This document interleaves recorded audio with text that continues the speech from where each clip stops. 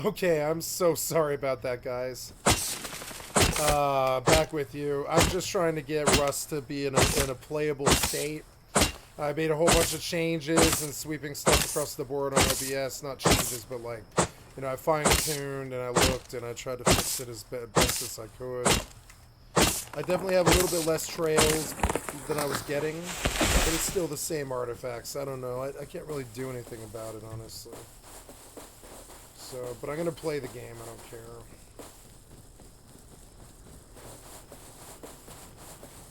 It's not that bad. It's not as bad as it was. I did get a market improvement. It's standing out and it sucks. It looks bad. But anyways.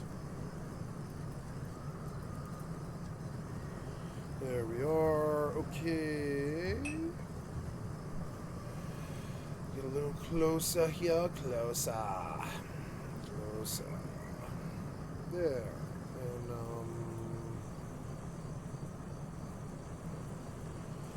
now, yep.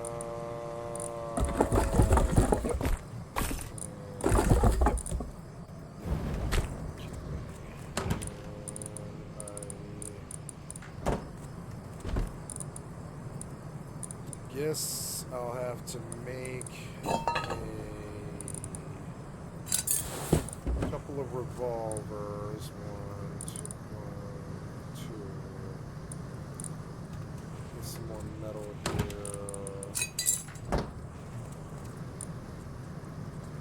Yeah, and then you. Yep. And then how much scrap do I have? 111. I've got to get more today. Okay, let's go back. Autopilot, you autopilot. Engaged. Do not show passive mods. Warping to Stargate. Warp drive active.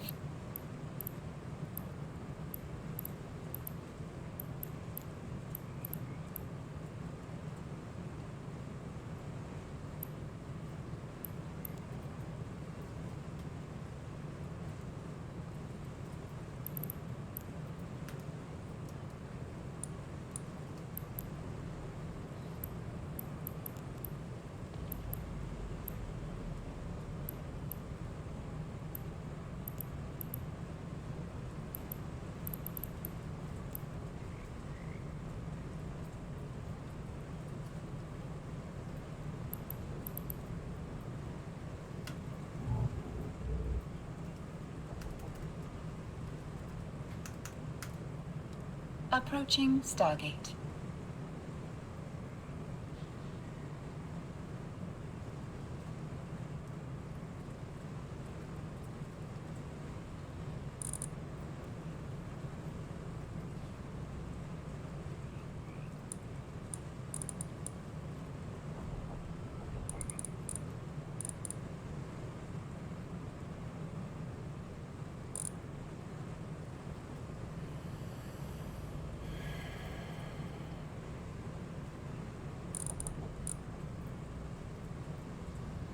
Exiting. How have you got close to Drake? It's insane. You think he's like Drake, like, but like, no, he's just a great person. No, nigga.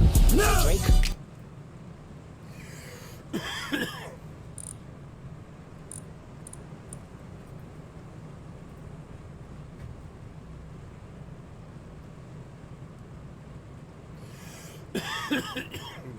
Autopilot jumping.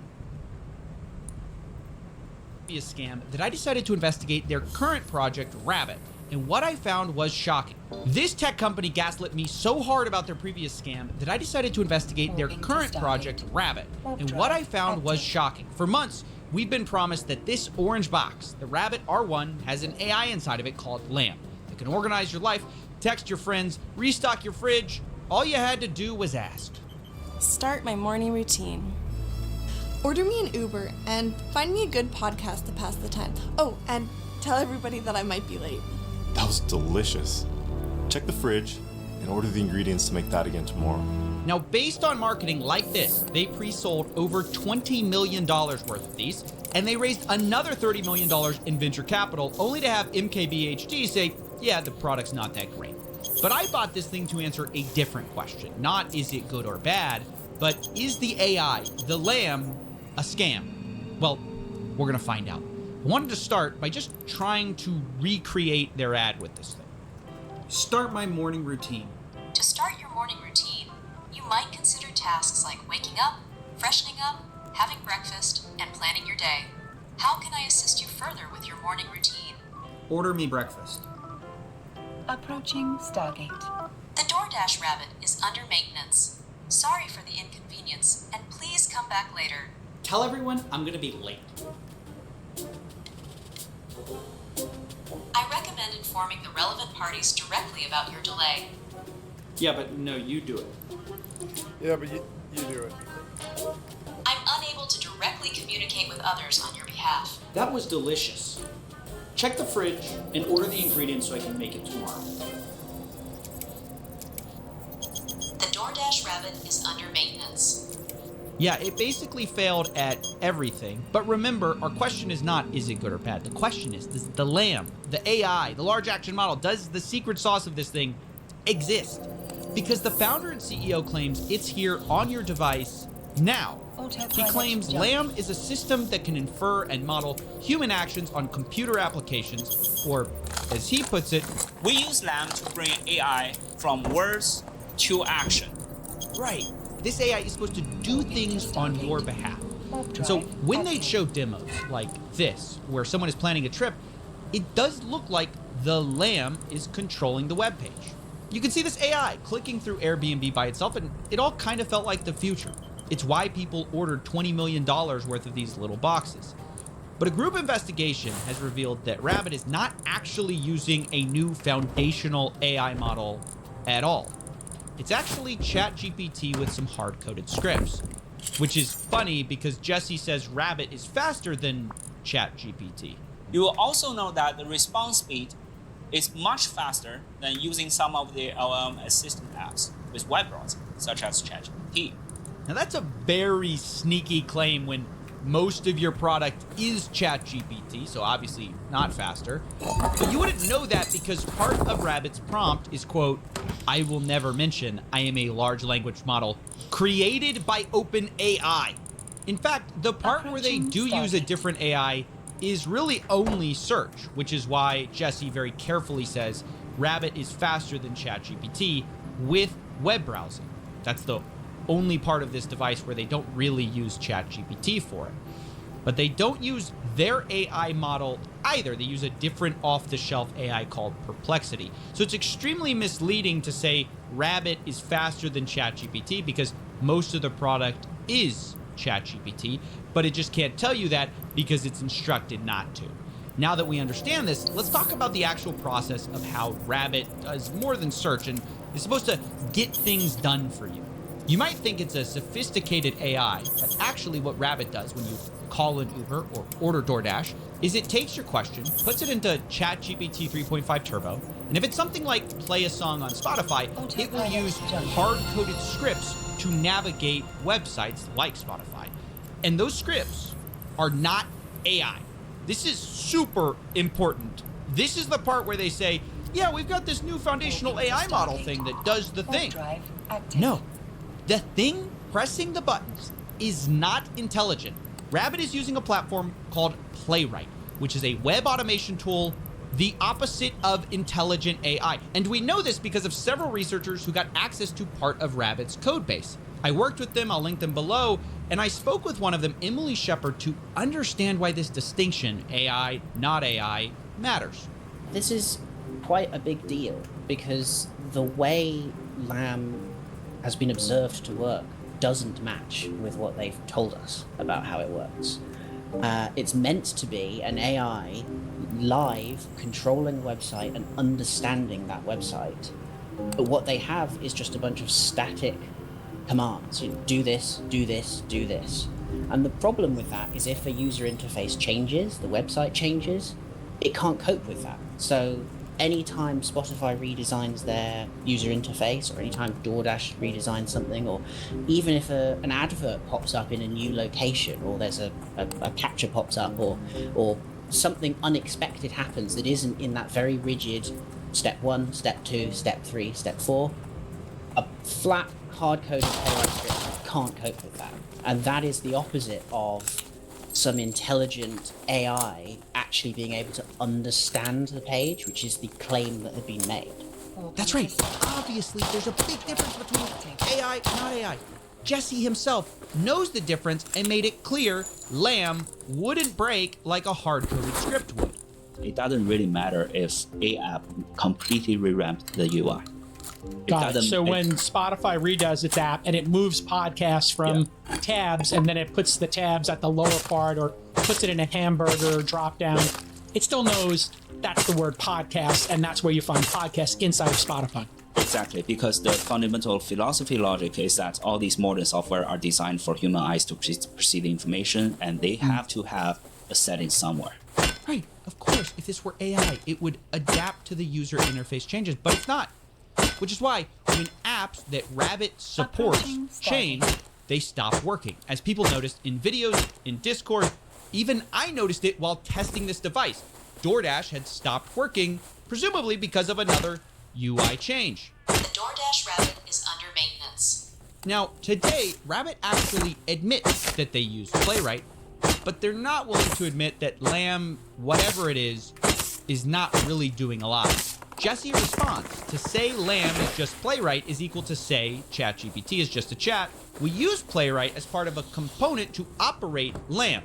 That doesn't mean the research and technology is fake.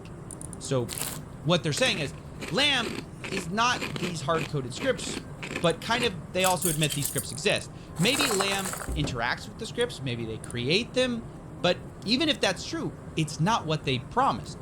Either way, everything that matters on this device is basically off-the-shelf software.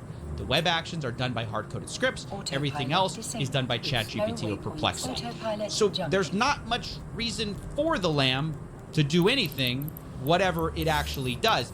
And we're already so far from what Jesse originally promised, which I have to show you again. He kept saying was AI, not a script that would be doing all these actions for you. We have a super host computer that when Jason talks to his Rabbit R1 about ordering a hamburger from DoorDash, what's going on is that we first see if Jason's logging with DoorDash or logging with Uber Eats, right? And we saw, okay, Jason chose DoorDash, and then on that superhost, a Lamb is interacting virtually with a DoorDash app or website, an interface. And you don't see all of that because all of a sudden this is done all at once because it's AI. He couldn't be clearer. The Lamb is interacting because it's AI. This is a flat-out lie, at least currently, which he says the Lamb is here now. Now, I reached out over and over to the Rabbit team, pressing them again and again on this issue. What does the Lamb do? And they kept saying, oh, Playwright, yeah, that's the thing, but it's just part of how the Lamb controls things. But I kept asking, what does that mean? How does this thing exactly work? If the scripts are doing the work, what does Lamb do? And eventually I got to the point where I just questioned, look, is this real? Do you have proof that this Lamb can do all these amazing things? And I should have known I was going to get into trouble here because Jesse, the CEO, says, anyone challenging the Lamb legitimacy, I automatically become super defensive. And that was true. Here's part of the Rabbit team's response to me. To start off, I would love to know more about your background in tech, because if you are not specialized in AI and machine learning, any conclusion resulting from this conversation will have no real credibility or value from any audience, because this is a technical discussion in AI and machine learning. We welcome you to invite experts with valid certificates from the field to further look into this. Now look, I found this wild for a company that raised $30 million in venture, sold $20 million in product, to be feisty about questioning their product when it does not work as advertised, and we found out it's using hard-coded scripts instead of AI. How can they be surprised people are going to question what their thing actually does? But I also think it's funny they should say that I should invite experts to look into this, because I'm not nearly the first person to point these problems out. Several people who, as I said, I spoke with, have had issues with this device. They've looked at the code base. They have also claimed they couldn't find the Lamb. Others have jailbroken the R1, got into Rabbit's cloud to play Doom, and despite Rabbit saying they welcome credible critics, their reaction has been anything but welcoming. Emily, who we spoke to earlier, pointed out back in January that CAPTCHA would be a big concern for the lamp. And Jesse's response is, sorry, I work for my team. I don't work for you, so you need to check my calendar before you command me to answer anything now. But fast forward to today, CAPTCHA is a huge problem. In fact, specifically with Uber, we had to answer 10 different CAPTCHAs, adding up a bunch of dice in order to get it working. It was a giant pain. It took us several tries. I began to wonder if I was actually part robot myself. But the point is, getting defensive about the problem didn't make the problem go away. And the same is true about getting defensive about the lamp. Just because you tell people they have to be an expert to ask you questions won't stop the questions or the problems. But now I want to take a quick detour into the source code of the Rabbit itself, because I also have reviewed parts of the source code, and I have serious data privacy concerns. There are things in this code base, and I can't share it for reasons that will become obvious. There are things that malicious actors could use to get any access to the replies the R1 has ever given. Now, of course, Rabbit might say they've dedicated a huge picture of a lock on their webpage to privacy, so you might think they're serious about it. But this is the same company that, if you read the fine print, they're tracking your precise geographic location and collect that data. The only consolation prize is this thing is shockingly bad at tracking you, which I found out while looking for restaurants. Find me a restaurant here. Looking it up now. Venetian Hot Plate, San Juan Restaurant, and Butter Churn are highly rated restaurants in Port Aransas. For a broad... I'm not in Port Aransas.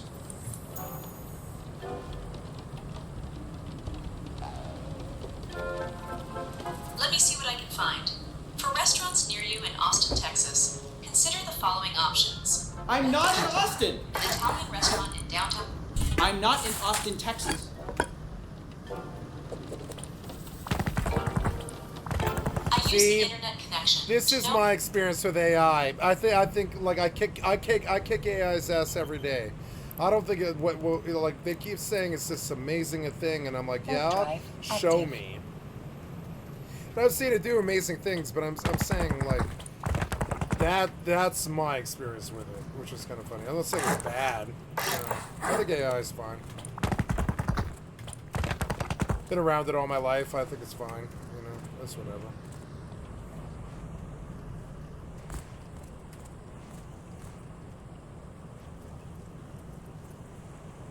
I'm gonna learn searchlight. I'm gonna put light all through here. Be fucking sweet.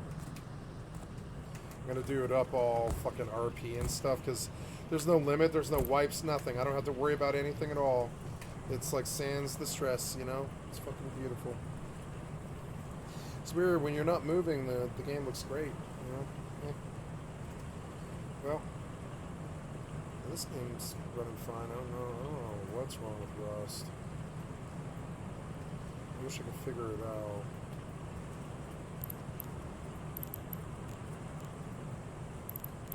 I think you can Autopilot engaged. Where the R1 device is roughly located in order to provide you with relevant... You're off by about 100 miles. Thank you for the clarification. Let me refine the search for restaurants in your approximate location. Okay. Autopilot jumping. Worthless piece of crap. Is it gonna do it? Is it gonna do it? Are you going to? Hello? Are you it just stopped. It just.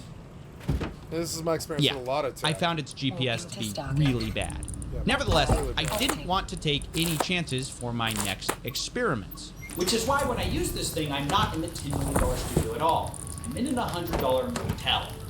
Here to show you that once you know the code base, you can make some surprising predictions about what this thing's gonna do. For example, when I tell the Rabbit to play anything, you might think that'd be random. Music going now. But it's not gonna be. It's gonna be the Beatles.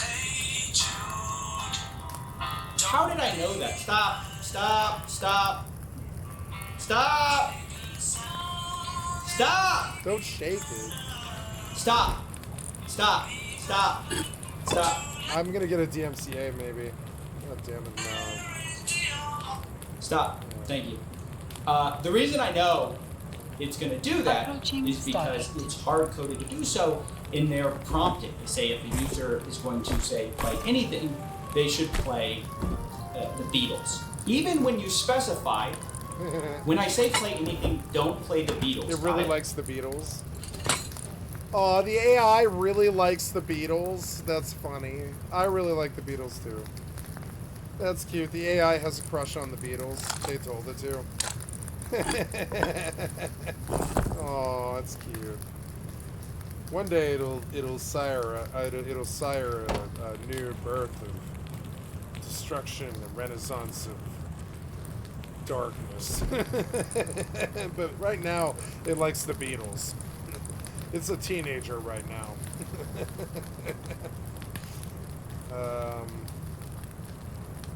What else is I gonna do? Autopilot jumping. This is like Fallout, but way the fuck better. Because you can just build freely out in the world, and it's actually really good. The guns are good. Warping to station. Warp drive active. Who cares?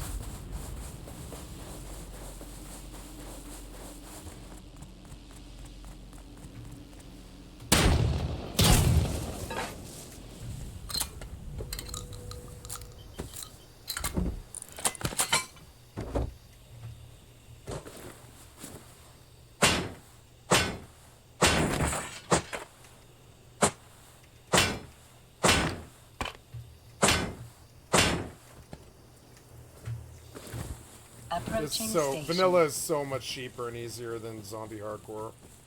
It's like laughably easy. Oops. Why did you do that? I was trying to turn the movie on. Damn it. Understood. Play anything. It's the... Okay, starting the music player now. Okay. Another Beatles song. Copyrights to that, Oh, so it really likes the Beatles. All right, back now in the $10 million studio for real. No green screen back here. Look, this product is obviously bad. By the way, it's off right now. But again, what really upsets me is not that it's bad. It's that the core selling point of this product is built on a lie. And that lie is the lamb. They said it was on your device now. It's a new foundational AI. And the reason this company had to sell you a $200 product was this AI was so powerful. Large action models concept and test results are so powerful that we decided to make a one-of-a-kind mobile device. Yeah, Lamb was the justification for this hunk of plastic. But where is it? They say it's here now. He said it was going to be controlling your apps, but it's not. It's hard-coded, pre-written playwright scripts. And look, the best Rabbit at this point can argue, and it's hard to falsify or verify, is that Lamb might be part of the process of creating those automation hard-coded scripts for Playwright. As in, like, no, it's not live controlling your web browser or their web browser, but it can create the code that does it. Maybe that's what they're gonna argue. But guess what? Playwright already has a tool for this. It's called CodeGen, where it watches what you do and just automatically creates the automation code for you. No fancy AI required. So I think the best thing you could say at this point about Jesse and Rabbit is that they vastly overpromised and underdelivered. The worst you could say is this is consumer fraud. Because even considering the possibility, and it is one, that Lamb is a real research project that's not ready, why lie about it being here now? Why not come clean and admit that whatever you're doing today is not what you originally advertised? This is not a new foundational AI controlling websites like a human. It's ChatGPT with an autoclicker. But there's one last thing I want to say. I was able to speak with an employee who worked for Rabbit, and on the condition of anonymity, what they told me was that Lamb as advertised does not exist, and that Lamb was a, quote, marketing term. Now, given that this was a very serious accusation, I reached out one final time to the Rabbit team to hear their response.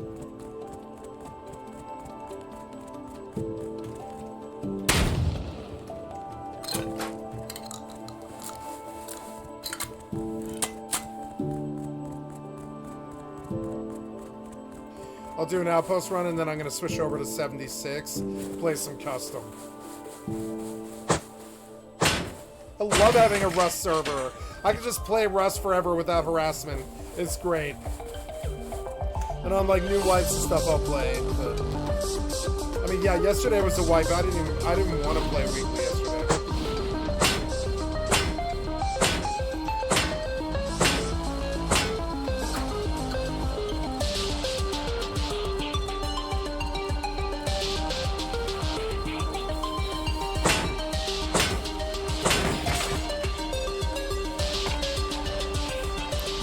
Loud. Alright. Back to the Papa Meat channel. How you doing? How you doing? Come on in and sit on down today.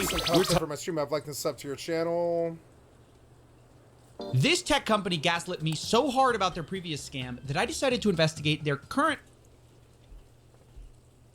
Papa Meat channel. How you doing? How you doing? Come on in and sit on down today.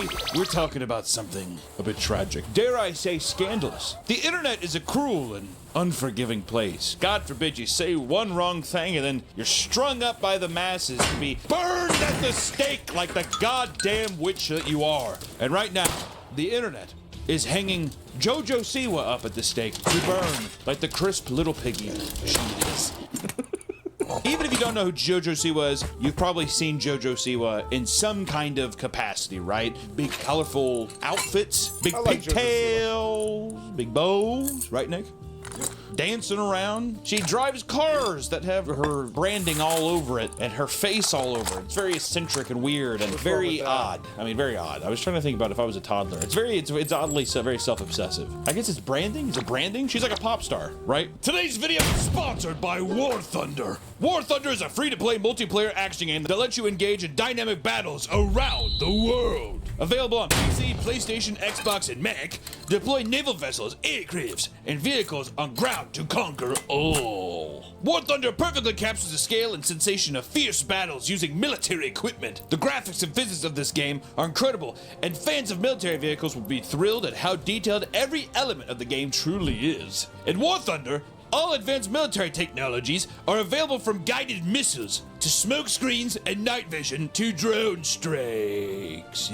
And their new update, Alpha Strike, lets you experience Hungarian aviation with new equipment, both modern and classic. Take to their new map, North Holland, and bring your tanks to Red Light District or have a dogfight just above the shopping center. Download War Thunder for free by using the link in the description. All new players and those who haven't played War Thunder for half a year or more will receive some special bonuses. Rentals for the P-40E-1 aircraft and M4 tank for a week, along with free unique skins for them. A special decorator, Eagle of Valor, 100,000 Silver Lions, 3 premium vehicles for free, a week of premium account, and even more gifts. Hurry up, the American Vehicle bonus season ends soon. Thank you so much for War Thunder for sponsoring this video, and back to the video. Hoorah. If you don't know Jojo Siwa, she got her start when she was 9 years old, appearing as a dancer on 2 seasons of the reality TV show Dance Moms. Next we have Jojo. Look at this young Jojo Siwa. It was good. She was possessed. It was like good. JonBenet Ramsey. Well, if you're so good, you don't really need to be a part of the Obviously Dance Company. She deserves to be on the pyramid. She was in the group dance. She deserves nothing. What?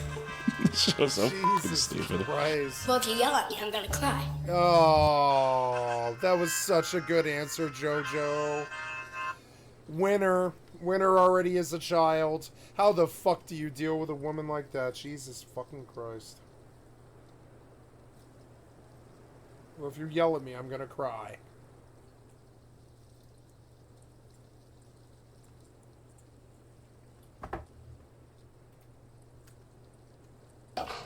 Wow. Is there really anything self-redeemable about like child pageantry or child dance shows? What do you think the minimum age for dance shows should be for a child? How about 16? You're able to drive yourself to the show at least. You have at least the conscious enough to be able to put the goddamn car and drive and go. And in 2015, she launched her YouTube channel, and after gaining a huge I gotta get away audience, from my parents and these crazy people, and by 18, you can't do it to me anymore. I'll make my own decisions. Fuck you guys. And she rides off in her pink fucking Lamborghini into the fucking sunset, And I'm all for it. You know what I'm saying? Fuck it. After seeing what I just saw, she can have whatever she wants, as long as it's not, you know, some weird improper sex stuff or whatever.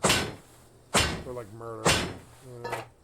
Jesus Christ. And anything she does, you can obviously see why she's doing it. Appeared on various Nickelodeon shows and movies and made kids music. She exploded into the kids sphere of media and became a goddamn child pop icon. Why Make not? some noise for JoJo! I always thought of her sort of like, you know,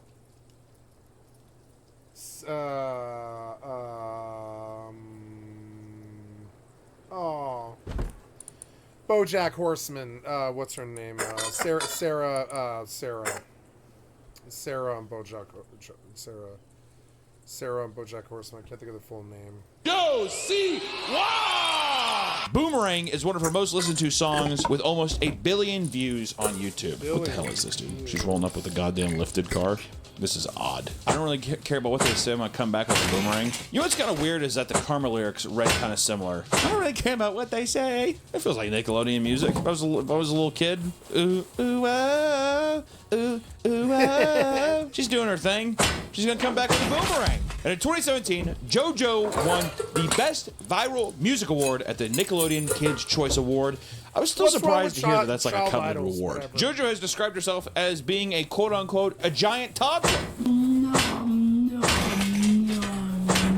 And up until she was 18, she kept up the leotards and matching bows like a goddamn Toontown character. This is known as the JoJo with a Bobo era. You know, I wonder why a lot of time I make these videos myself. That's what it was required. What's wrong with that? I'm not sure. She did My job. fine. What am I supposed to do? Yep. Her name was so synonymous with bows that she reportedly sold over 80 million bows from her JoJo Siwa product line. How is that possible? I love girl stuff like that. How is that What's actually wrong with possible? that? How much money do you think she gets per bow? How much do the bows go for? If I was in the bow game, I'd be a lot more happy. I'd be like, my net worth would be way up. JoJo's net worth is currently at $20 million after launching numerous merchandise targeted at children. You know, Jake Paul, the Paul brothers told us back, back in the day, buy that merch. All I want for Christmas is that Jake Paul merch. The kids got the money. Here's the thing about YouTubers and influencers alike who have children audiences. The parents are so annoyed. It's the next evolutionary step of giving your child an iPad. Is buying them merch just so they'll shut the hell up. It goes, shit out your mom's pussy, iPad, YouTube merchandise, and then you get a driver's license. That feels like the natural evolution to me. For a while now, she's been a big name in the children's entertainment, but guess what? Today's video is all talking about a thing that just happened. And let me show you what happened. I'm just gonna, sorry about this. Ah! No! No! JoJo, no!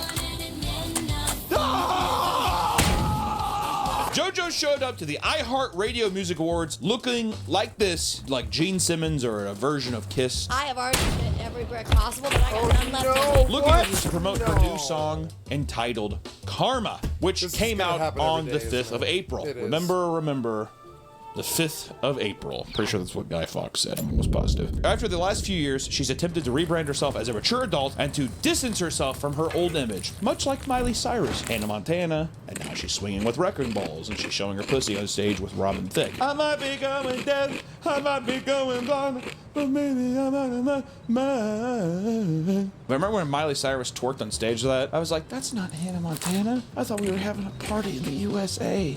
No, Miley, no! Which, Miley has obviously very successfully transitioned from child star. I used to strip naked, completely naked into Cracker Barrel when I was age of 3 and roll around on the ground. Into pop icon, very hard to do, and JoJo is trying to climb that mountain right. Yeah, the childhood like that too. As we speak. I will say she's trying to distance herself from her old image, but she still narcissistically drives cars with her face on it. I don't know how well that holds up with branding for an adult. That would just have her normal car. I think it's fine. What's wrong with that? They all do that. It goes with the fucking territory. I think some people be haters.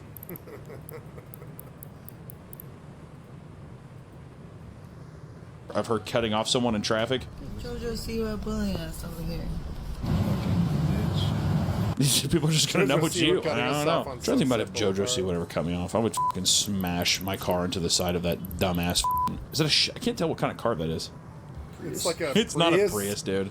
You can cut her off, dude. Oh, whatever, what dude. It is looked like that she was just piece of merging. shit? People are so fucking over dramatic. But in 2022, she What cut is off that her piece of hair, shit? which meant no more fucking ponytails. The ponytails are gone, Nick.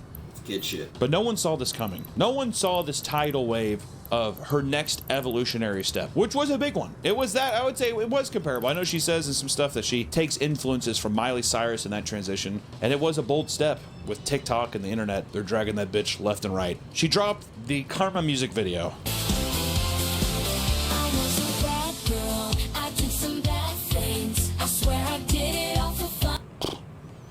This shit's damn near, is borderline explicit. Got this lonely ass island's a CG mess. She's basically, I'm just gonna play this part, it's unbelievable. I mean, the humping is so unnecessary. All right, so the first lyrics to this song are, I'm a bad girl, I did some bad things. Let me tell you something. I really have no easy way to say this, so I'm just gonna go out and say it. I've met some rough lesbians in my day. I mean, they called them in the lesbian community, they called them Rottweilers. I'm a bad girl, I've done some bad things. I can tell already JoJo Siwa has not eaten pussy before. She's come out of the closet, she's talking about this whole album's about queer pop and that she's changed her identity. There's no way that's a rug muncher. I've seen some Rottweilers, dude. Motherfucker's got chapped lips. I'm looking at that, she has the same teeth as like Joe Biden. She's got some crazy veneers for like a 20-year-old. Some crazy. $50,000 veneers. They're $50,000 for veneers? That's what in her mouth? She said. It's that bow money, dude. Most expensive thing I'm wearing my teeth. Cost me 50 grand. Dude, if I had 50 grand, I'd fix these donkey teeth I have. These fucking absolute chompers, dude. This razor wire in my mouth. Hell yeah, I would do that. Are you kidding me? If you're gonna lie about this thing... I would do that too. It's what I would spend my money on. Yep. One of the things, if I ever had any money, is I don't know about, I guess, yeah, porcelain veneers. What are those? They're like 20 grand, something like that. But I would do it because my teeth, after 13 years, well, more than that, longer than that, smoking cigarettes. After 25 years of smoking cigarettes and drugs, that's about the only thing I would ever do if I was getting rich. I would like fix my teeth because like my teeth are fucked up. I mean, I take good care of them. I brush them every day, but I mean, you know, they're still fucked up. They're like stained. I'm not ashamed of them, but like my teeth are okay, see? But they're stained, and I hate that. You know, I hate my stained teeth. Like crazy lesbian pop star and stuff like that. Chap the lips up a little bit, just a little bit, a little more aged. Get a little sandpaper, a little DW40, just right. No big deal. Also, I'm pretty sure this whole song is about how she cheated on somebody. Karma's a bitch. Get back at her. What's I mean? Where so the whole thing is about Karma's a bitch, getting back at her, even though she cheated on somebody, or she did bad things before and somebody cheated on her. I don't know. Let's go to genius.com and see. Should we? Let's look at it, dude. Good morning, every single Terminator was up in this entire little neighborhood. Okay, I was a bad girl. I did some bad things. I swear I did it for fun, and it meant nothing. It never happened. It was a secret. Okay. Like when a tree falls in the forest, no one hears it. Another late night, another crazy mood, and I didn't think twice what it would do to you. Cheating. I was a wild child, you always knew it. The bitch sells bows at Walmart. I was a wild child, you always knew it. Karma's a bitch, I should have known better. If I had a wish, I would have never effed around. I would have never effed around. Can't just say f***ed around on her coming out album. She's not that old. She's 20. She's 20. She can't say the F word yet. If I had a wish, I would have never fucked around. Why not, dude? I like how you kind of squinted, like you were like, no. When I saw the pics of you and her, I felt the nice twist. Karma's a bitch, and she's with you right now. You know what it is? She cheated on the girl. The girl left her for another person. It checks out, dude. It's a catchy-ass song, I'm supposed to tell you. There's a lot of people coming after her, dude. Her bad dancing. Sure. It's very aggressive. It's way too aggressive. There's a lot of videos of her online where she's doing it in her rehearsals, and it's just like, goddamn, dude.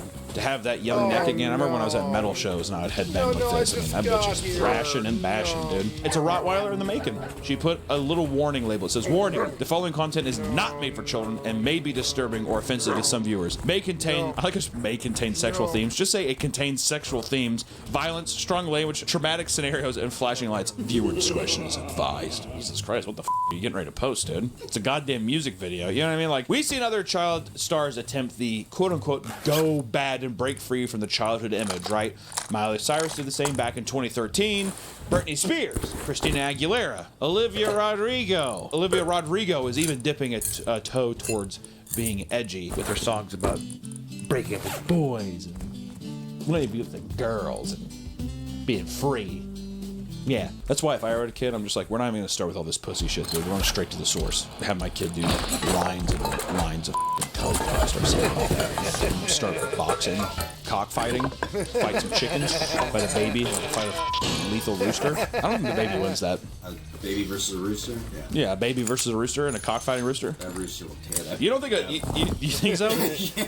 You know, Okay, what if it was like, what if it's a Danny 1-year-old? Masterson. Would a 1-year-old beat a cockfighting rooster? Does the 1-year-old also have like those little punching bags? Just their hands. I'm thinking that a child could not beat a rooster until they're 5, but my kid will be able to beat a rooster whenever they're 3. You'll be training them. Yes, and they'll sing about it, and that's will be their first. That'll be their first hit. Cockfight.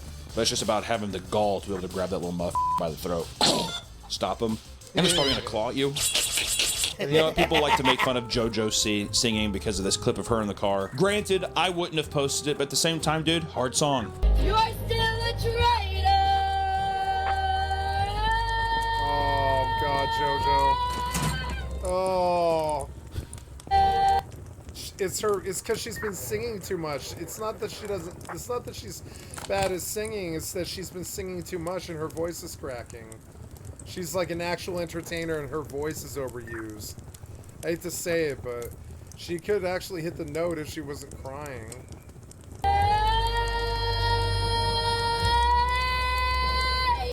Gotta breathe, I mean, dude. she hit the note, but she also didn't because her voice is cracking. She probably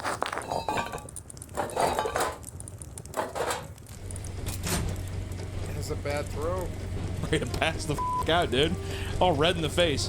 What's the song she can sing, dude? Come on. Oh my God, she's raspy today. Oh my God, she's raspy today. But the reason people are so mad is because the way she's been acting and speaking on this promotional tour she's on, and it has been an onslaught of cringe. She's making it so we cannot look away, and to me that is not fair. Every pop person that you see, for the majority of the part, I know there's gonna be some people be like, no, they write their own music. Has people that write it for them. They buy songs, they do all kinds of shit. People give each other songs. It's the name of the game. And I don't fault the people for playing the game and making this generic music or anything like that. Whatever, dude. If it's catchy, and if it makes you a bunch of fucking money, then who cares? Whenever you go on a whole onslaught about how this album is about your transformation as a person, it's about you coming out, it's about artistic flavor, and basically putting yourself out there and saying that you're a very, I guess, honest and reputable person. To me, I'm like, you better have something to be able to back it up. And this cringy campaign is like a horrible, horrible car wreck, okay? Hard to look away.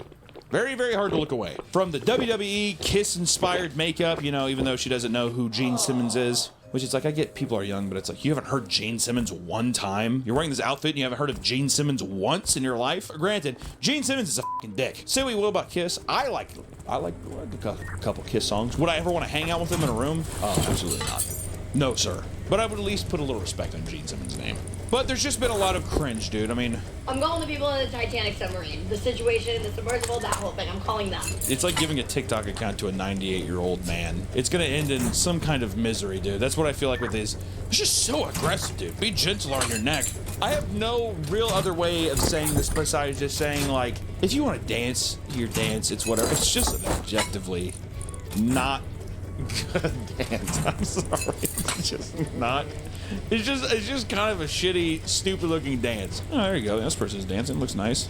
You know what it is, dude? And I get this thing, too. It's those stiff bones, dude. If I did the dance, too, it would probably look a lot like it. JoJo is leaning on Karma to signify her bad girl turn. This is a big, pivotal moment in a pop star's career that this is a make-or-break moment. This is the moment where do people take you seriously, or are you just a little goofball that still sells bows at Walmart? This is also her artistic expression, even though a company paid for everything. She didn't make any of her actual songs. She had a choreographer make and fabricate everything that she's doing. I am giving the world art. It's her coming out. You are rich and you want to stay rich? Album, Nick. Who she is as a person. No one's done queer pop. No one ever. And to have someone like JoJo come out and change the game and give these people a voice and be able to step forward for what their changes as a human being is truly admirable. And I'm just so glad that she's brought this music to light, this new genre of music that has never existed before. Ever. Not one time. literally just happened in the year 2024. Wow. Yeah. Take that, George Bush. But things got worse when JoJo told Billboard in an interview that she wants to make a new genre of music called gay pop. My first time with Columbia, I said I wanted to start a new genre of music. And they said, what do you mean? And I said, well, it's called gay pop. And they were like, what's that? And I was like, it's like K-pop, right? But it's gay pop. And this is her trying to clarify this statement because that shit took the storm here. I gotta ask you with the gay pop. Yes. A lot of people have come for you. Do you retract what you said? Have you Why did you come for me for that? Literally, what did I say? Here's the thing. I could be like, I support world peace. And the world would be like, you. Do you think anybody would actually say you're an asshole for saying I want world peace? You're an asshole! Maybe she wants to put a little respect on gay pop. People are all upset about it. I mean, it's an ignorant thing to say. That sounded like Forrest Gump right there. It's an ignorant thing to say. That's what JoJo said when I started talking about gay pop. You know, man, Mama said life's like a gay pop CD. You don't know which track you gonna get. It's just another toned up thing about like you just assume people don't know that Freddie Mercury is gay. The guy who died of literal AIDS during the AIDS crisis. Lady Gaga. I mean, like, dude, I'm like all kinds of shit. The entire 80s were filled with gay pop. You know what I mean? But after coming out as a lesbian in 2021, JoJo is making that a big part of her identity during her rebrand. Initially, she came out as pansexual, which Miley also did in 2016. JoJo, you think we don't see you trying to be Miley, bitch? This song is special. Karma is special. I was very afraid of the lyrics of Karma. I wasn't ready to say I was a bad girl. I wasn't afraid to say I was a bad girl, dude.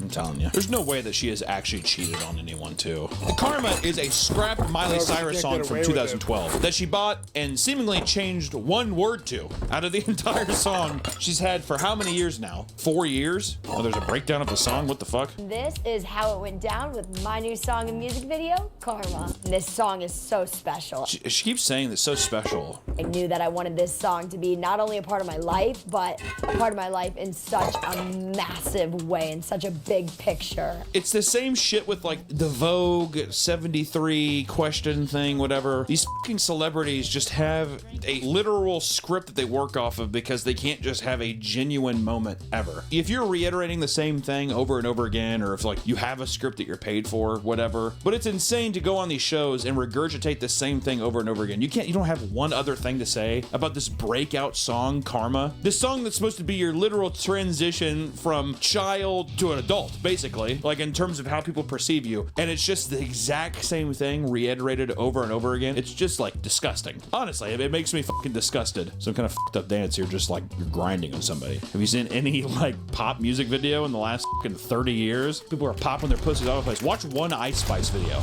She'd probably get all bricked up over that, wouldn't she? God, man! Whoa! Which there is another artist named Britt Smith who sang the exact same song back in 2012.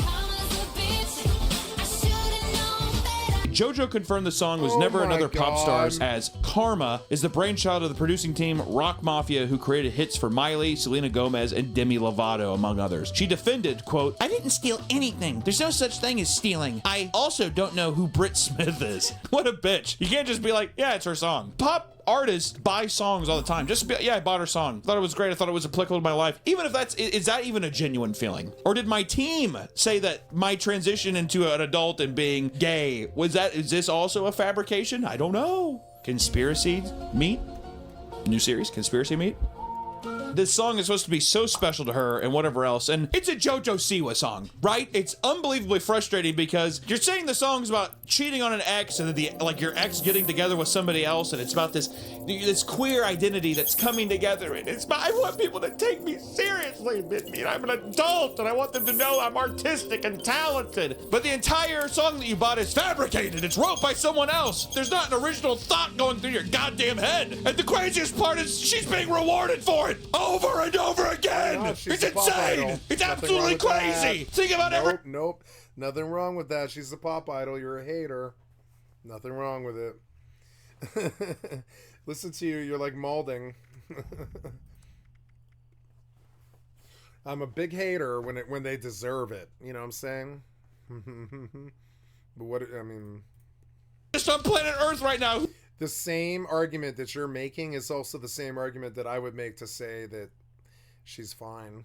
She's normal. She's like everybody else. Let her be. Anything. I knew it was gonna be loud. At least it's their own thought. It's at least it's an semblance of a piece of their human story that's put down into song, even if it fucking sucks. At least it's their own. Yeah, that's how I felt about the music that I was gonna write. It was always gonna be personal. You know what I'm saying? Oh God, I have to go chasing a beat. It's so annoying. I have to go chasing a beat, and I don't want to. It's just about a person who's just, you know what, they're like to eat pussy sometimes, or used to be a child star, now they're a big pop star. Ooh, they're an adult pop star. It's all a lie. It's all a lie. It's all a lie. If you're a young and impressionable kid, what does this do? What does this do for you? Tell you the lie. Trust me, just lie and buy your way through anything. You can do anything in life if you just lie your way through it. JoJo has said Miley Cyrus is her idol, and no one from her generation has had a career flip like Miley Cyrus has. No one has made, in my generation, this extreme of a switch. And I am the first in the generation. It is very scary, but someone's got to do it. She also said that she is honored that people are comparing her to the new Miley Bangers moment. Who's doing that, dude? To which people scoffed because, you know, who the fuck? No one has made that comparison besides her own. I think she really wants people to be like, this is a lot like Miley Cyrus's transformation. But even if if Miley Cyrus bought those songs too, it's at least just a more honorable, more divisive approach, right? I don't know if people really remember that shit back in the day. That shit was kind of fucked up. The bitch was singing about party in the USA, and all of a sudden she's like chopped her hair off. She's swinging around half naked, kind of going full blown here. She's a bad girl, but we already knew that. Miley, not JoJo. All of this has caused numerous groans from the internet because of JoJo's delusion and audacity. She's been doing all these cringy, almost shitposting troll masterful classes. I want to see a little masterclass. Masterclass, JoJo Siwa shit trolling online. This week she called the paparazzi on herself exiting a sex shop with penis plushie to get into her JoJo Siwa car wearing her JoJo Siwa shirt. So she called the paparazzi on herself? And the thing, too, about it is that this might be a successful marketing campaign. I know people are going to be like, it's only so popular because people keep talking about it. The girl is going to get paid regardless. The thing about it is that this is an absolute shit show travesty, which, granted, is it going to affect her career negatively? I think so. I think that it's going to be hard because this is the first big one. But then guess what? People are going to get tired really quick, and it's going to be just a flash in the pan is what I would say. Watch this like 6 years from now. She's like a fucking Grammy award-winning artist. Which the whole thing, too, is it's the same kind of criticism we had with J-Lo's thing of it's a person who is completely disassociated from reality. If you know, you know. And now they are like making music for the quote-unquote real people that she still feels connected to, even though like her brain could not even comprehend that she is so far down another path, which is fine. But goddamn, just have some semblance of humanity. You don't have to be with the regular poors anymore, dude. Not the poors and the regular people. It's not the same ball field. You're dressing up as Gene Simmons and dancing. You get millions of dollars, and you have a rap carve your face. You think regular people are doing that? You think that's something that people are just like, hey, that's me? Are you sure? I don't think so. Best gay cousin ever. That's a fucking baller shirt. I actually have that exact same shirt in that exact same size in my house. But the iHeart carpet wasn't on the only place that JoJo has been pulling stunts, which, dude, this is a classic. Dream guest on my podcast? Okay, why the frick did Kiss Ross Oh, dude, people are rolling this bitch like crazy, dude. Why is her voice so raspy? Is that forced, you think? Is it too much singing? Like her throat's thrashed? Too much talking. Her throat, yeah, she's got a raspy voice. Something's wrong. She's been screaming too much or talking too much. She's like she has friends and she's loud. She parties all the time probably, and she's got a voice. Yeah, she's got that voice. Heroin maybe. Kind of sounds like heroin to me a little bit. Opioids, maybe opioid pills, maybe a little bit. I'm hearing a little bit of the old opioid voice, a little bit. I am trying to.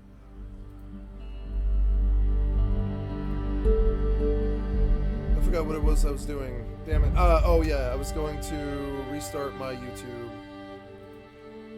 Start.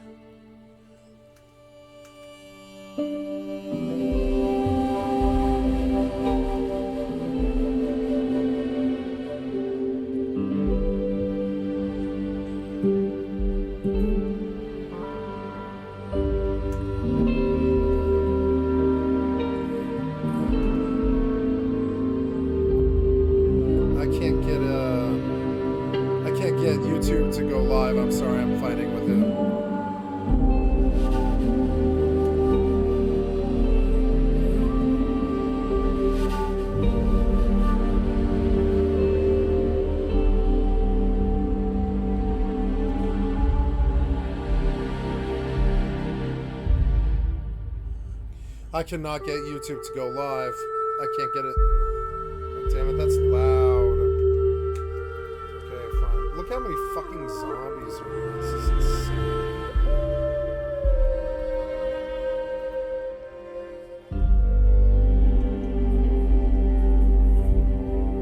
I can't get YouTube to go live. Why?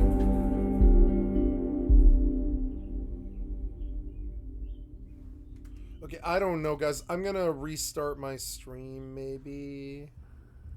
I don't, not stream, but yeah. Well, I don't know. I might. I can't get YouTube to go live. Why? You're not going live.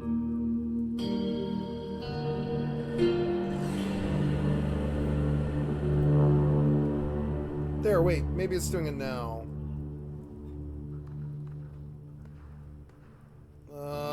You're not going live. Why? God damn it. Where's the fucking thing?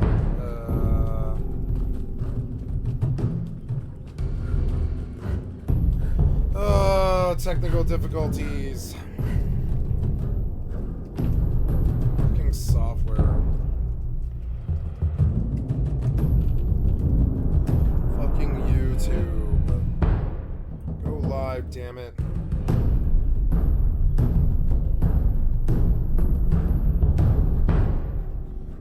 No problems here. I don't know. I don't know what you're fucking doing. Is it you or is it me? I don't know. I don't know. I don't know why you're not starting. Start all. Go live, damn it. Oh no, I can't go live, and that means I might have to stop all this. Why does your software suck so much all the time?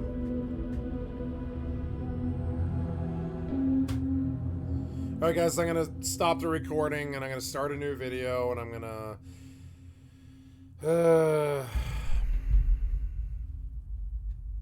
stop streaming first and then I'll restart the client if I have to.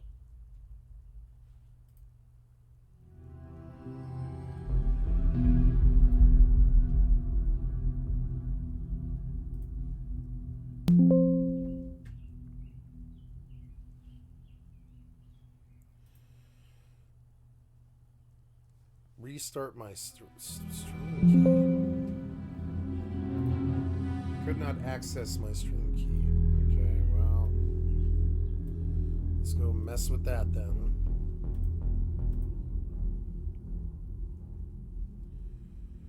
You look live to me. You're not.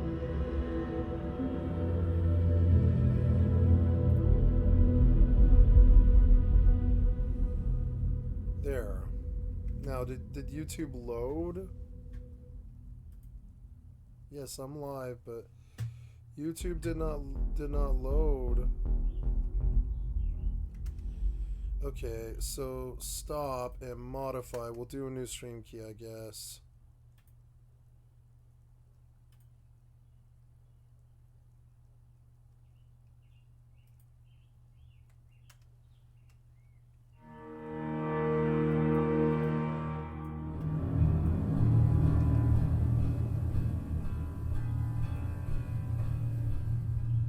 YouTube's live, I'm sorry, Twitch is live, but YouTube's having a problem. We'll see. There we go. I fixed it, guys. Sorry, I had a problem with my YouTube stream key, and I had to fix it. There we go.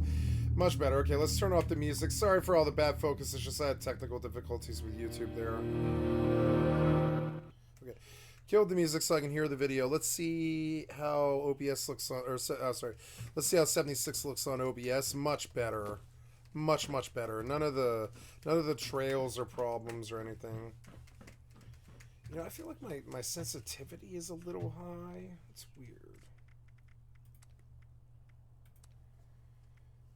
Display.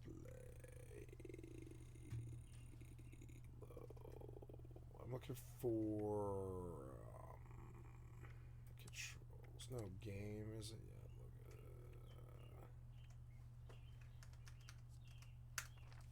Yep, and that's still too sharp, but it's better now. It's better than it was.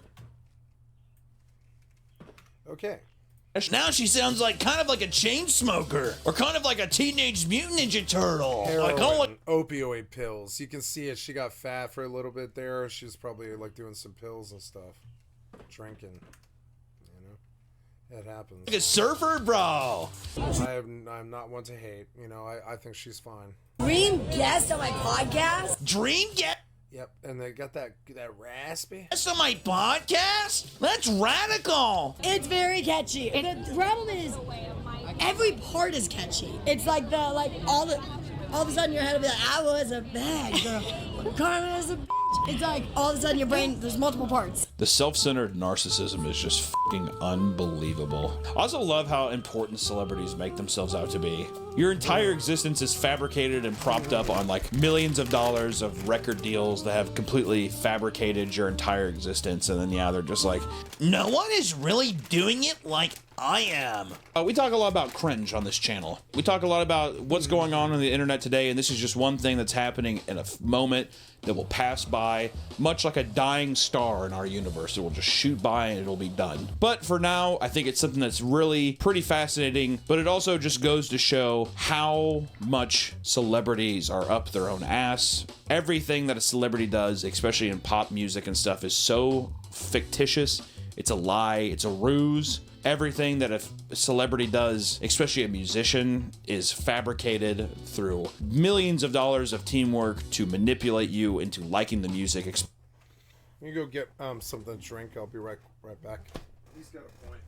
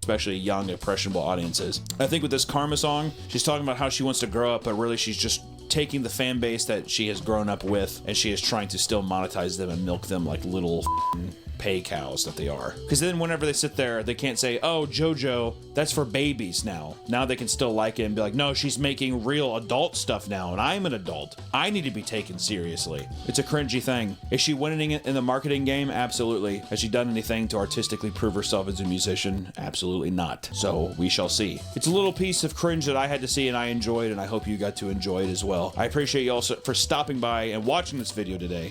I love you very much. Bye-bye. Karma.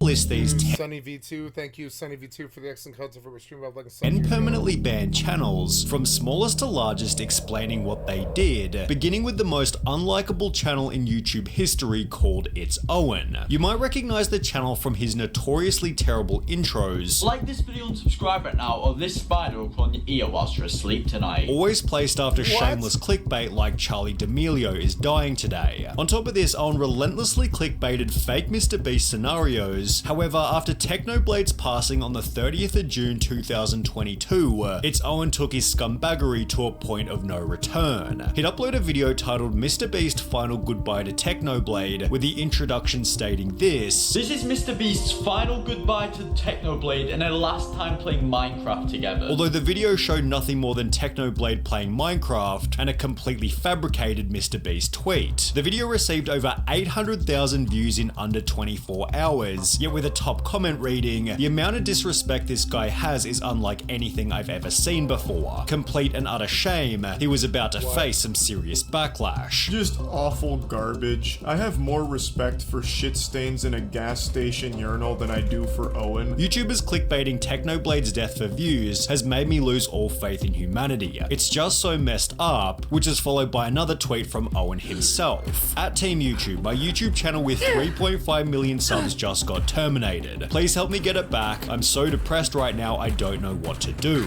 After YouTube then responded, Owen doubled down by stating, I never received any community guideline strikes, so I didn't know what I was doing was violating the guidelines. If I received just one strike, that would have been enough for me to realize what I did was wrong. Please give me another chance. I'm so depressed right now, it's my only income. Owen then made another 2 tweets displaying how desperately he wanted his account back, although Team YouTube concluded their thread by stating, update, we've reviewed your account and confirmed that your channel was correctly suspended due to explicit content. Note that you will not be able to access or create any other YouTube accounts, although while everybody was happy to witness Owen's ban, Steve Will Do It's termination was a bit more controversial. Steve had always been on YouTube's radar for his unconventional style of content, eating challenges, prank videos, and beginning in 2021 sponsored gambling uploads, for which he was being paid more than $1 million a month. It's therefore no surprise that Steve lent into this type of content, even picking up a sponsorship from Stake, until he made one simple error undoing everything that he'd worked for. YouTube has an extremely strange rule where you're allowed to say the name of any gambling website, but you can't show the URL of the website with the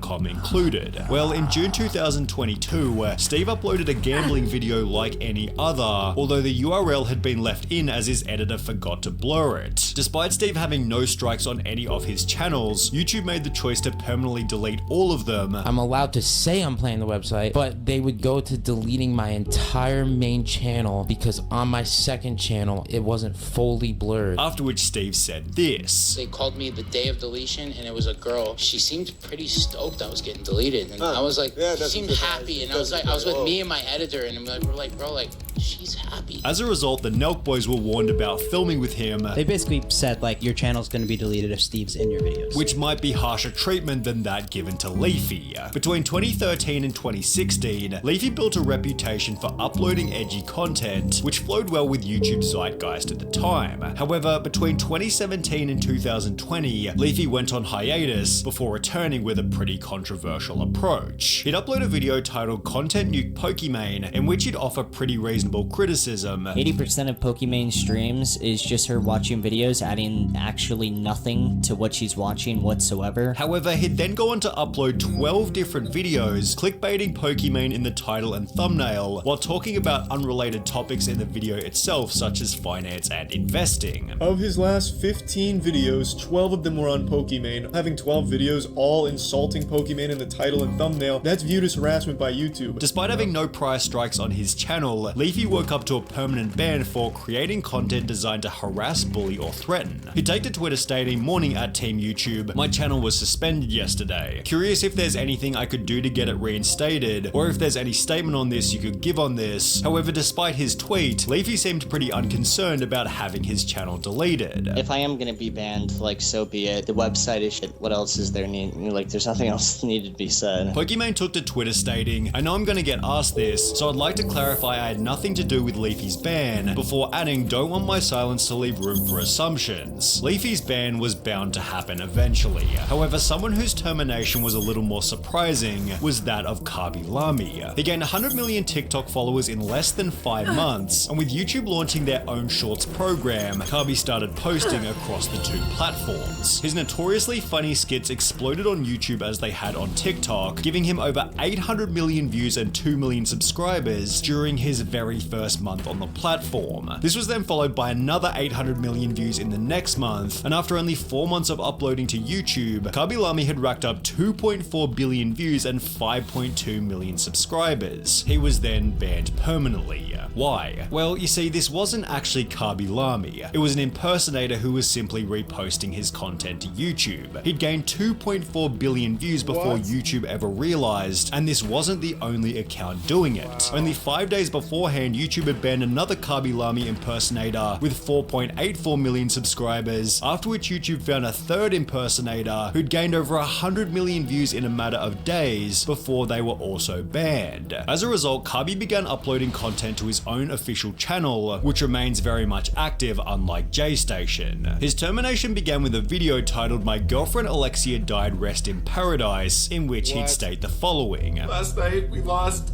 Alexia to a drunk driver, guys. She was on the way to pick up something for our video we were making on our second channel, Dream Team. She got it, guys." As mentioned, JStation's girlfriend had apparently died in a car crash, prompting him to upload another video visiting the spot where it supposedly happened. It's okay, man. Everything's gonna be okay. However, only 3 days later, JStation began using his girlfriend's death to gain extra engagement. As you guys know, my girlfriend Alexia just passed away in a tragic accident, guys. We're doing the Ouija board challenge on my dead girlfriend. Let's smash the like button right now, guys. 1 like equals 1 prayer for Alexia, guys. Rest in peace. Prompting some ordinary gamers to investigate if she'd even died at all. No, I don't have anything by that name on the system. Nobody by that name specifically has suffered any form of death, right? No. As a result of the video, Alexia came forward confirming that she hadn't actually died. Jay faked my death. I felt sick to my stomach from the minute that he posted it. Before going on to add that the couple had since broken up. Like the times that he was mean to me, it's just like he was so mean and I just don't know why. Despite having posted years worth of unsavory content, it seemed faking his girlfriend's death was a step too far, as YouTube would permanently delete JStation's channel on the 12th of March 2021. JStation responded by stating, "I didn't even do anything wrong, and I made videos all year getting no controversy. However, when these delusions failed to bring back his channel, he concluded, I'm going to sue them. Crazy. Anyways, I'm done. Nothing I can do now," which is the same conclusion drawn by 7 Supergirls. The channel began in 2008 and featured 7 girls for the 7 days of the week that upload everything from skits to day in the lives, amassing over 5.6 billion views by 2018, when the channel took a pretty dark turn. The channel was owned by a 55-year-old named Ian Rylett, who on the 17th of August 2018 was accused of acting inappropriately with one of the 7 Supergirls. Roughly 7 months later, Ian pleaded guilty to the incident and wasn't only sentenced to 3 months in prison, but was also legally banned from working on YouTube. As a result, 7 Supergirls was terminated on the 12th of March 2019, at the time being the most subscribed channel ever to receive a permanent ban. That would be until 9 months later, when YouTube's scummiest copycat was banned for stealing content. The Indonesian channel named Kalon Sarjana had gained over 13 million subscribers by employing a highly unethical strategy that essentially find already successful videos spoken in English before copying the thumbnail in its entirety, adding their own watermark, and uploading it to Indonesian YouTube, where the original creator had no way of finding it. However, all of this changed in November 2019, when British YouTuber JT posted his own upload titled, "YouTuber with 12 million subs steals my video." This channel had the audacity to steal my thumbnail, put an emoji on it, and then put their watermark on it. They put their watermark on my thumbnail and claimed it as theirs. This YouTuber has stolen my thumbnail, stolen all the information from my video, video, they literally watched my video and took everything. They took the screenshots, they gave me no credit for my own DMs. This guy has literally just ripped me off completely, okay? JT then highlighted another crazy fact. This guy is the biggest YouTuber in Indonesia and he's stealing my stuff. He steals from people so much, okay, that he's got in his description, for copyright matters, please contact us at this email. He did this because he knows he's stealing content. Leading the Indonesian media to talk about Callan's unethical practices. A YouTube account from an Indonesian with more than 12 million subscribers has been accused of stealing other people's content, with the article attaching a side-by-side comparison of some of the videos they'd stolen. Having been exposed by his own country, Callan wrote an apology on Twitter translating to, "We from the entire extended family of Callan Sarjana apologize to the YouTube channel JT for using ideas, thumbnails and video prototyping without permission," before posting a second tweet reading, "Thank you for all your corrections. Hopefully the things that have happened will truly become a lesson for us to not make any mistake in the future. However, it was already too late." JT and two other YouTubers who had their videos stolen chose to simultaneously copyright strike Callan Sarjana, terminating the channel on the grounds of multiple third-party claims of copyright infringement regarding material the user posted. He was a fraud, he deserved it. You steal content, you pay the price. That's just how it is. Although Indonesia wasn't the only country to lose their most subscribed channel, as Turkey's biggest was also banned at around the same time. The channel began with two kids and their father Muhammad, focusing on children's content before they'd find themselves involved in Elsagate. Elsagate was the nickname for a 2016 genre of content where YouTubers took kid-friendly characters like Spider-Man and Elsa and mixed them with very unsavory themes. Inappropriate videos have infiltrated YouTube Kids,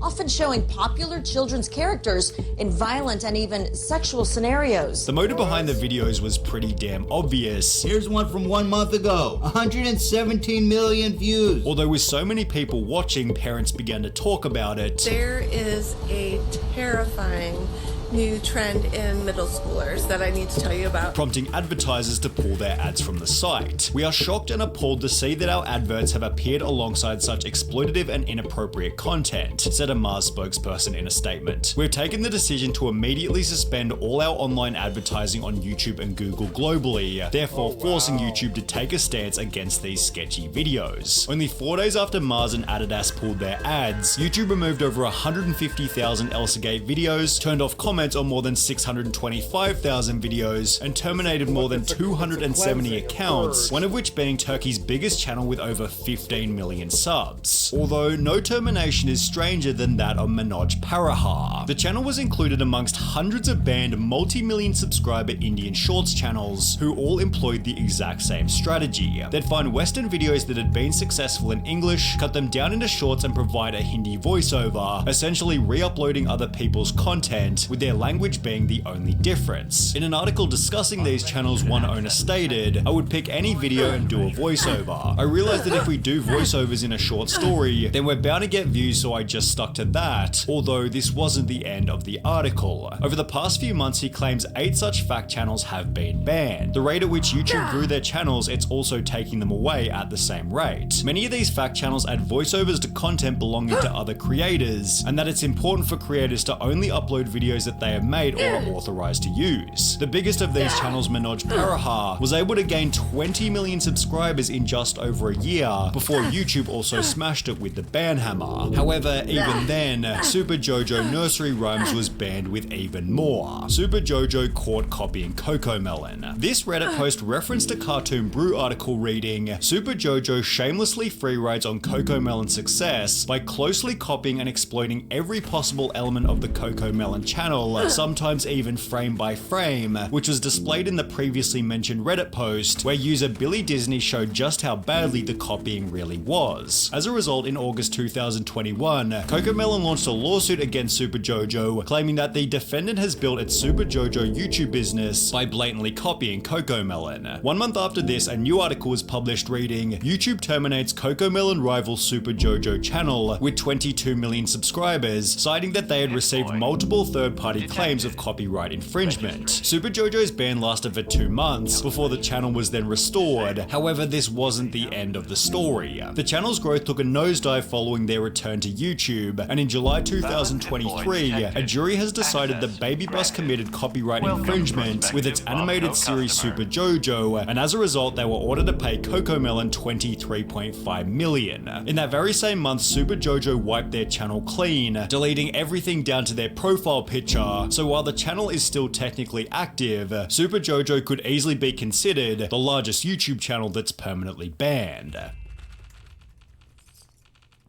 And that's it. That's it. That's it. He doesn't even say goodbye. He just stops.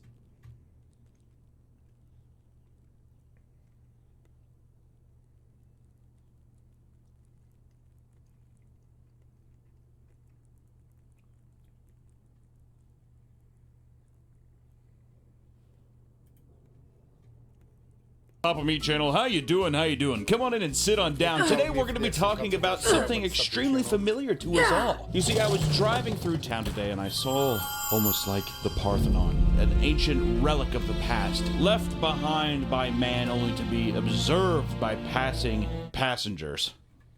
People in cars that drive by. I drove by a McDonald's that was out of business and I saw the play place, just an abandoned play place. And I thought to myself, my God, I haven't thought of the play place in forever. And it led me to think about the entire history of the play place. So today we're going to be going over the rise and fall of the McDonald's play place, or pretty much just like the playgrounds in fast food places. It's just weird. But without further ado, let's get started. Today's video is sponsored by World of Tanks Blitz. World of Tanks Blitz is an exciting, legendary, free-to-play MMO with over 450 tanks at your disposal. And it's fully cross-platform, available on mobile, Mac, PC, Steam, and Nintendo Switch.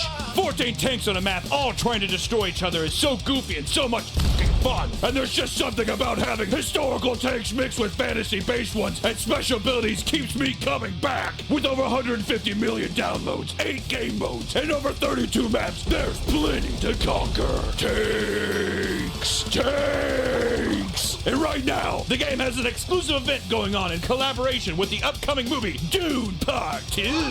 Timothy Chalamet. Tanks! From now until March 7th, players will be able to get exclusive in-game content inspired by the movie, including the formidable ground tank when they play in the event. And all you have to do is look out for the secret clue I've hidden in this video, and guess whose side I have chosen. Harkonnen or Freeman? It's gonna be the guy, yes. To enter the giveaway, comment your World of Tank Blitz ID down below with your guess. Winners will be selected from the people that guessed correctly. But that's not all. Viewers also have a chance to win tickets to Dune 2. All you have to do is guess whose side I have chosen. Use the link or scan the QR code to download World of Tanks Blitz and get in the action. I'll see you there. Don't forget to also choose a side in the comments for your chance to win tickets to Dune 2. Thank you so much to World of Tanks Blitz for sponsoring this video. Now back to the video. Which, let me tell you now, the new McDonald's are just ugly as shit. They're all these weird modern designs. They kind of look like all those new modern apartments too. It's like the minimalist, kind of like really simple, geometric. I don't know, it's just too plain and ugly. Back in the day, it was a spectacle to be had. Red's roof and, you know, it grabbed your eye. Even driving up, you got to see the Ronald McDonald bench, which, you know, I went down to Dallas, Texas, and I picked up my very own and got it. All of these things have collected in these pools of memories from when I was a kid. I mean, even going into the play place myself and playing in there was a bit of a war zone itself, but you know, the little Game Boy kiosk they had in there too. It was an exciting time to go into McDonald's and be fat as a child. It was a good time. But where did it all start? Where did it all begin? Well, let's find out. To really get into the psyche of the McDonald's play place, I think that we should look at a brief, extremely brief history of playgrounds in America. The play place is essentially just a covered indoor version of the playground, which there were some McDonald's and other fast food restaurants that had outdoor playgrounds, but that's not what I'm not fucking talking about that. I'm talking about the play place, which is inside. Wait, the play place started outside. Okay, well, the play place started outside. I'm talking about, I want to know where we get to inside, is what I want to know.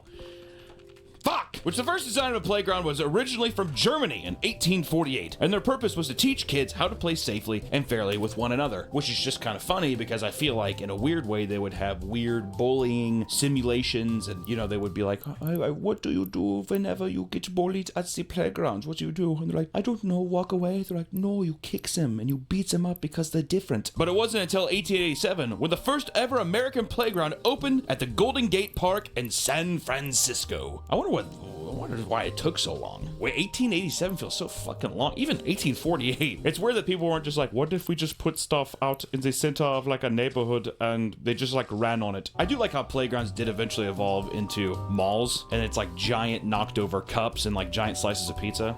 Take me back, dude. Take me fucking back. Then, in the 1960s, the playground began to enter mass production. And this led McDonald's to make a financially risky move by introducing play places of their own in order to entice more children to eat at their stores. Which is funny because it's supposed to entice children, but really McDonald's did something very, very smart. They thought to themselves, all right, we're already getting these little fuckers fat. They're very, very fat. All the time they don't spend at this place is less cheeseburgers being served. They were pretty much trying to entice people the same way that Apple has enticed new mothers just to throw iPads in front of their children. They were looking for a place to be like, just throw your kids here, we'll distract them, and yeah, sure, you can buy a cheeseburger and a milkshake while you're here. All right, it's not a big deal, but seriously, come here and stay.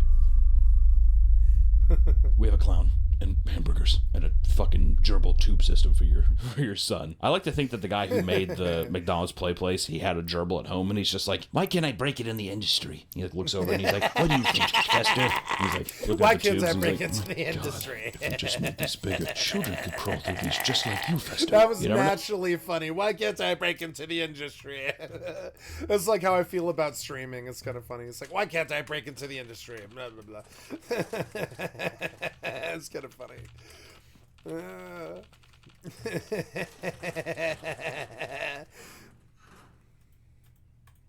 That introduces us to Playland. A great picture. They seriously have some of the best fucking mascots. That old Hamburglar looks fucked, but dude, Mayor McCheese and the Sheriff, come on, man. So good. Also, Ronald looks absolutely fucked. My God. In 1972, McDonald's tested their play place, aka Playland, at the Illinois State Fair. It was an outdoor playground that was centered around what they called McDonald Land, which is just that's kind of creepy. Come on in. It's like giant gates. Only kids. Come on in. A fast food themed world that was populated by Ronald and his pals, which these first original play places were pretty fucking crazy. I mean, all of the structures were made of metal. I mean, it was all outdoor metal sculptures that consisted of these, you know, Mayor McCheese, the Sheriff that was a burger. We actually got to see some of them. When I went to go pick up my bench, we got to see some of them. A guy had a huge lot. I mean, this fucking extremely dystopian cryptid Hamburglar swing set. I mean, it shook me to my fucking core. And the guy could not have been more proud of this collection. It was awesome. But these collections of metal playground attractions, I mean, they would just bake in the sun. They were extremely claustrophobic. I mean, you get bumped around in them, your fucking head breaks open, you're getting sunburns left and right. It was, in the better sense, they were fucking like little torture camps, to be completely fair. I bet you they were fun back in 1972. Don't get me wrong. I bet you it was fucking, I bet you it was fun, but I think they did a little better in the future. Rather than engage in any safety testing, they stated they figured that in 5 days at the state fair, it would receive roughly 3 years worth of use. 350,000 kids played on the equipment here, and they declared it passed. So off this little 350,000 kids out at Illinois State Fair. Man, back in the day, people just had nothing to do. And people just had fucking nothing to do. They're just like, well, I could read this book again, or I guess we could just go to the state fair and look at some pigs. Before that, people were just reading Catcher in the Rye, Swiss Family Robinson. Fucking boring, man. Shortly afterwards, the first official Playland was launched in Chula Vista, California. It featured the Hamburglar, which was a 10-foot tall swing. The one that we saw it had to have been taller than 10 feet. Was it, or was that the one? I think it was the one that's the T-pose. Oh, it is. Look at that. That thing is so sick. 10 feet tall, and you would swing off his arms. I'm telling you, when I saw the rusted version in person, it looked like a fucking Tim Burton set piece. It was crazy. Officer Big Mac was a hollowed-out metal jungle gym. Looks like the most claustrophobic, nightmarish thing to be in. I was a fat, claustrophobic kid, and pumping kids full of cheeseburgers and fucking milkshakes, getting them all bloated and putting them in basically like a pig pen. Oh, God. And then lastly, the Grimace was a child-sized cage. Wait, they had 2 cages? Grimace back then, I like that he was the enemy. But yeah, it was like, it was just a little cage that you could run through. It wasn't as claustrophobic as the Big Mac Sheriff, but still, I mean, my God. And like I said, we got to go and see a bunch of these throughout the year. Like, the guy that we went and got the bench from, he had a collection from the 70s all the way to like present day. And it was pretty unbelievable. I mean, it was just like, it's odd thinking that these things actually had children, that like kids actually wanted to climb inside of these like metal contraptions. I mean, I was looking at them like almost like the Iron Maiden torture devices or the Brazen Bull. I mean, it had that kind of feel to it. It was really fucking weird. The Playland was such a massive success that in the months that followed after introducing the Play Place, the Chula Vista location saw its business increase by 60%. I'm gonna preface this now. This is an old 1970s just commercial for the Playland, and the cutting and editing of this segment is so uncomfortable, and you'll hear the guy choke several times. Like, they didn't edit it out or be like, hey, can you re-say that? They were just like, fuck it, he's eating, just keep it rolling. For the love of God, just keep it rolling. You know, sometimes, dear, I think you like this place as much as the kids do. Well, it does bring back memories of the candy shop, the ice cream. Well, it does bring back the idea of the candy shop. Like he's just like shoving a fucking burger in his mouth. I think you like this Playland as much as the kids do. He's like, well, I certainly do. You see, it brings back the idea of the candy shop or the...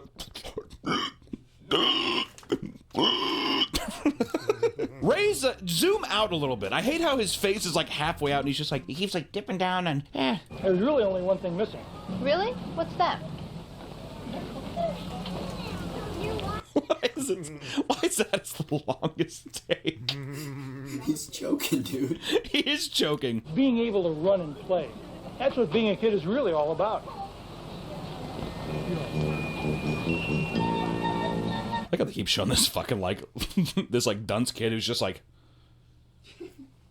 what the hell is he even looking up at? Is this supposed to be the Playland? He's hearing voices. Yeah, he's hearing voices from McDonald's fucking demons and ghouls and goblins. Just keep eating, Georgie. Just keep eating. Georgie, up here, look. It's me, Colonel Milkshake. You should ask your mom and dad to buy you 5 milkshakes.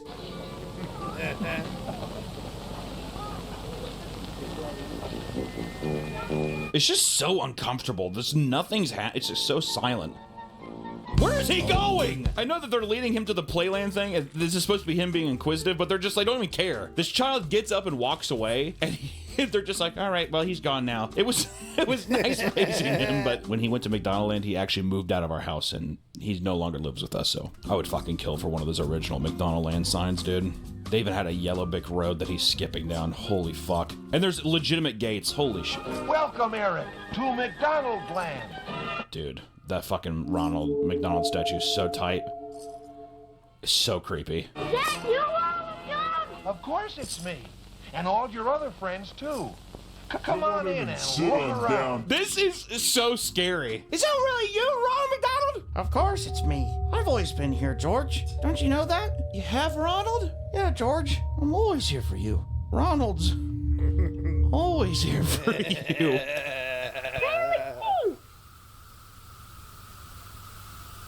Big man, where did you come from?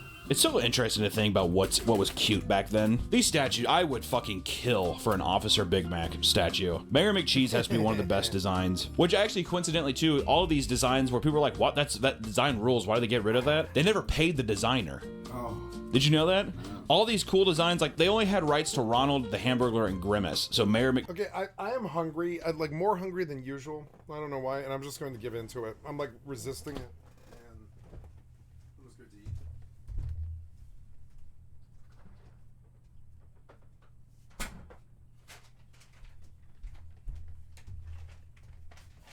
Have some chips and guac for a snack. Somebody designed all of the characters, but like once again, Roy Kroc or whoever the fuck it was at the time just didn't pay him, so they're like, okay, well you can't use these anymore, so that's why they stopped using them.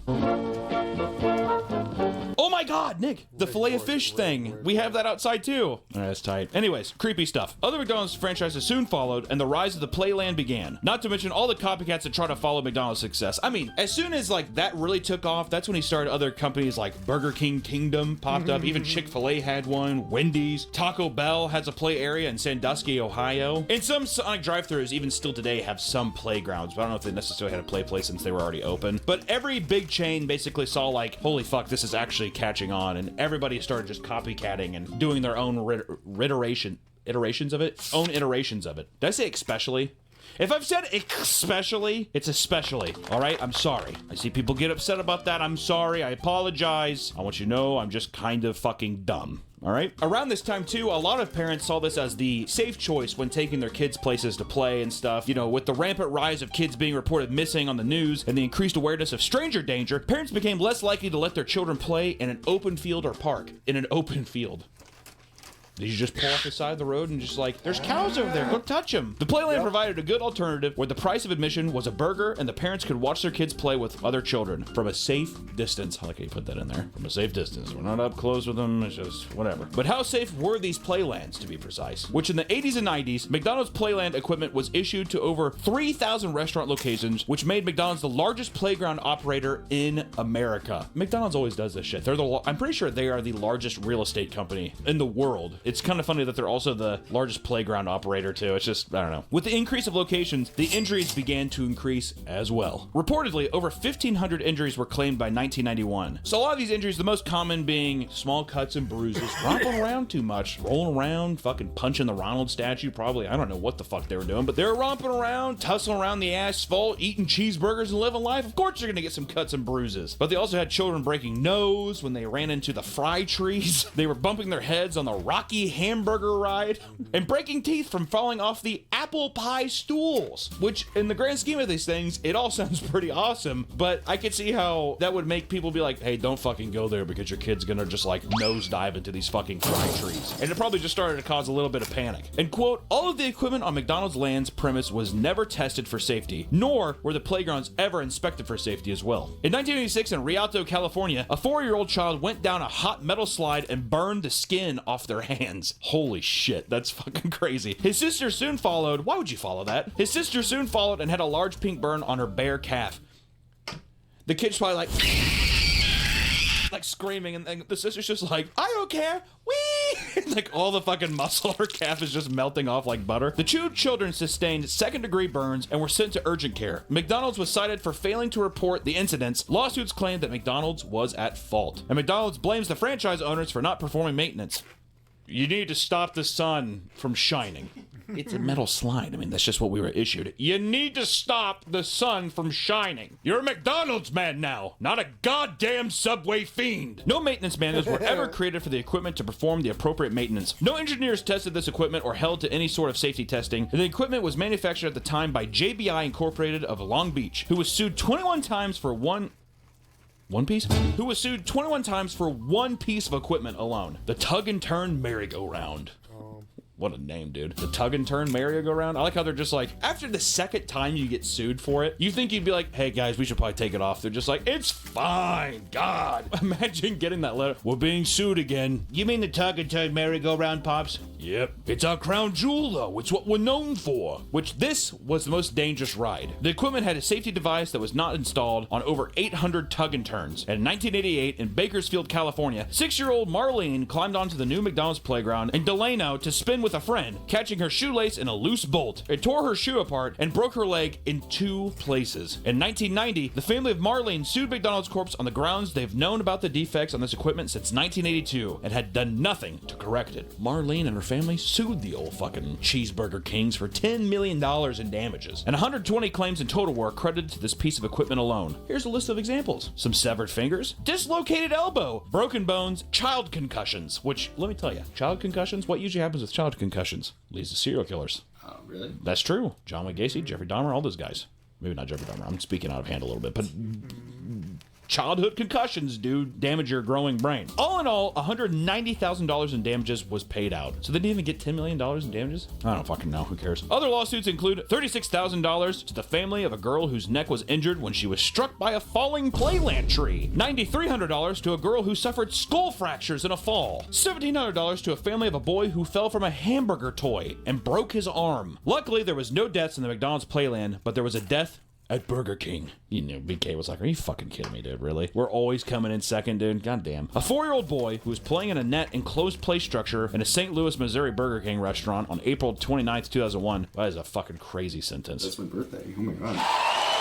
First off, this would happen in St. Louis. That is the worst city in America. I fucking hate St. Louis. A 4-year-old boy gained access to an area of the enclosed playground not intended for play, became entrapped between parts of the structure, and died. Wait, so how?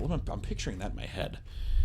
The boy gained access to an area of the enclosed playground not intended for play. They'll usually have like...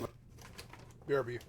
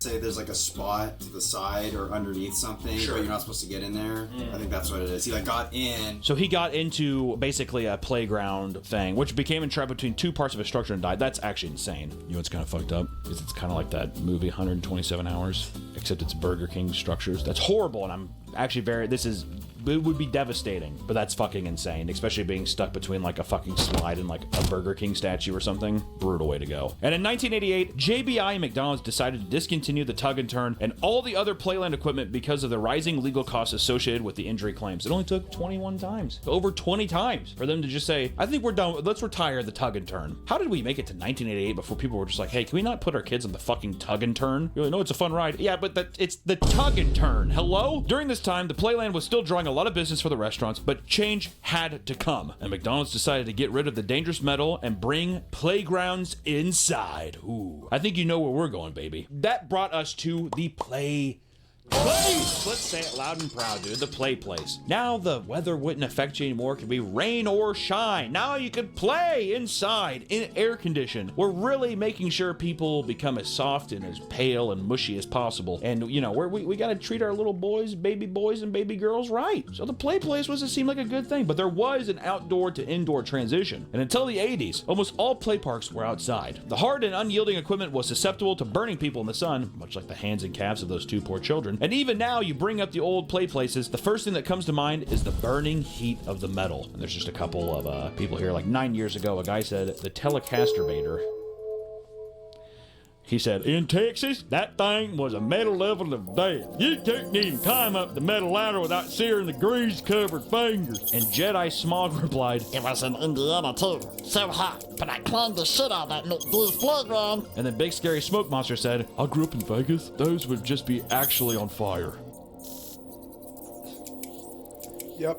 People are so fucking dumb on the internet. Areas with colder weather made the playgrounds useless 6 months of the year. So now you had areas that were either too hot, some people couldn't even fucking go out half the year. It just became, it didn't make sense. And sharp edges and rust made the areas practically hard to navigate. Kids are fucking running around slicing their fucking legs open. Then you have to go get a tetanus shot. It becomes a whole ordeal. Especially because the McDonald's managers, they're gonna go out there and like inspect the slides. Or who gives a shit? It's 1988. Are you fucking kidding me? Metallica's on top of the world. Guns N' Roses is doing cocaine. I mean, hair metal's just about to die, but goddamn if the world isn't A-okay. Impending legislature over the safety concerns hastened the progressive phasing out of the outdoor parks. God, I would kill for this McDonald Land playground regulation sign, dude. Officer Big Mac rules so hard. That design is so fucking good, it's unbelievable. Which, unfortunately, in 1999, the Big Mac Climber Jungle Gym marked the fall of the McDonald's Playland. More than 400 children were hurt on the particular piece of equipment, and from 1986 to 1991, more than 1,500 claims were filed against McDonald's for their Playland injuries alone. This is out of 3,000 Playlands nationwide, and half of all Playlands had a legal claim. That's actually fucking insane. Over 50% of all of the Playlands had some kind of legal issue against them. I wonder how normal that is. With something as big as McDonald's and as the amount of people coming in, it must be kind of normal, right? But still, it's like a staggering statistic. Like, if you heard that, if that was on the news and you were like, oh, I take my kid there all the time, and it's like, yeah, 50% of people have had claims against all of them, you'd probably be like, oh shit, fuck, maybe I shouldn't be taking them there. Of those, 100 suffered broken bones, concussions, or fractured skulls. McDonald's failed to report the injuries in any meaningful capacity, and they were fined $4 million,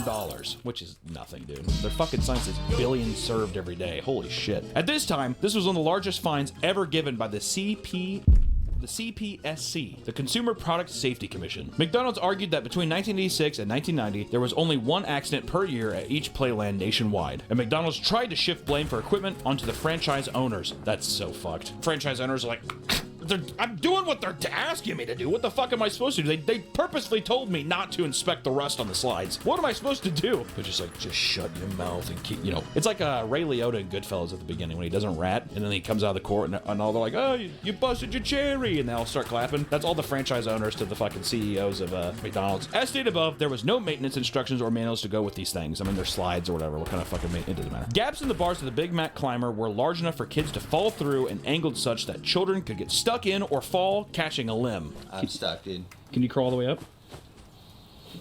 Help me, please. Dude, if I wasn't so fat, I'd try to get up in there too. Yeah, this is scary. Like, that's what I'm saying. It's claustrophobic in there, right? Yes. Little kids are supposed to climb. Yeah, they're supposed to get up in there. So they'd crawl through, and then they'd fall out, and their fucking foot would catch. They'd break their leg. Kids are just so fucking stupid in general that it's just like, it has to be absolutely fail-safe, or these kids are just gonna be, oh, I'm just gonna crawl through. You know, hey, it's 6 feet up in the air. Maybe you shouldn't. I'm just gonna, it's big. I'm gonna crawl through. We're gonna be fine. And yeah, they just shatter their entire body. Despite the reports for injuries for this particular equipment, the last of the Big Mac climbers were not removed until 1997, when the CPSC mandated that they be removed due to them not adhering to the new safety standards. When removed, they began a transition to softer, padded plastic playgrounds. As time went on, the main issue of play places became hygiene and bacteria instead of physical danger. People became a little smarter. They're just like, you know, we have these gerbil tubes full of sick children smearing shit. I mean, here's a crazy thing. My mom, I think I got to go to play place a couple times because my mom was just like, I don't give a shit. She's a horrible parent.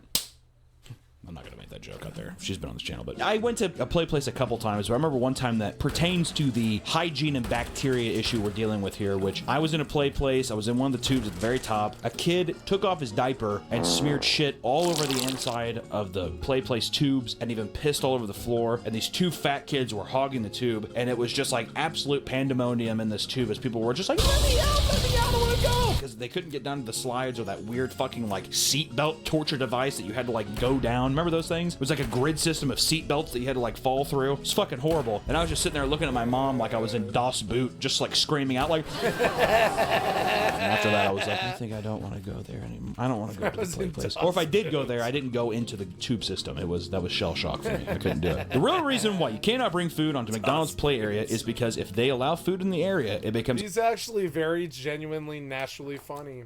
I'm jealous of him.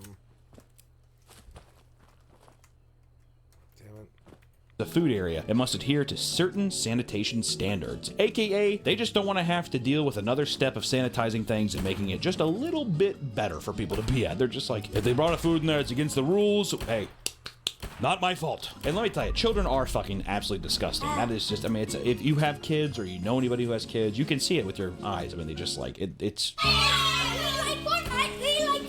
God, I hate kids. Excited children are running around after eating. What happens there? You puke. They throw up everywhere. Children have worse control of their bowels. Way too many stories of kids shitting themselves or taking off their diapers after doing so. I mean, my story. There's gonna be so many comments on this video of people being like, I was the kid who shit in in the play place tubes. And kids don't understand to just like keep things to themselves. If a kid has to piss in a play place, they're gonna take a piss, they're gonna spit, they're gonna fucking like blow a fucking booger. They have no idea, and they just sit there and they do that thing that kids do I absolutely hate. They have like snot running down their face and they're just like, they do the lost toddler look. Looks like one of the 1970s Romero, like Dawn of the Dead zombies, just like. Especially, you know what I hate too? Looking at kids in like fast food restaurants. You ever just be like walking by, you have like your tray of food, whatever, you're like walking your table, and you see a kid, and he just has like a little fucking paper slouch of small fries from McDonald's, and they grab shit like this. They have to like contort it and put it in their mouth. It almost feels like they're auditioning for some kind of Frankenstein or chimp role. I mean, they're just like.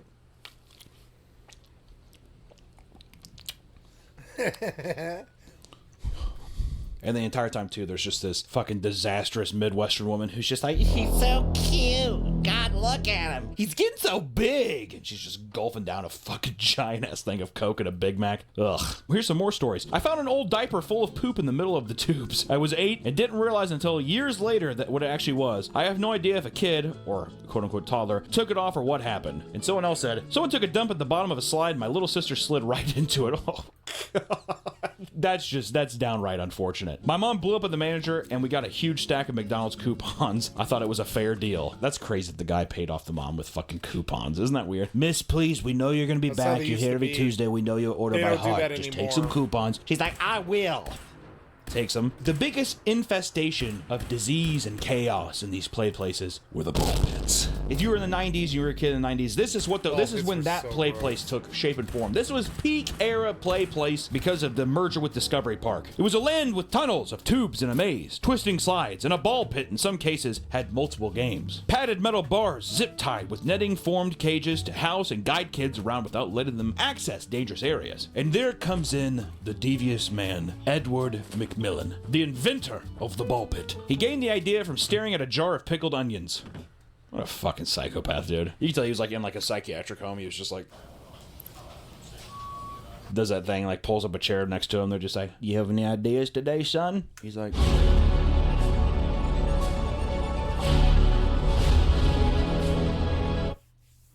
I may have some.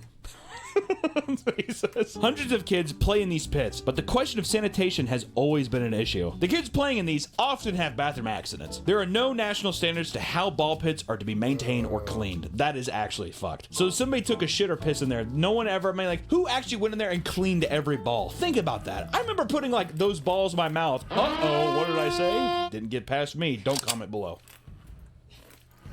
Dirt, vomit, feces, and urine are common contaminants found in them. Bacterial contaminants that cause disease were common. I mean, urinary tract infections, pneumonia, meningitis, septicemia, a blood infection, endocarditis, infection of the fucking heart. Children were getting infection of the heart because of the shit, dirt, piss ball pits, man. And there is more bacteria on a single ball in a pit than one on a public toilet seat.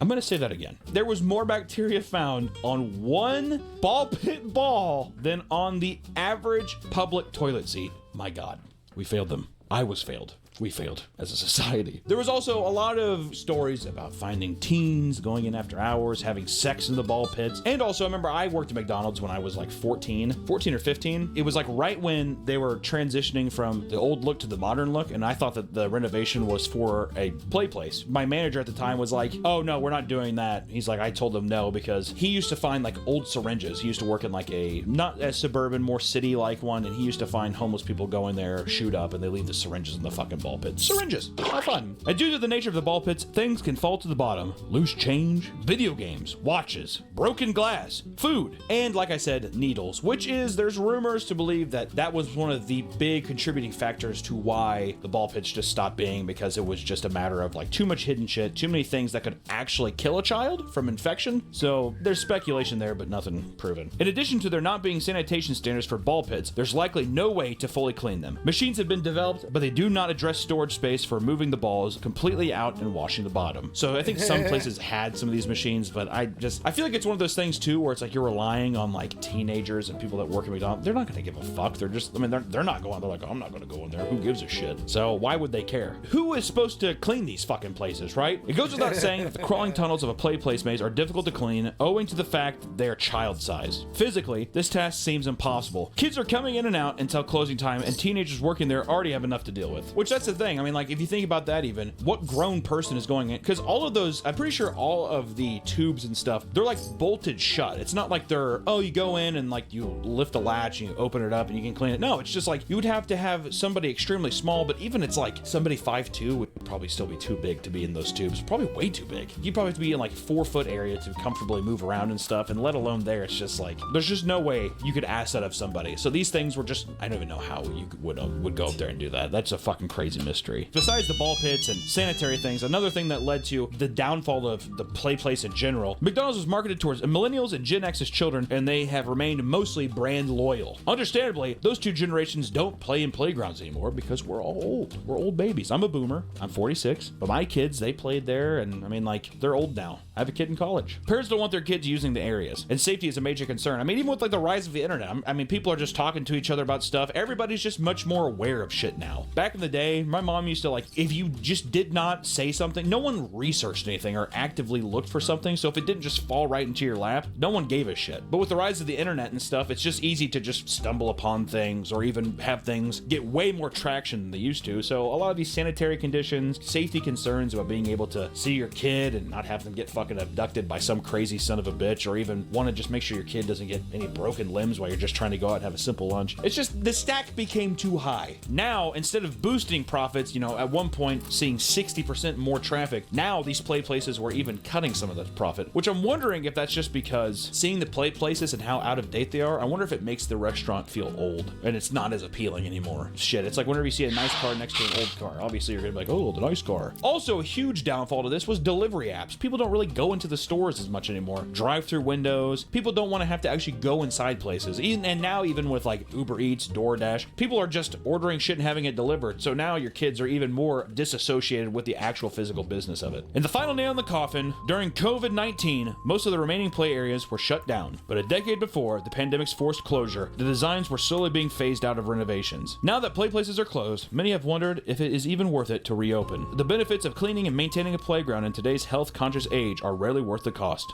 Thus, the death of the play place. We're getting to a period, especially with commercial properties like McDonald's or even some stores, like different kinds of stores that are outdated. They feel like these crazy relics from the past, and it feels with how fast technology is moving, time feels so much shorter now. So seeing things that feel so outdated, it does feel like these kind of obelisks, like these old, almost temples to these old gods. And the play place was just once a place that was just so exciting, and to see it now, it feels so blatantly obvious how fucking weird and unhygienic and dangerous it is. But in my mind, honestly, there's part of me that would still go back and play. I did see a kid smear shit all over the walls, but if I didn't see that, I could see myself being really stoked, or being with a buddy and going there, or jamming out on like a GameCube console, little kiosk thing they had. It's just something where it was like, you didn't have anything else really to do as a kid. The technology wasn't there, and there wasn't, you know, tons of accessible video games or iPads or anything like that. And it was just another fun thing to do. And that's like something oddly that I feel like I miss in a weird way, and like a weird deep-rooted nostalgia feeling of being able to go into a place and feel like, oh, this is gonna be fun, even if it is like weird corporate manipulation to get you to stay and spend money. It's kind of cool. And also it comes from a pretty fucking like crazy time when they're just like, fuck it, ball pit, and there was no real thought process of to like the dangers of things. It was just cool, so fuck it got made. In a weird way, I kind of wish we still had some of that, but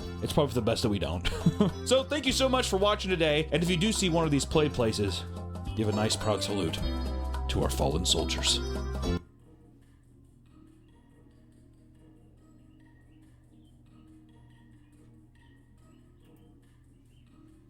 This was fun while it lasted. Thank you, Legal. This video is an hour old and has 50,000 views. Let's take a look. But Judge Eileen Cannon has killed the prosecution of Donald Trump over the national security and classified documents that he allegedly took from the White House to Mar-a-Lago. Wait, what happened? Yes, the secret documents case was fun while it lasted, but Judge Eileen Cannon has killed the prosecution of Donald Trump over the national security and classified documents that he allegedly took from the White House to Mar-a-Lago. It was a lot of little things, many of which were defensible on their own, but taken together, Judge Cannon has made sure that the prosecution before the election is impossible. Chaos lawyer Liz Dye explains how the dirty deed was done. Thanks, Devin. When Donald Trump was indicted in June of 2023 for taking national security documents out of the White House and refusing to give them back, he asked Judge Eileen Cannon to set a trial date of never. The government responded that that is not a thing under the Speedy Trial Act, which requires the court to set the case for trial on a day certain. And so, the court duly did set a date of May 20th, 2024. But on May 7th of this year, Judge Cannon changed her mind and decreed that the finalization of a trial date at this juncture would be imprudent and inconsistent with the court's duty to fully and fairly consider the various pending pretrial motions before the court, critical classification issues, and additional pretrial and trial preparations necessary to present this case to a jury. Translation? There are just so many motions that haven't been ruled on yet that she has no choice but to postpone the trial. Gosh, I wonder who created that backlog of motions by failing to rule in a timely fashion. It's a mystery. In reality, Judge Cannon has undermined this case from the beginning, both by taking forever to adjudicate every single motion and by treating every issue, no matter how mundane, as if it is complex and novel and requires multiple rounds of written briefing and oral argument. The result is a case which will go to trial in 2025, if ever. And on top of that, she's teed up a bunch of issues which could derail the case even further, particularly with respect to classified documents. This case isn't about classified documents per se, but the fact that Donald Trump walked out of the White House with hundreds of classified documents in his luggage is what kicked it off. For a full year after Trump left office, the earnest civil servants at the National Archives cleared their throats politely about all the presidential records which had gone missing on January 20th, 2021.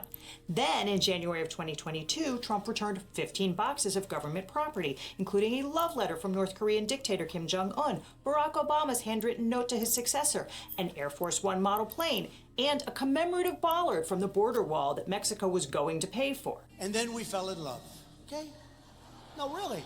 He wrote me beautiful letters. But interspersed with those items were upwards of 100 documents bearing classified markings, including some which were designated as top secret or part of special access programs available on a need-to-know basis to a minimum number of cleared employees. The archivists, who were certainly not cleared to see the stuff they'd just been handed, freaked out and contacted the Justice Department, and the DOJ turned its attention to getting back any missing government property, as well as investigating whether any national defense information had leaked out while Trump was storing special access program documents in his pool shed.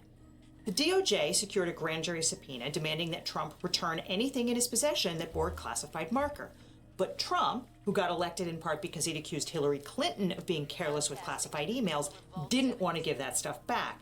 So instead, he got his lawyer, Christina Bobb, to sign a certification saying that they'd searched Mar-a-Lago high and low, and they've turned all that stuff over. But that was a lie. According to the indictment, Trump sorted through the boxes and culled the documents he wanted to hang on to before his other attorney, Evan Corcoran, showed up to search the premises.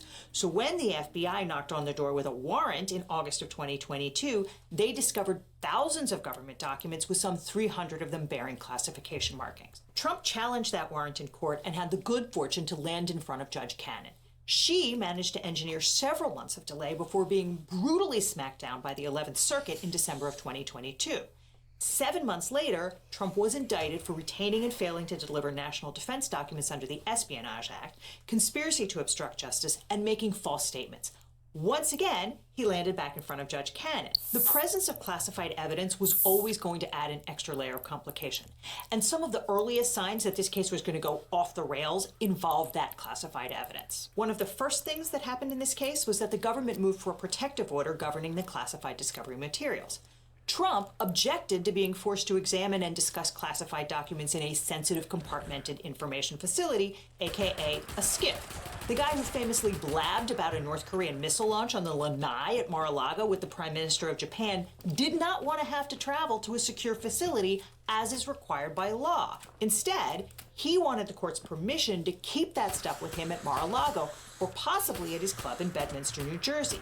His lawyers argued that the protections afforded to our nation's leaders after they leave office and the uniqueness of the location of President Trump's residence meant that their client who is charged with storing stolen government documents in his country club shower, should be trusted to store classified evidence at his country club, just not in the shower. Unless the shower is also a skiff. At the same time, Trump's valet Walt Nauta demanded that he too should be allowed to see all the top secret evidence. Remember, Nauta and the groundskeeper Carlos de Oliveira are not charged with violating the Espionage Act. Their defense does not rest on what was in the boxes. It could have been nuclear plans or souvenir White House cocktail napkins. It don't make any difference. They don't need access to those documents, and in fact, the Classified Information Procedures Act, better known as CIPA, allows the court to withhold classified evidence from defendants in the interest of national security.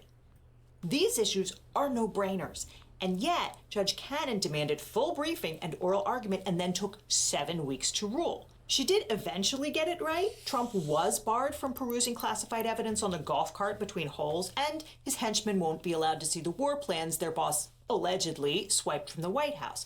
But it took the judge until September to figure it out. And that's not the only weird, slow thing she did here. CIPA Section 4 allows the government to request that the court withhold some classified evidence from the defendant in the interest of national security. The court holds a hearing ex parte in chambers, that is, the defendant doesn't get to be there. Because if the nature of the document were disclosed to the defendant, it would defeat the whole purpose of the law. After multiple hearings and hundreds of pages of briefing, Judge Cannon finally decided that Trump could not attend the Section 4 hearing. But by then, it was February 28th, and the original October 17 hearing date was deep in the rearview mirror. The judge played a similar game with respect to CIPA Section 5, which obligates defendants to declare what classified evidence they intend to use at trial. That deadline was originally set for November 17 of 2023. But on November 10, Judge Cannon took it off the calendar and even blamed the special counsel for gumming up the works by spending so much time arguing about CIPA Section 4 and the issue of the skiff. She also yelled at the prosecutors for not building a skiff near her courtroom in Fort Pierce, Florida, before filing the indictment. An indictment which could well have landed in another courthouse entirely. She put the issue off until March, at which point it was clear there was no way for this trial to go forward on May 20th.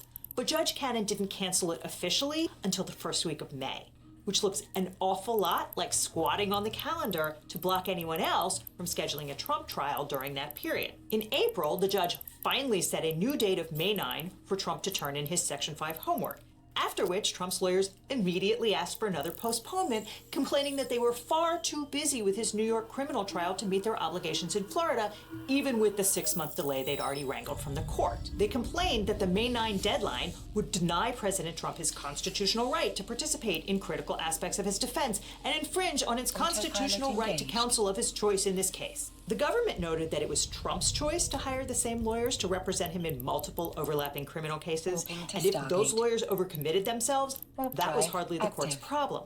But Judge Cannon didn't see it like that, and so she moved the Section 5 deadline yet again, this time to June 17th, unless that date turns out to be inconvenient for the guy who appointed her to the bench, in which case, YOLO. Now, I'm sorry to interject, but if you took a bunch of national security documents from the White House, you'll want a good lawyer. But if you want a great lawyer, my law firm, the Eagle Team, can help. If your loved one is suffering from mesothelioma, because asbestos exposure can take decades, if you've suffered from a data breach, especially if you got one of those data breach letters, or were involved in a car crash or just about anything else, we can represent you or help find you the right attorney. It's so important to talk to a lawyer early in the process so that you maximize your recovery and you maximize your options. So just call the number that's on screen or click on the link in the description for a free consultation with my team. Because you don't just need a legal team, you need the Eagle Team. The link is down below. Judge Cannon claims that she has no choice but to postpone this trial because there are at least 8 substantive motions which have yet to be resolved. But she fails to mention that they're not resolved because she herself has yet to resolve them. Back in February, Trump filed a motion to dismiss based on presidential immunity. This one has the potential to derail the case indefinitely, since Trump will be entitled to an immediate appeal if the court denies it. That's why Trump isn't on trial in D.C. right now for election interference, because when Judge Tanya Chutkan denied his motion to dismiss that case, he got an automatic stay while he appealed the immunity decision to the D.C. Circuit Court and then to the Supreme Court. But that case actually involves stuff that happened in D.C. while Trump was president. How could hiding government documents in the shower of his private club in Florida years after he left the White House be part of his official duties? Well, Trump's theory is that he designated a bunch of classified documents as personal before leaving office, and that this designation was part of his official presidential duties. The problem is that Trump only started making this claim in 2023 after the Mar-a-Lago raid. In fact, in 2022, he called those documents presidential records in his own public statements, and so did his lawyers. But in 2023, Trump's pal Tom Fitton, head of the conservative lobby group Judicial Watch, told him that he never had to give anything back to the government if he called it a personal record. No one but the president gets to pick what's presidential records. No one but the president gets to pick what are personal records. Fitton is not a lawyer, but his shop once sued the National Archives to make the agency go seize audio tapes Bill Clinton made for his biographer. Judge Amy Berman Jackson, a trial judge in D.C., said that she had no authority to force the archives to do that, from which Fitton inferred that the president's decisions about record retention are unreviewable by any court. We can't come in there and manage his day-to-day operations. We can try to make sure that certain records that are created on behalf of the American people that document his activities officially are kept, a la the Federal Records Act.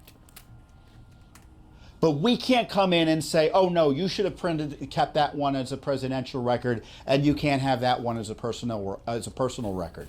Because that gets too much into the heart of the operations of the White House, which constitutionally is a separate branch of government. But they've blown all that up right now by pretending they can go in and raid his home based on this very dispute. Unbelievable. Compelling. Trump made similar arguments in a motion to dismiss under the Presidential Records Act, claiming that the PRA conferred unreviewable discretion on him to designate the records at issue as personal. As such, President Trump's possession of those records was not unauthorized. As the special counsel points out, that would mean that a departing president could unilaterally convert classified government records containing the nation's most closely guarded military, diplomatic, and national security secrets into his private possessions, and then disclose those secrets to a foreign adversary, post them on the internet, or sell them to the highest bidder. By that logic, Trump could simply declare the entire National Security Archive a personal record, walk out of the White House with it, and sell it to Vladimir Putin, and there would be nothing anybody could do about it. Or he could not declare it a personal record. He could just steal it and say that the theft itself qualified as designating something a personal record under the PRA. In fact, Trump's lawyers made this exact declassification by theft claim at the 11th Circuit, where they argued that because the records were not provided to the archives at the end of his presidency, the seized records are presumptively personal. Under this reading, the FBI lacked any authority to direct the seizure of President Trump's personal property, and the warrant should be tossed out. Trump repeated this claim to CNN's Caitlin Collins in February. You have the Presidential Records Act. I was there, and I took what I took, and it gets declassified. That simply cannot be right. The Presidential Records Act was passed to ensure that Richard Nixon could not destroy evidence of crimes associated with the Watergate scandal. The law would be meaningless if Nixon could have gotten around it simply by saying, oh, this is my personal property. The 11th Circuit explicitly rejected this argument back in 2022 when it ruled that Trump could not challenge the search warrant because he had no possessory interest in the documents at issue, so he did not suffer a cognizable harm if the government reviewed the documents he neither owns nor has a personal interest in. But Judge Cannon seems alarmingly receptive to the claim that Trump magically transformed the government documents into personal records by tossing them in his luggage on the way out the door and stashing them in his pool shed. In March, she spontaneously directed the parties to draft instructions for the jury, which presuppose that the president has sole authority to decide which records are personal and which are presidential, and that no court can review that decision. Worse, she ordered them to work from the premise that an outgoing president's decision to exclude what he or she considers to be personal records from presidential records transmitted to the National Archives constitutes a president's categorization of those records as personal under the PRA. So under this theory, the act of swiping government documents, no matter how sensitive, would automatically convert them to personal records. The special counsel's office hit the roof, since that would be functionally an instruction to the jury to acquit. Jack Smith demanded that the judge say well in advance of the trial whether she intends to use this crazy jury instruction so that he'll have time to seek emergency review by the 11th Circuit. Because once the jury is sworn in, jeopardy attaches, and it will be too late to appeal. Trump will not be tried again. Judge Cannon was indignant at the unprecedented and unjust request that she rule on the issue she herself had posed, and she still hasn't ruled on it. She just threw it on the pile of wrenches to throw in the works at a later date. In fact, there are any number of wrenches the judge is keeping in her back pocket here. Do judges' robes even have pockets? In February, Trump filed motions to dismiss on grounds of presidential immunity, unconstitutional vagueness, the Presidential Records Act, selective and vindictive prosecution, the illegal appointment of the special counsel, and for prosecutorial misconduct and due process violations. He also filed a motion to compel a mountain of discovery from the government on the theory that the entire executive branch is part of the prosecutorial team, and thus he's entitled to go digging around in internal White House communications. Nauta and De Oliveira have filed several motions of their own. So far, Judge Cannon denied Trump's motions to dismiss under the PRA and for vagueness. But that leaves a whole lot of motions undecided. And each of those motions has the potential to derail this case entirely. For instance, the motion to dismiss on the basis of presidential immunity can be appealed immediately. That's how the D.C. election interference prosecution got hung up, because Trump lost his motion to dismiss on immunity and appealed to the D.C. Circuit, which had the effect of freezing his case. And it's still frozen as we await a ruling from the Supreme Court. So if and when Judge Cannon denies Trump's immunity motion in the documents case, he will run exactly the same play here. In the meantime, the judge has scheduled a June 21 hearing on Trump's motion to dismiss the indictment based on the unlawful appointment and funding of the special counsel. This is a long-shot effort premised on the theory that special counsels are illegal because they aren't confirmed by the Senate. In fact, Title 28 of the U.S. Code, Section 515, refers to any attorney specially appointed by the Attorney General under law who is empowered to conduct any kind of legal proceeding, civil or criminal, including grand jury proceedings. And the Code of Federal Regulations authorizes the AG to appoint a special counsel when an investigation or prosecution would present a conflict of interest for the Department of Justice. Nevertheless, Judge Cannon is not only holding a hearing, she has invited outside parties to file amicus briefs and even to make oral arguments on that motion. Wait, what? A trial judge is inviting oral arguments from amici at a motions hearing? That's crazy. I know. As for the motions to dismiss for selective and vindictive prosecution, well, both of those are hard to prove as a matter of law. Selective prosecution is when the government singles you out for worse treatment than people similarly situated to you. And vindictive prosecution is when the government charges you to punish you for exercising a legal right. Trump's theory is that President Biden is vindictively unleashing the Justice Department on him to punish him for running for office. He claims that Biden subliminally instructed Attorney General Merrick Garland by leaking to the New York Times his secret wish that Trump would be indicted. In fact, the Times reported that in late 2021, long before Trump was a candidate, Biden confided to his inner circle that he thought Trump should be prosecuted. But Biden never communicated his frustrations directly to Mr. Garland. To prove selective prosecution, Trump points to a long list of comparators who mishandled classified documents and were never charged. That list includes Joe Biden, Mike Pence, Hillary Clinton, James Comey, and even Trump's own COVID response coordinator, Dr. Deborah Beers. Exactly none of these former officials refused to return documents for months, let alone to fight a grand jury subpoena. And yet, Judge Cannon seems extremely receptive to this argument. So receptive, in fact, that she's not even calendaring a hearing on that motion at all. Instead, she's holding a 3-day hearing beginning June 24 to allow Trump to argue that he should be able to compel discovery so he can go rooting around for evidence that President Biden is secretly controlling the prosecution. And then he'll get another round of briefing and another hearing and another round of briefing and another hearing and another round of briefing. And on and on and on and on. To be clear, lots of judges take a long time to rule on motions. It's not that weird. But lots of judges are not presiding over a case with national security implications in the lead up to an election. And Trump's allies certainly perceive Judge Cannon as friendly to their cause.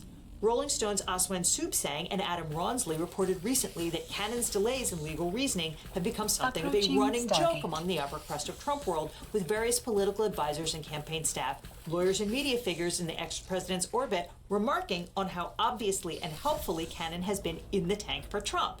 His advisors call her my favorite member of the Trump campaign and a godsend.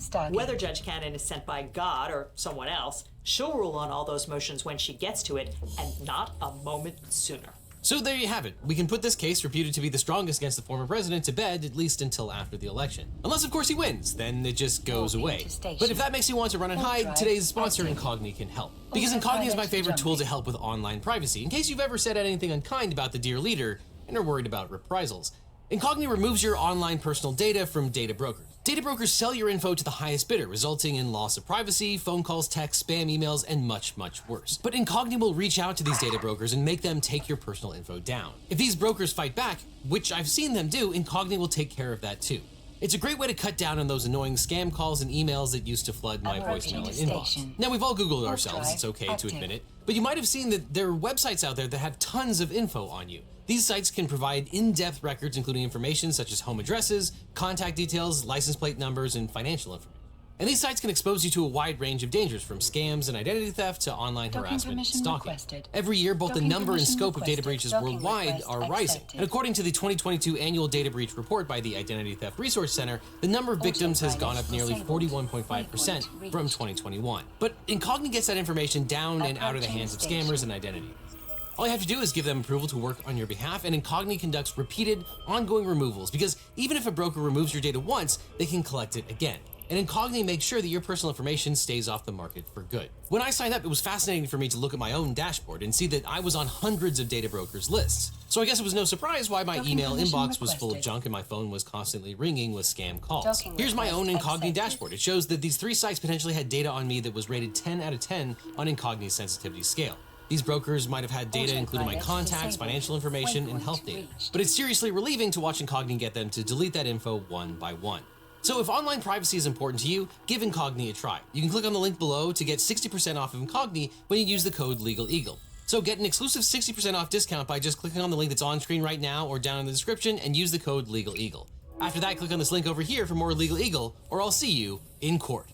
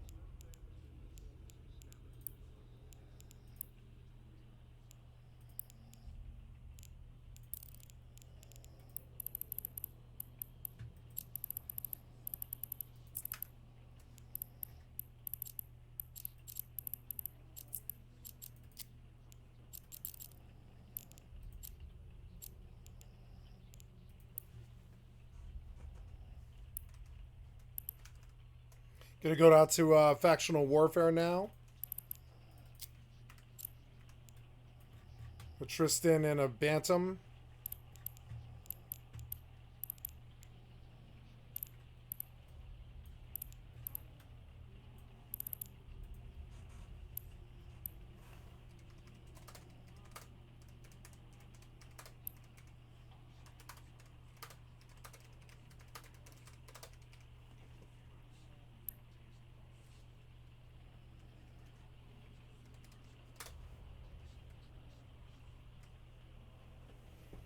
No, I don't want to take anybody with me because my timing is my timing. I was going to offer to take people with me, but I think I'm okay.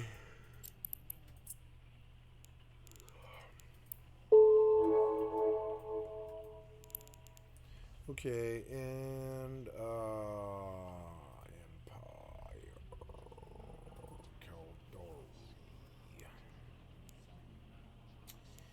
Enlist me, yes, please.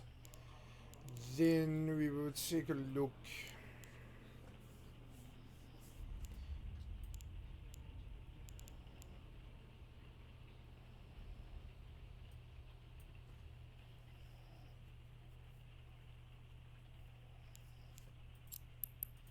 Okay.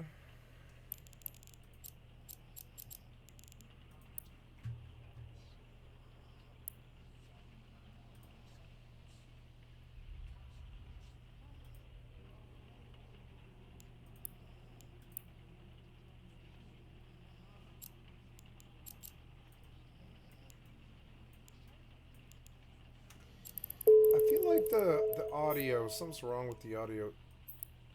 Like the world level's really annoying. I don't think I need it, honestly. Turn it off. This station sounds really annoying.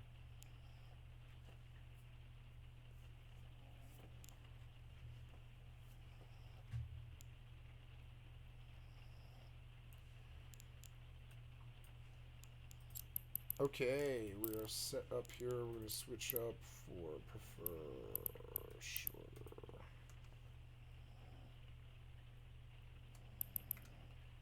And prefer shorter.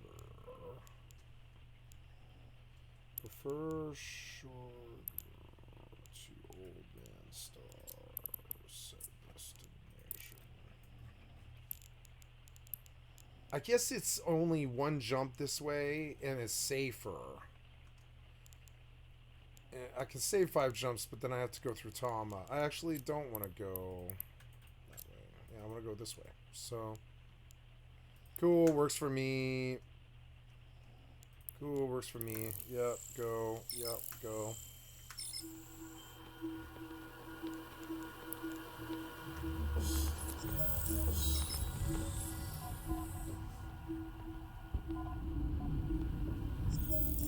Autopilot engaged. Autopilot engaged.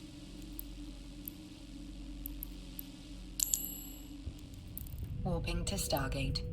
Warp drive to Stargate. Active. Warp drive active.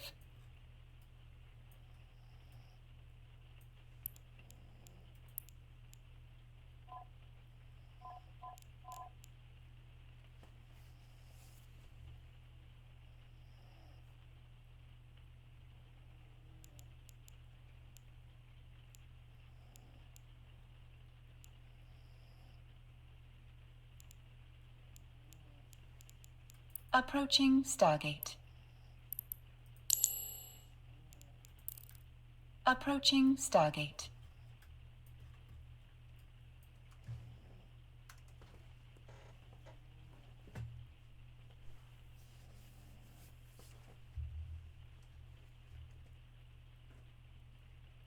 Autopilot jumping.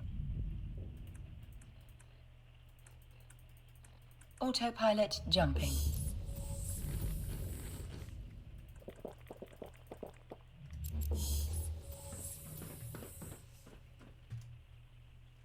Warping to Stargate. Warp drive active. Warping to Stargate. Warp drive active.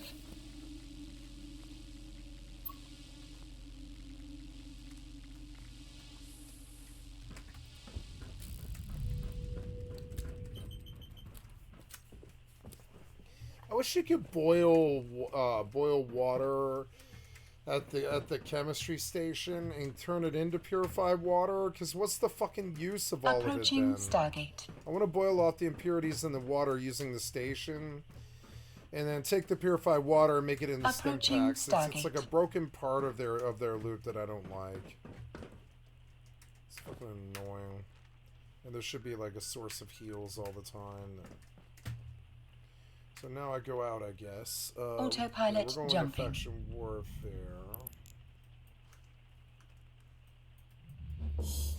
Autopilot jumping.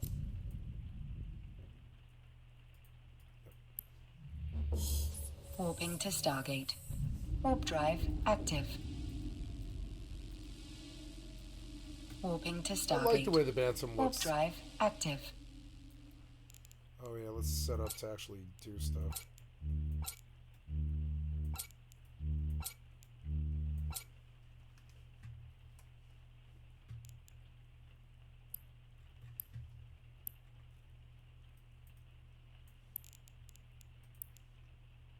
Approaching Stargate.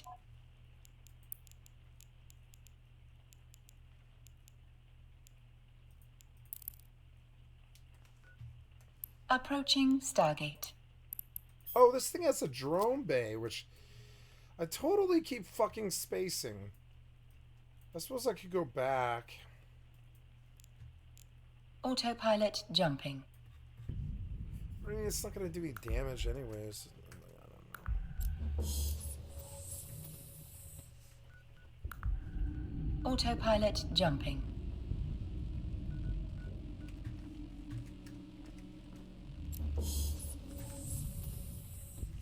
That was good. How Judge Cannon killed the documents case. Warping to Stargate.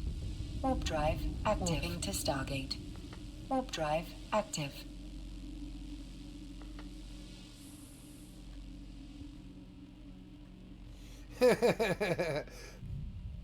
Let's do that one. Back to the Papa Meat channel. How you doing? How you doing? Come on in and sit on down. Today, I have something very, very important I'm going to try to drill into your brain. I'm going to try to stop you from going to hell yourself. What is hell exactly? Cruise lines. You ever have somebody who's like, we're going on a cruise? They say it as if it's not a prison sentence. Cruises are the biggest anomaly. It's like if Walmart was a boat.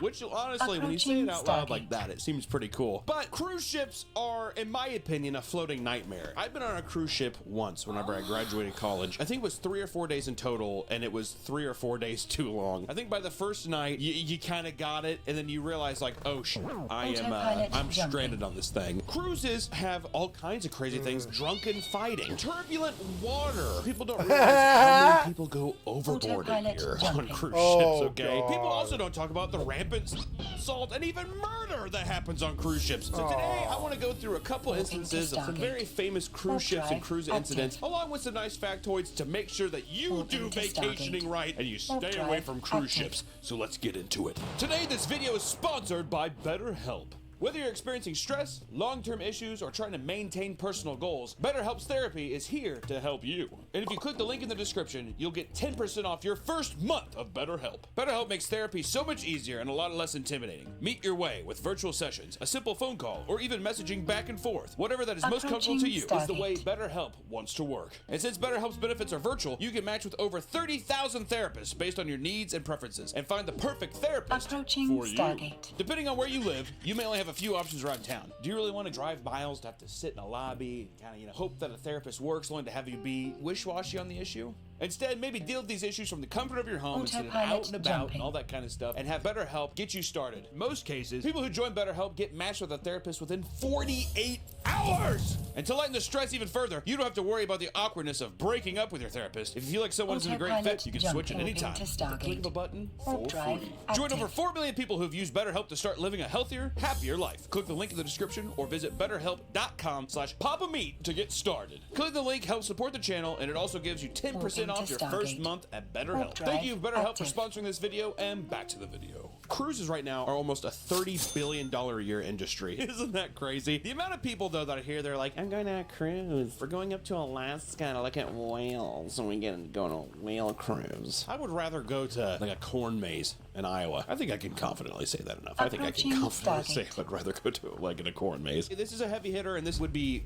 a nightmare for everyone involved. And it's the infamous poop cruise of 2013. A fire in the engine room of the Carnival Triumph led to some horrific events. Smoke in the hallway quickly turned to piled up red biohazard bags filled with poop. Out of all the echelons of ranking the cruise ships, I think Carnival is like the worst. I believe I've heard it called the Spirit Airlines of cruise ships. I've heard it definitely called the Walmart of cruise ships. More than 4,000 passengers and crew members were stranded aboard after a fire knocked out the ship's power. And during this time, they were without air conditioning, without lighting, food, water, and working toilets. At the time of setting sail in February, Triumph only had 4 of its 6 generators fully operational, and the company had an ongoing fire hazard in ships across its fleet. So even before they set off, they realized that 2 of our generators are down, and they were just like, we cannot take the financial hit. Please go. We gotta get people on the Carnival cruising. Get them out there in the ocean. Go. go. So, for the 4 days, poop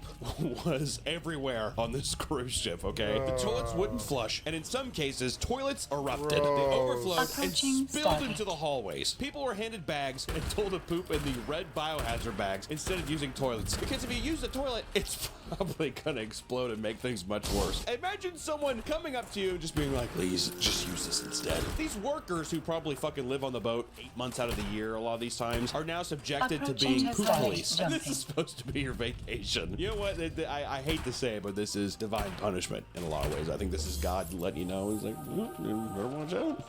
Poop cruise. They thought that this would be a civilized act, but in the end, poop was smeared all over the walls, all over the floor. People were rioting with poop on the Carnival cruise ship, and raw sewage pooled at the end of the deck. It all just accumulated at the end of the deck, and some passengers avoided what little food there was so they didn't have to use their red bag. They saw the horrors going on, and they were just like, we won't be one of those red baggers. The ship still operates, and the craziest thing is after all of this nightmare, this giant publicity stuff that happened, they still use this specific ship that probably has dried up shit somehow. It's probably in the walls, it's under the floor. But there's no way that they did a good enough cleaning. There's no way Carnival Cruise actually gave a fuck about that. They're probably just like, yeah, replace the carpet, we'll be fine. Moving on. But due to the loss of power, the ship's stabilizer stopped working, causing the ship to list, which I'll give you a nice little description of what that is here, which sloshed all the water and sewage aboard. It really put a damper on the whole day. And after the vessel took on water and tilted to one side, the ship's carpets and walls were soaked in a mixture of sewage and water. Many guests dragged their mattresses to outside decks to escape the high heat because there was no AC and the nauseating smell. So the heat and the cooking poop probably made what I could only assume is a mustard gas in the air. And to escape it, they tried sleeping in the hallways instead. They tried going outside and sleeping on the docks to no avail. It was just a big poopy situation. It was a big shit-filled sandwich. Some guests even constructed makeshift tents on the tanning deck with their bed sheets, which if you look at this, it looks like a fucking Mad Max picture. This is pretty unbelievable, but I will say out of all of this, the slide looks pretty fun. I would have gone on the slide, especially if there is a shitty situation. You have to enjoy it somehow, right? You're stranded at sea for 4 days. You're gonna get shit on you somehow. At least let it be the slide is what I have to say. This is where shit really hit the fan. I keep saying these shit lines and it's making me laugh, but in an odd gesture to pacify guests, the cruise announced it would be hosting an open bar from 12 p.m. to 12 a.m. Why on God's green earth would you want that drunk chaos when people have no real food or water? People are shitting themselves. None of the because drinking's all they can do. If you get them real drunk, they're like, you know. Well, drinking's all you can do in a situation like that. Like, the sewage system works, so now let's just get them drunk? What? This proved to be a horrible idea as guests on board became unruly, getting into fights, throwing things overboard, and damaging the already compromised restrooms. And the next day, crew woke to the news that they had drifted too far off course from the intended destination for the emergency port. Which is really funny because that means to me that the crew definitely got fucking smashed as well to probably cope with how terrible this whole situation was going. They probably got absolutely smashed, and they woke up the next day and they were like, "Oh my God, where the fuck are we?" And it was definitely it would be definitely a comedy movie situation, except it's real life, and people are probably extremely mad. They were so far off course that they had to get towed to Mobile, Alabama, adding another 2 days to the hell. They were already in it for 4 days, and then they had to stack on an additional 2 just to get towed to an area where they could let people off and get out of this fucking nightmare. In the end, multiple passengers sued the cruise line, and in response, the company pointed out that they quote-unquote said they never promised a safe trip. They pulled it in, and people of Mobile, Alabama were actually complaining how bad the ship smelled itself. Carnival Cruise, though they provided all passengers a full reimbursement, a free flight home, and a $500 credit, which what a slap in the face. $500 credit to what? Hey, you're gonna come see us again, aren't you? Hey, if you do have another vacation with, you know, your old-ass wife and your annoying kids, please consider Carnival, would you? Tons of passengers still sued the company. Most, if not all, though, lost their cases. No one really got reimbursed for this horrible fucking tragedy. Basically being in prison for 6 days on a shitty, smelly ship, and Carnival made it out scot-free. And this exact ship is still used today. Blows my fucking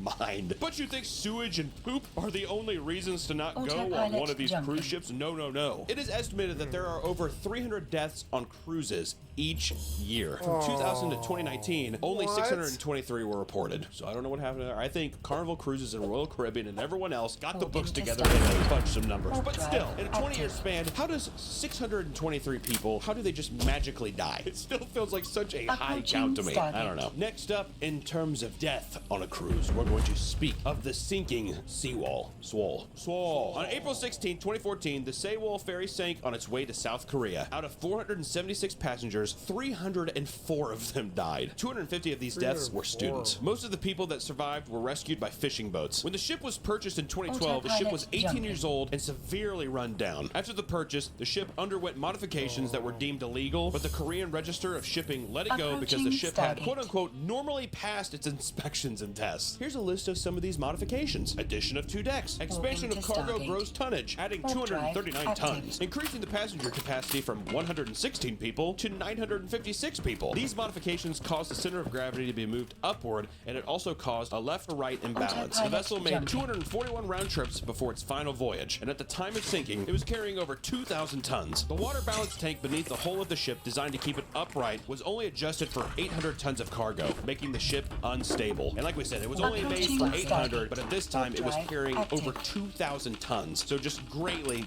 over what it was supposed to be carrying. Due to the imbalance, the ship listed and needed directional guidance. The captain and his crew abandoned the ship shortly after telling passengers to wear extra clothing and life vest and to stay in their rooms. What a fucking monster, honestly. This fucking coward told people not to move and made an escape and did not let anybody know. The Coast Guard, who had jurisdiction, did not mobilize. They did not share the valuable data and did not act, leaving civilians and other organizations to step in, which is why many were rescued by fishermen and some commercial ships in the area. So literally, the Coast Guard didn't do anything in that situation. They didn't mobilize. They didn't share data. It was literally people from the town, fishermen from the town, that went out to help people. And that's pretty much why the people that were able to survive were saved by fishermen and civilians alike. I mean, these people were the actual heroes of the situation. Due to inaccurate reporting of survivors and those rescued, it was months before they revealed that the majority of people perished. And on May 15th, the captain and the 3 crew members were charged with murder. Yes! Yes! I fucking love these story endings! Except the people dying. That was not cool. Ugh, God, what a fucking coward. The sinking of the Swole and the young lives lost shocked and outraged the nation so much that many citizens called for the death penalty, something that South Korea hadn't administered in almost 20 years. Even the captain's brother said he deserved the death penalty. That's really funny. He's just like, fuck that guy. I know, we're blood, he's my brother, but fuck that guy. 11 other members were indicted for abandoning the ship, and an arrest warrant was also issued to Yoo Byung-hyun, owner of the ferry operation, but he could not be found despite a nationwide manhunt. That little slippery son of a bitch. In July 2014, Byung-hyun was found in a field just south of Seoul. I wonder, that feels a little suspicious to me. And in 2017, 3 years later, a sunken ferry was raised from the sea floor where the trapped bodies of 9 of the victims were presumed to be inside. The body of a 16-year-old girl was never found. What a tragic end. I mean, just something where it's people trying to make extra money out of something. I do not trust these companies. I don't trust any of these cruise companies. It is the shadiest, weirdest shit. The ocean is just so scary within itself. I cannot imagine being some of these people and, God forbid, drowning to death. My God. I'm glad. I know, and I hope that he got the fucking death penalty as well. And you know what you're probably saying to yourself too? Well, if something bad happens on these ships, surely they have doctors, right? Well, let me tell you another story. On a separate cruise line, one of the employees has their arm amputated after experiencing flu-like symptoms. Let me say that again. An employee line had his arm cut off, amputated, because he was showing flu-like symptoms. What? A carpenter, Elijah Lonkar, went to the doctor on board of the Norwegian Breakaway, Sebastian Campuzano. The doctor was very young and extremely inexperienced. He was prescribed promethazine. Promethazine? Like Prometheus? The guy who fucking stole fire and gave it to humans? Holy shit, that's sweet. Elijah was prescribed a promethazine shot and was given far too much. The injection is supposed to be, shot in your butt, but the doctor insisted on injecting it intravenously. And even after several complaints of the patient describing burning sensation and exhibiting some gangrene symptoms, the doctor continued administering promethazine via IV. So this doctor doesn't know what he's doing. He is literally hired professionally by this cruise ship to be there. And instead of giving the promethazine, it's just like a one-time shot in your butt. He is giving it to him via IV. It's almost as if it's like a fucking morphine tap, which because of this, his arm had to be amputated. And he sued the Norwegian Cruise Line and was awarded $4.6 million.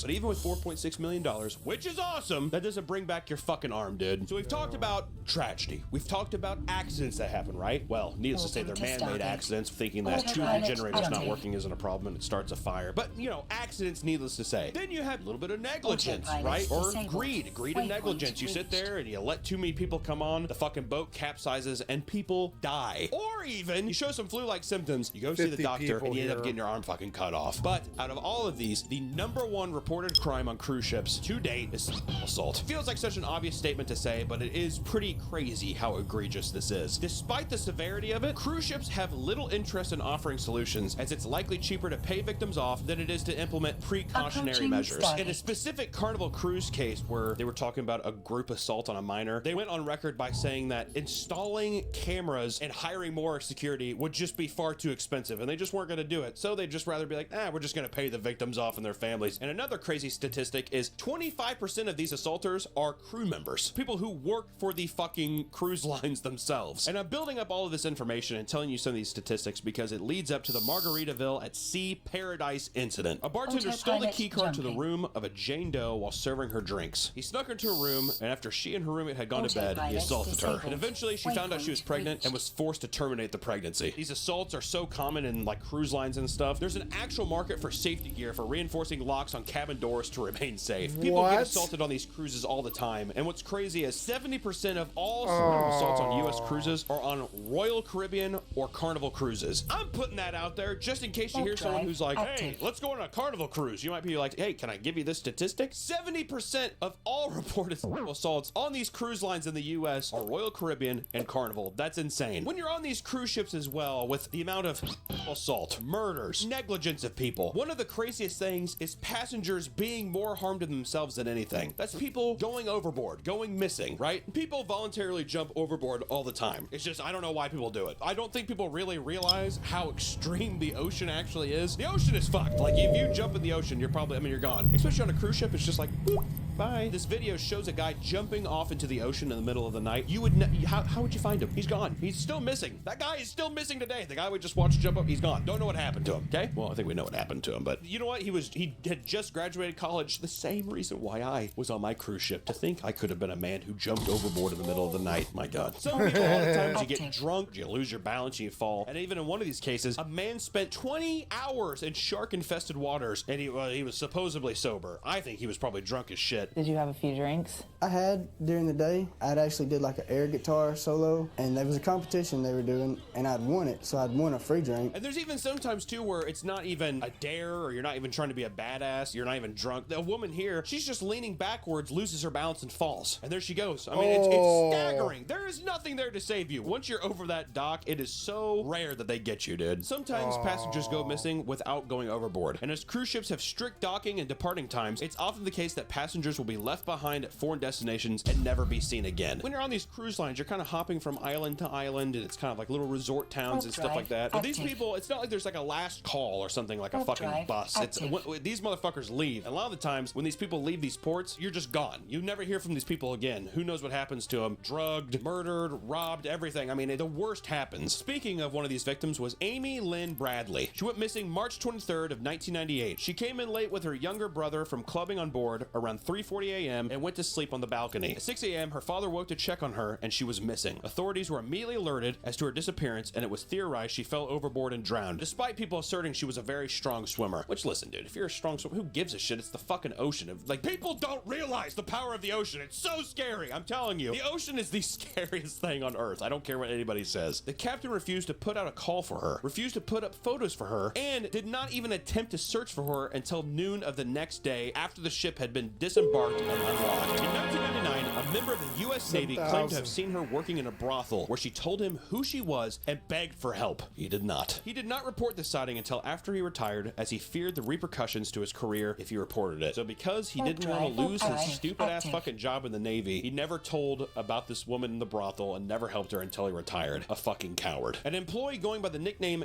Yellow that had been seen dancing with her was quoted to have said that he felt bad about what happened to her. Before the search for her on the ship had had even completed. Strange. It's almost as if he knew. Another sighting of her in 2005 show her being held by 3 men in a department store restroom. She tried begging another person for help, but was taken away. Evidence has presented itself to assume that she was sold into sex trafficking. And a jawbone washed ashore in Aruba in 2010. Once they concluded it was not another missing person, it was disposed of with no DNA testing done, despite 9 other missing Caribbean vacationers. You see a bone wash up on the beach? Ah, toss it back. It's good luck. Fuck sakes, man. At some point, a scammer contacted the family and proved to be legitimate enough to send over $200,000 to forge a rescue attempt to find Amy. Blew all the money on drinks and gambling and demanded more money after he provided convincing evidence that he found her in a fenced compound. Eventually, it was found out that it was a hoax and he was convicted and ordered to pay back all that he stole. It's such a fucking horrible thing, especially to lie about that and get a family's hopes up is just so sad. And I wanted to include one from Disney Cruises because Disney Cruises scared the shit out of me, and unfortunately we have to talk about Rebecca Corium, which this incident happened in March 22nd, 2011. She did not show up to her shift in the morning, was behaving distraught beforehand, and Disney publicly claimed to have no knowledge of where or when she went missing. Employees off the record were quoted saying they were supposed to tell people it quote-unquote didn't happen. Flowers were placed at a certain part of the deck by the company where she was suspected of going overboard. These employees claimed to have witnessed things or even know about things off the record, but it was publicly suggested she had a lover that she was having a fight with and committed suicide despite giving no other indication to family members. Her girlfriend went on the record several years later and claimed that she was using cocaine and having difficulties of that nature. There was even a claim that maybe a rogue wave swept her off, but the weather records indicate that it was like a pretty calm night, and that was very unlikely. They were given another crew member's flip-flops and told that she might have taken them off to sit on the rail and slipped off. Only one international police officer ever showed up, and a report was never done. A private settlement was reached 4 years later for an undisclosed sum, and this person, once again, never found. It's pretty insane the amount of horrible shit that goes on cruise lines. And you know, here's the thing. I understand that horrible shit happens everywhere, right? But the idea that a cruise ship, you know, you're completely stranded. These things that are supposed to be high luxury, your getaway, it's the thing that you work hard to pay for, and it's like these ultimate fucking death traps. At a moment's notice, you could just go overboard and go missing forever. No one would ever find you. Something wrong can happen on the ship that you had no control over, and these companies should be held more responsible. But, you know, $29 billion a year industry, I doubt that anything's going to change, and people are going to keep going because they have Guy Fieri Burger open 24 hours on these ships, and they have casinos and all this shit. And let me tell you, you will never find me on a cruise ship again. That shit is way, way too scary, especially with the ocean and stuff. If you've ever been on a cruise ship at night and you look off, it is a black void. There is nothing. You really don't know how alone you are until you're on a fucking cruise ship and you realize, oh fuck, I'm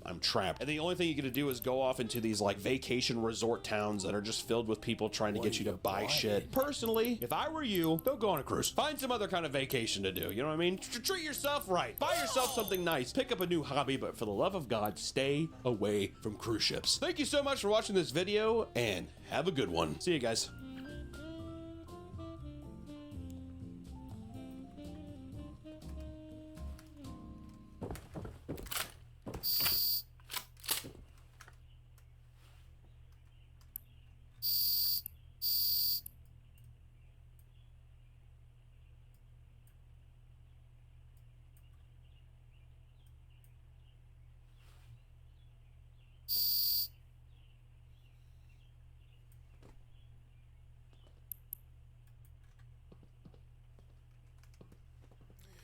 That was a good one.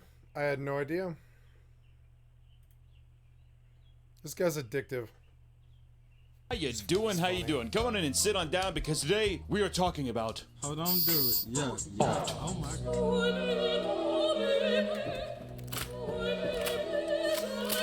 Art. More importantly, modern art. Listen, dude, I am a big sucker for art in general. I mean, I do animation stuff, but also I love commissioning paintings and doing all kinds of stuff. I'll put a little slideshow of some of the just beautiful pieces I have here just in the studio. Art is just the fundamental expression of human beings. It's storytelling. It's the human experience all boiled down into an image or a film or, you know, some kind of dance. I don't fucking know anything. Art can be whatever you want it to be. But if I'm gonna be honest, and this might roll some heads, I guess, but I feel like all the good classic fine art, I feel like we're past that. And nothing feels more relevant and more true to that statement than modern fine art. And fine art is something where it's kind of what everybody thinks pretentious artists are, right? It's all of the things that are so far up their own ass that it's unbelievable, but really some of the modern art is really insane. I mean, even just some of the more brief ones, you know, like The Comedian, which was the little banana taped to a wall. awful stuff. I mean, this stuff is also copying stuff like Duchamp's toilet from back in the day, whenever that was like during the new wave thing of, I don't know, people in the 40s or whatever being like, oh, we're so smart and we're so smug, we're taking the piss out of it all. Whatever. You have Yoko Ono screaming. I love that video of Yoko Ono whenever she's screaming with Chuck Berry.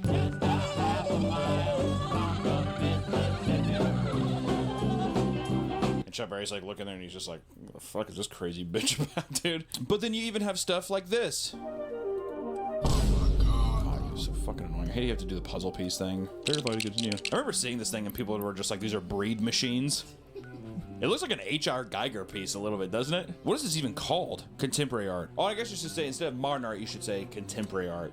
Whatever. So, oh, that cameraman's sneaking back behind it, looking through the visor. Okay, dude. He really went up. I love the guy, he like went up behind it and he's just like.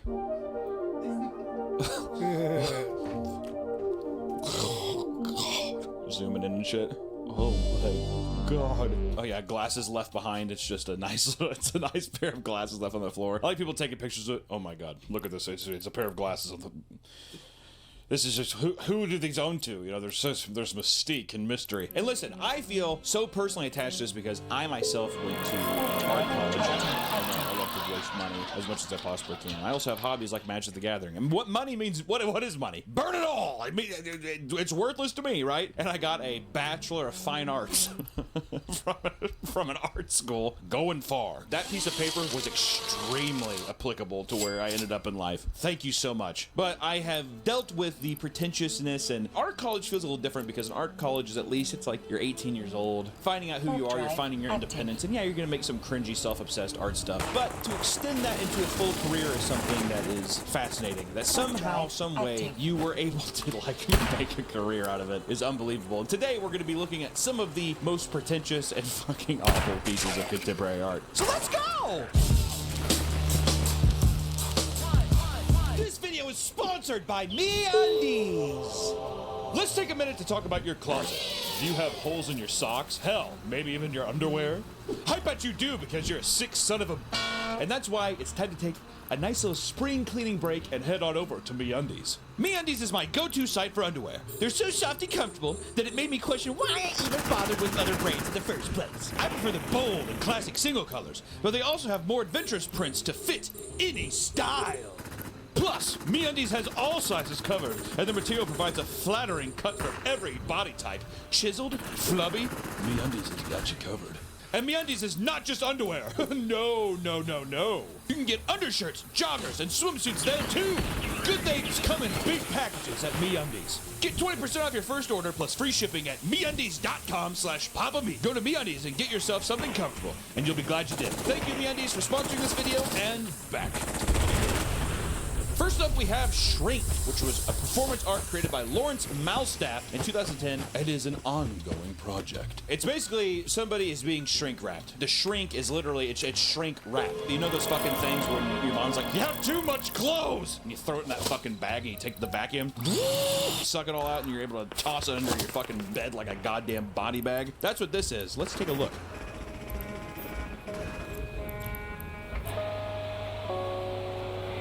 It's fucked up. I've seen Japanese porn. It starts like this. I don't know, it is what the Japanese do. Those motherfuckers love watching people get shrink wrapped. It's fucking disturbing too. Can they breathe in here? I don't think they can breathe. They probably can breathe. Not porn, they can't. It is vile. I'm like, I don't know who the fuck's beating their conch with this, but that is fucked. You ever seen those videos?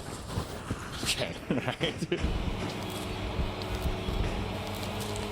Dude, the guy who invented the fucking vacuum suck thing for the storage has to be pissed by this, right? He's like, what the fuck? This is literally what I made. Do they have a breathing apparatus? Is that what the tube is for, I'm guessing? I think there's 2 tubes. Or is there just an air pocket? I can't tell. It's like freezing someone in time. It's taking absurd motions but being able to freeze them. Basically, it's a giant take on consumerist culture and preserving all of the things that we might not need. It's capitalism at its worst, strung down and suffocating the human experience. Boom. What do you think about that? Huh? You like that? Very well Pretty much said. what it is. Very You know well what though? said. I'd be fucking Well pissed said. if I was the guy who made the shrink thing. I'd be like, you better give me some fucking royalties or something like that. active. Or even for the guy, Lawrence Malstaff, to just be like, no, I have those things in my drive room active. and they're awesome. And he just like admits he's like, I just wanted to make some of my own. You know. Next up we have Roman Signer, who is an 85-year-old sculptor from Switzerland, known for his bizarre and off-kilter solo performances, where he creates what he calls action sculptures, works of art which are used for experiments that bear which he refers to as aesthetically pleasing. Recently, he has been the center of online discussion due to his performance known as The Sands of Time, Cascades of Society.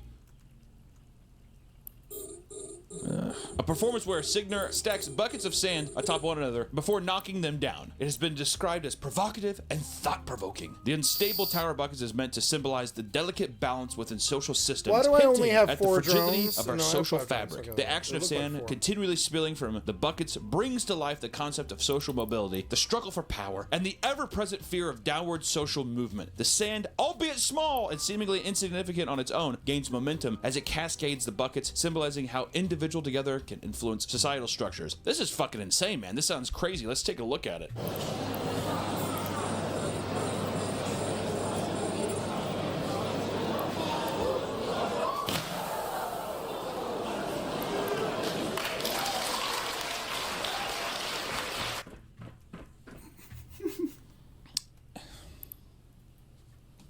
What do I even have? Really, the first thing I want to say is that the man in the white here, the bulbous belly, and he's wearing that button up that you know he shouldn't be wearing. I fuck with that guy right there.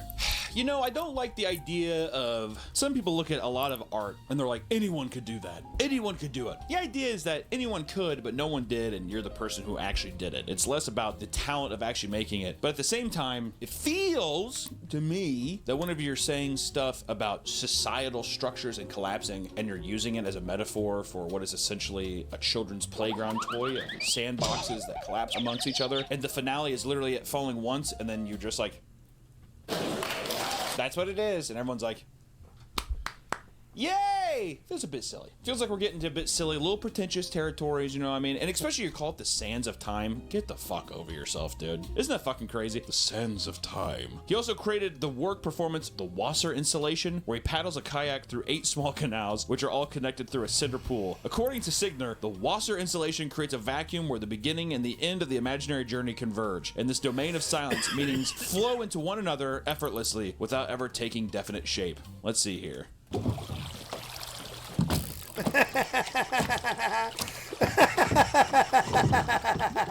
Wow. This is truly remarkable. This has to be so uncomfortable having people stand here and just watching you do the most mundane, stupid shit. That's part of the art. The cringe. The cringe, the performance art aspect, the cringe of that. I like how he has gloves on.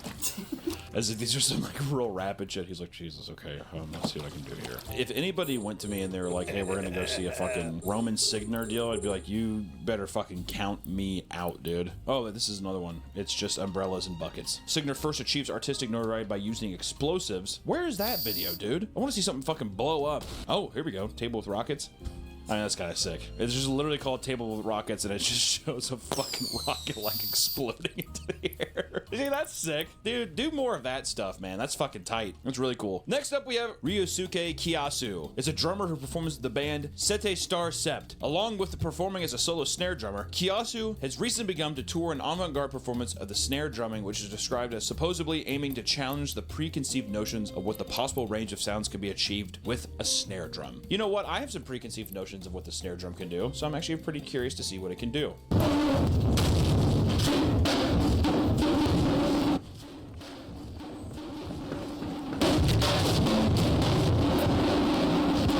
Okay, the girl in the back, there is no semblance of actual, you're listening to noise, it's a visual. The thing with this is it's like, it's a audio visual experience, but she's like,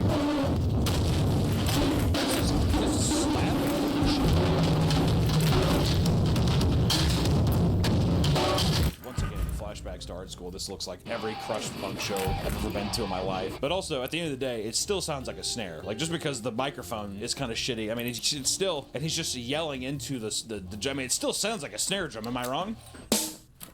God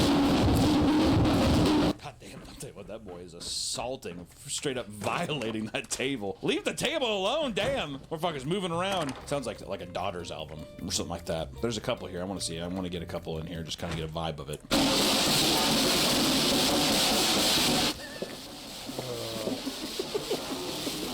What would make this even more challenging too is if you did this in a space where no one knew that the art exhibit was happening, and then you raise it even more because then you have people trying to wrestle him off of the table in the snare drum, and those kind of sounds could intertwine with it as well. See, now I'm elevating the artistic experience.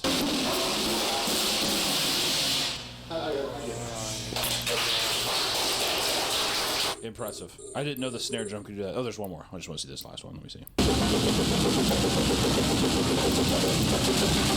These guys look like they're laughing at him in the background. They're like smiling and they're just like, hey, this looks like a snare drum. I wonder if he makes love to that snare drum, dude. Motherfuckers get intimate with it. This next one, all I have, it says, I genuinely cannot find context for this video, but it's too good. Woman with long ass high heels fucking dies next to a chair. What's this?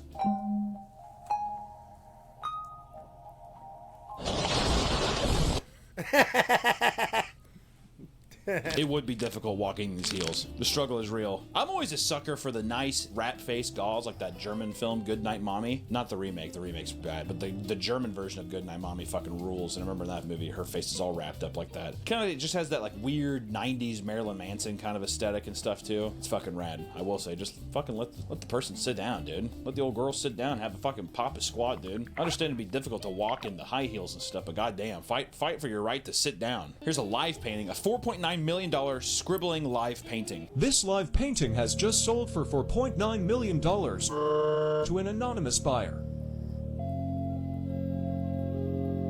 Yo, babies on a Cracker Barrel menu be like. That was $5 million. The guy who bought that for $4.9 million is doing tax shelter stuff. Did it for a tax write-off. Also, it's the exact same kind of premise as, like, what is it, Jackson Pollock, where it's all non-discernible, non-conscious thinking. It's just like expressionist era type movement thing. At least I can't remember all the goddamn different fads and everything or whatever, but it reminds me of Jackson Pollock, who was very famous because he unconsciously painted. So each stroke was he never planned any of his strokes, so the pieces he made were all unconsciously made by him, which was a popular thing that happened. Which, it's art is only as valuable as people make it out to be. As stupid as things are, if you're the first to do it, you hit the fucking jackpot, dude. And it's also about tension. It's about how you play the system. Because at the end of the day, too, fine artists are also just really good marketers, where they can trick rich people into giving them money, is what I say. Sneakers on Drills exhibit, created by conceptual artist Jack Almgren. Almgren is a Swedish artist who often exhibits his work at group shows with other similar style artists. He has another untitled piece, and a similar piece to this, in an exhibit called The Taste of Bizarros. Let me see this, dude. Ooh, are those Ryobi drills? Dude, don't be letting the foreman see that, dude. You might get bullied, dude. You kidding me? Ryobi drills? Come on, dog. Ryobi drills, man. Can't fucking go and just get a goddamn Milwaukee drill.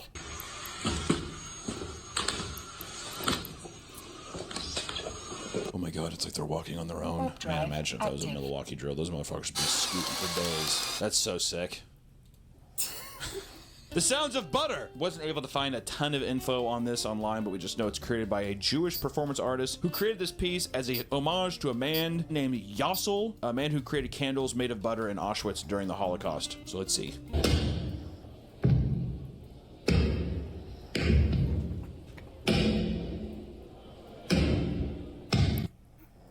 It's 8 seconds long. All right, also first I wanted to say that kid is way too big to be being held. That kid back there could easily stand, so I don't know. Feels weird because I don't know the context of this, but then again, what is the context? Manufacturing, maybe supposed to be simulating the experience of churning the butter and making it into a candle, possibly, but having the man stand behind you with 6 sunglasses, holding a mixer and you're doing it with a microphone, I guess I just don't fully get the picture. But then again, maybe I'm not supposed to. Because let me tell you, art isn't made for everybody.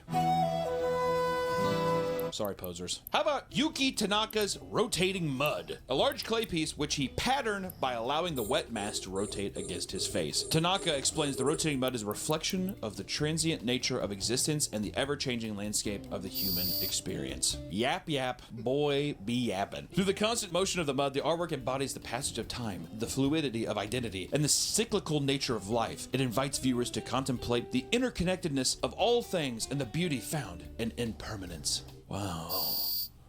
the human experience. It's all different, right? Are you me? No, and I'm not you, so let's not pretend to be. And let's take a look at rotating mud. This art piece was just sold for $8.2 million. The buyer has requested to remain anonymous. All of the big artists are going to be anonymous. One, because they're just like, I don't need the government knowing how much I'm spending. I don't, you know, it's going to go into a storage unit or fucking thrown away. Usually, they almost always go into just a storage unit somewhere.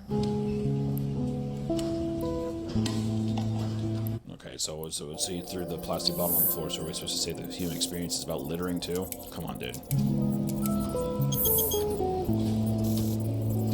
Do you think some of these artists here that do that kind of stuff and it's this kind of physical kind of thing, do you think that they think that the guys who make the planet spray, the spray paint galaxy planet paintings on the street, they think that they're fine artists? Or the people who have like the paint bucket and they're like, and they let it drop and it like just like a pendulum swinging thing and it's like, look at that beautiful pattern. Do you think that they're like, oh my god, wow. Do you think that they're stoked on that too? Because if these assholes are like, that's not art, I'm like, dude, who the fuck, like...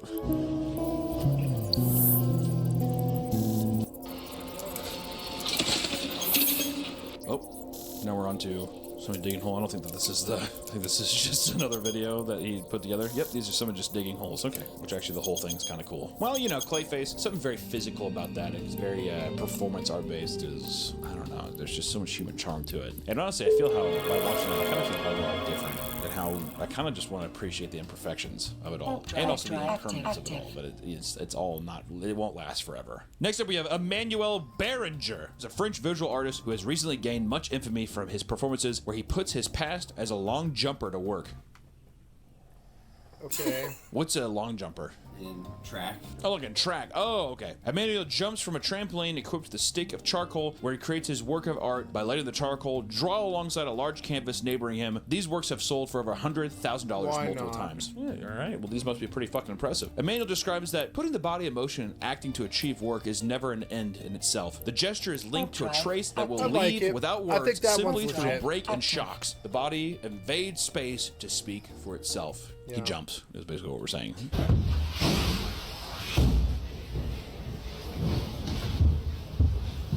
He wasn't happy with that one. He's gonna restart it. Motherfucker looks mad walking back, doesn't he? Motherfucker looks tapped. I mean, it's an impressive line, dude. You know, if it was shorter, there's no way people would pay for it. But that's a big ass thing. It's a big ass fucking jump there. There's gotta be some better jumps than that, dude. Come on. Wow. Impressive. Unbelievable vertical leap. Dudes in the NBA could crush the shit. Didn't jump as hard. It's the ponytail that's holding him back. You gotta cut that man bun when you're getting into these athletic shit. Ooh, that one felt... I don't know how I felt about that one. Almost looked like he got kind of scared jumping. I don't know. Next up, Takashita Matsutani. Takashita Matsutani is a Japanese avant-garde artist based in Paris and Nishinomiya. Though active as a painter and sculptor for decades, he has recently become a notable figure online due to his bizarre performance known as Stream. Stream is described as a ritualized manner of mark-making with a performative gesture that presents a time-based record reminiscent of Matsutani's artistic beginnings in Japan. I'm gonna lose, but oh well, that's okay. I got a lot of credit. Nice fight, nice fight. Nice. Oh, I crumpled the paper. And that's it. You know what? Stream looks pretty cool. The one thing I did not like was I found it to be very unsatisfying and very aesthetically unpleasing was the crumpling of the canvas or paper. That upset me. If I was there, I would have done that too. I would have been standing there. I would have been like, I don't know why the other 5 guys showed up so late. Next up is Yon Bourgeois. Yon Bourgeois is a French dancer, choreographer, and artist who gained online notoriety for a widespread performance in 2022. I like how it's always widespread notoriety. Dude, no one fucking knows these people. No one, knows online notoriety for what? His fucking TikTok got 10,000 likes. So did a fucking 8-year-old who ate a bowl of macaroni. Like, fuck off. The routine is meant to celebrate the beauty of picking oneself up after falling and then having the courage to try again. Well, that's kind of fucking motivating. God, I got like a chill up my spine, dude. That's fucking sick, huh? A little Rudy situation. You ever see Rudy? About like a mentally challenged guy who like plays for Notre Dame. It's not a big deal, but let's fucking see, dude. Like, let's see you do something. You know what I mean?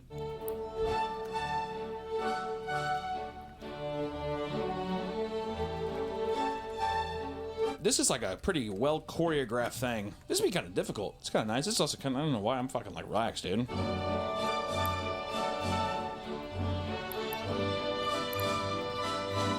he's spinning it. Oh, dude, this is good. This is great. If I saw somebody do this in person, I'd be stoked. Do you not like this? I think it's cool. You think it's cool? Well, then why the fuck is it on this list then, Nick? I wanted to put some cool ones in. Why? It doesn't make any sense. Piss Christ. Actually, I wrote a paper on this back in the day. Andre Serrano, who created Piss Christ in 1987, it's basically a mixture of his blood, piss, and everything else, and it's supposed to be a take on his Christian upbringing and roots and the turmoil of being raised in or under the religious cap guise. The reason I actually know Andre Serrano is because actually, for any little Metallica fans out there, I know people always get mad when I say that I like Metallica, but he's the guy who did the covers for Metallica's Load and Reload. Here's another controversial fucking opinion. I like both of those albums, and if you don't like it, you can suck my fucking dick. Good stuff, I dude. love both Fuck those Andre albums, Serrano yeah. for a second. Why don't we just talk about Load and Reload for a second? That's some real Load and Reload avant-garde is good. contemporary It's art good. right there. Great albums, Outlaw yeah. Torn, Bleeding Me. Are you kidding me? Slept on for days, are the dude. albums I always I like this song liked. too on Reload. It's called Slither. Yep. It's a good one too. Yeah, Doesn't that's fucking good. matter, dude. You don't know what I'm talking about. I will say the Piss Christ image I thought goes pretty hard. I don't care what anybody says. Yeah, it's just cum, semen and blood into a fucking thing, and there's a little crucifix in there. You charge somebody that doesn't look sick. If that was a movie poster, people would be cumming their pants all over that. Right? Am I wrong? I was gonna say an album cover. 10 guys show, but only absolutely. 10 seconds after my death. I don't know why the other guys were 5 minutes fucking late. I have no fucking idea, but anyways. I'm coming right the fuck back there. That was fun as hell. I'm going right the fuck back. I made more than I lost, so who cares? You know? I almost got him too, just by myself. God damn it.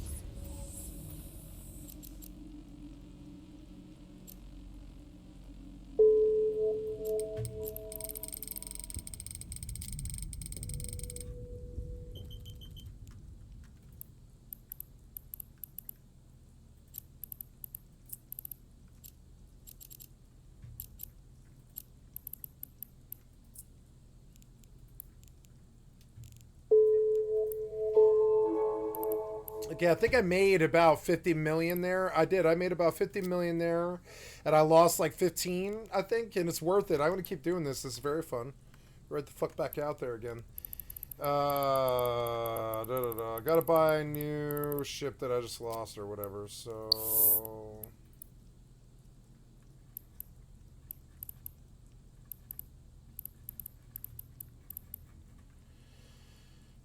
Buy all. I don't know. Can we get like 5 of these? I don't know, kid. Like, number of orders: 2, 3, 4, 5. How much would 5 be? 50 mil, huh? Sure. Buy 5 of these, and we will fit.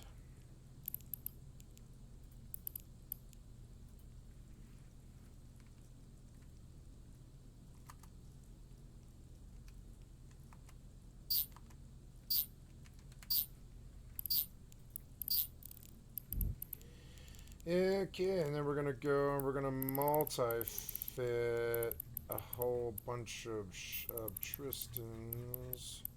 Did I buy the Tristan too? Because I have a lot of Tristans, I think. I shouldn't have bought all those Tristans, that's okay. 2, 3, 4,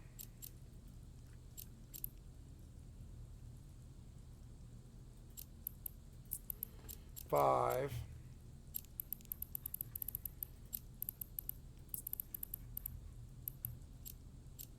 Was good fight. Was good fight. Now we're getting into my boy Potato number 345. Oh shit! Kevin Abash is a renowned photographer known for his striking photos of many individuals, including Malala and Bob Geldof. Oh, I know those people.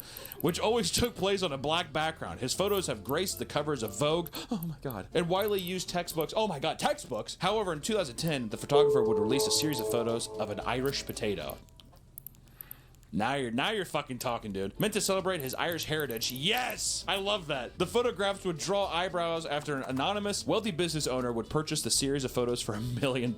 This is a fourth of the price of the most expensive photograph ever sold, which is Rhine's second, which sold for 4.3. Who gives a fuck, dude? Hell yeah. My boy Potato 345. I'll give you £1 million for it, mate. Fuck off. Actually, what would be Irish action be? Yeah. I'll try £1 million for this foot there, going to fuck. I'll give you £1 million for it. That's the most beautiful thing I've ever seen in my life. Is that pretty good? That was good. Yeah, Jono, let me know if that's good. Is he editing this one? Yeah. Oh, shit. Next up, we have Takehiko Fukyu. I don't know if I'm saying that right. Is a Japanese dancer who performs under the group of Muda. The group creates a performance dedicated to dance and bodywork. I like that, dude. Why am I'm getting kind of bought in on contemporary stuff. Like, I started off being like, I don't know about this. And all of a sudden, I'm like, damn, dude, come on, get me in there. Dance and bodywork? All right. With their aim being the pursuit of the formless form. To pursue the formless form. The form of the formless. The wetless water. And the ultimate dance of creation that returns to nothingness. It's all about from beginning to end, baby. That's what they all love. The most recent venture has been a series of performances known as Art Zombie. Ooh. Where Fukyu would move about Is it Fukyu? Fuku? Whatever. Takehiko would move about the dance as if he was possessed by a demon. Kind of like that, dude. You're getting my little horror chub brewing here. I can't wait to see this. I hope he looks like a demon. Is this artist possessed by demons? Takehiko Fukuyu. Nope. Performance art pieces wouldn't look out of place in a scene from The Exorcist. I've been to San Francisco twice in my life, and everybody who I've ever seen on fentanyl or meth or do this exact stuff, most got of them bath salts. In their words, their aim is to pursue the formless form and the ultimate dance of creation that returns to nothingness. It just feels like it just does not make sense. A form of creation that leads back to nothingness by creating something, you're forming something. Finding the formless in form, it seems like you're just contradicting yourself. No? Or am I wrong? Doesn't the whole thing feel very contradictory? Is that the point? The whole thing is that life is a contradicting mess? To live life is to not live at all? To die is to live. To die is to live, you're right. Can't Help Myself by Sun Yan and Ping Yu. Created by China's most controversial artist. Oh my god, I've heard of these people. Sun Yan and Ping Yu. The artwork Can't Help Myself is about an industrial robot that is programmed to keep a pool of dark red hydraulic fluid from escaping, or else the machine will die. I've actually heard of this. This shit is sad as fuck.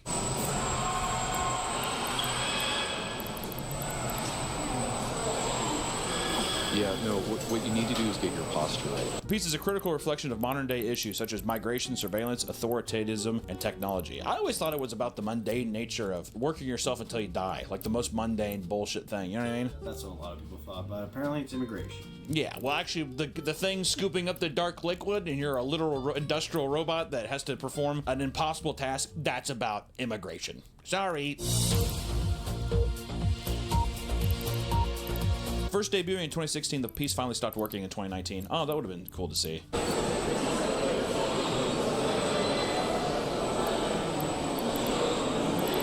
This shit is fucking sad, dude. It's just a giant machine that is just programmed to literally clean up this pool, but the pool will it'll never fully be clean. It's kind of torturous in a way, right? When AI takes over and fucking kills all of us, then these motherfuckers are gonna be first on the list. There's something extremely haunting and depressing about watching that thing just collect that pool of water. It's like the arm itself kind of takes shape in this, like, it almost becomes like a form. It becomes like a person, almost. It's very sad. People describe it as a dance. Is he dancing? It looks like he's fucking working his ass off. Looks like he's being fucking tortured, honestly. He's like, is unconsciously being tortured. Okay, dude. I like how this one just says, socialists call this modern art.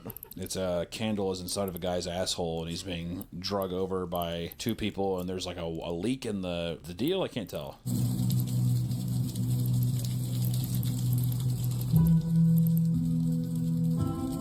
Yeah, socialists. Hey, this is what the left doesn't want you to know about, is what it feels like. All I know is, look, listen. I almost pulled a little Wings of Redemption there. Look, listen. Look, listen. Shout out my boy. Shout out my boy Wings. All I know is art is subjective. There is no, you cannot take away the value of art from somebody if they find value in it. Just the same way that, like, you might watch the stuff I do and think that they're cool while someone else thinks that they're fucking terrible. It's just a subjective thing. Other people who like different things find value and it brings purpose and meaning to their life that is otherwise wouldn't be there. Art can never truly be bad, and in a way, art can never truly be good. It's just a simple human expression that is proposed, that is trying to reach someone else, connect to them in a way, and say, hey, I'm a human too, you're a human, let's be human together. And that's what art's supposed to be. But in my opinion, some of it can just be a bit silly. I think we saw some of those today. We also saw some good ones. Mostly the stare and just the stare guy bouncing. I thought that was cool. And the robot.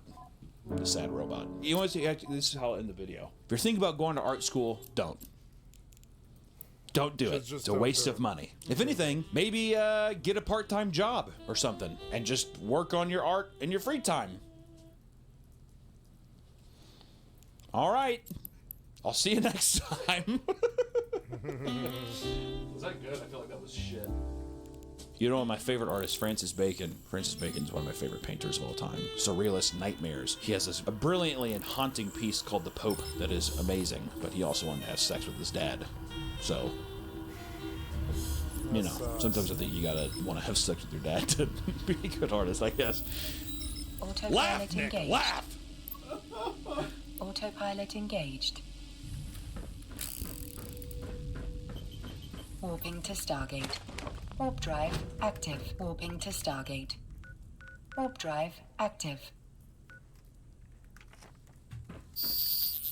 What's this now? Whoa, what was this? Huh.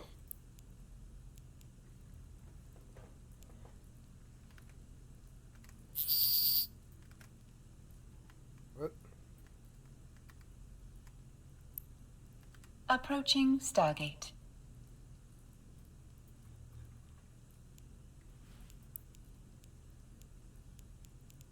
Approaching Stargate.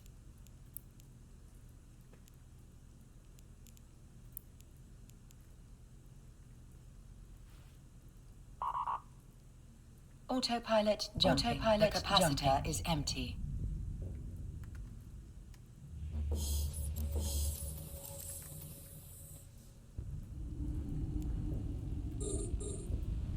Warping to Stargate. Warp drive to Stargate. Active. Warp drive active. Like, I don't know what you guys are trying to do. Like, you're not gonna get it. Trust me.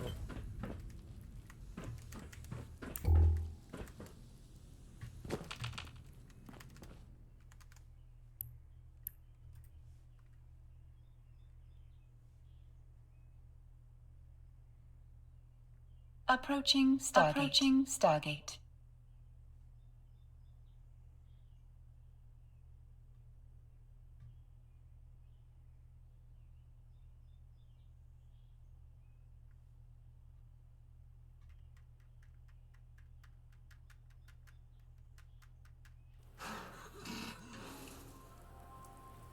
Autopilot jumping. Autopilot jumping.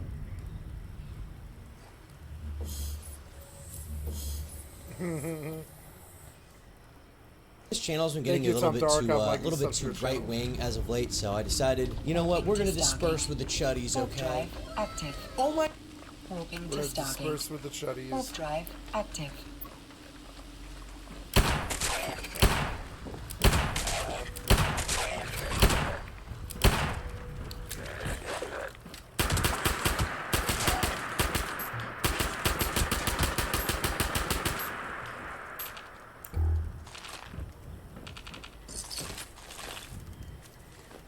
These things had so much loot. Gotta go south along the train tracks. Ah. Gotta run south along the train tracks. I kinda want a vendor for stims. I wanna buy that, but I don't have enough. Maybe I can vendor everything I just picked up.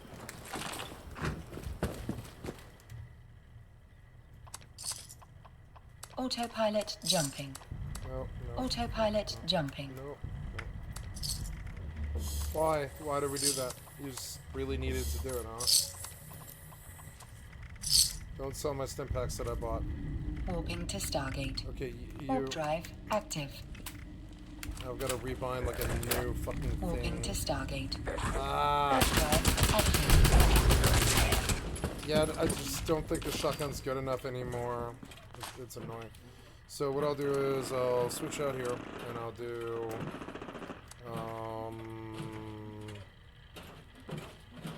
yeah, and we'll use you like a shotgun. What?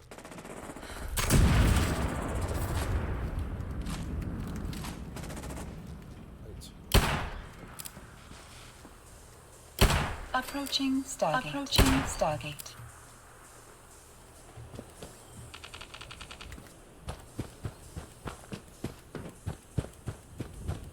must run south along the railroad tracks. Are you shooting at me? Autopilot jumping. Oh no. Autopilot jumping.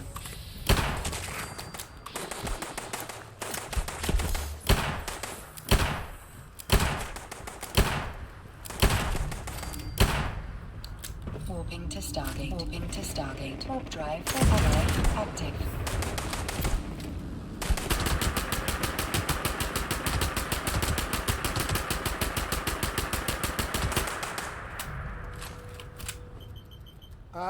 Frame rate completely stopped. God damn it, you're so annoying.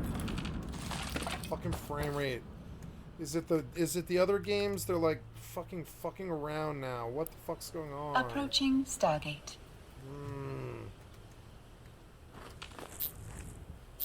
Approaching Stargate.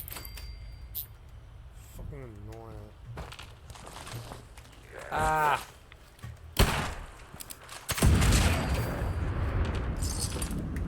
Autopilot jumping. Ugh.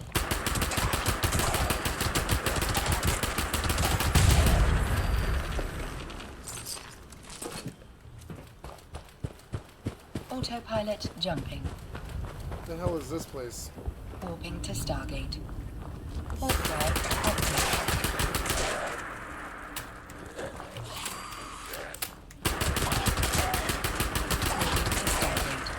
Warp drive active.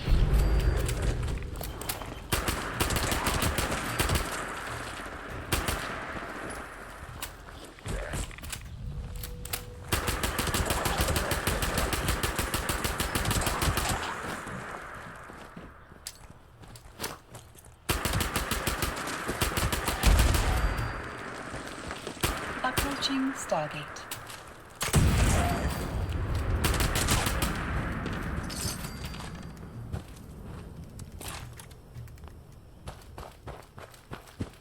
Approaching Stargate.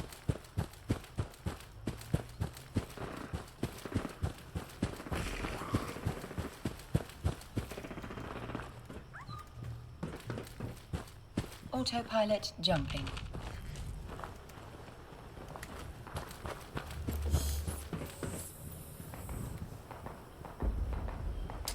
Autopilot jumping. Warping to Stargate. Warp drive active.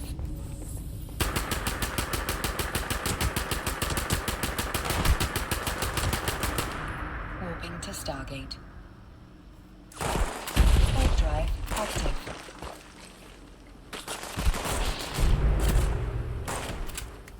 Damn it, reloading this thing sucks.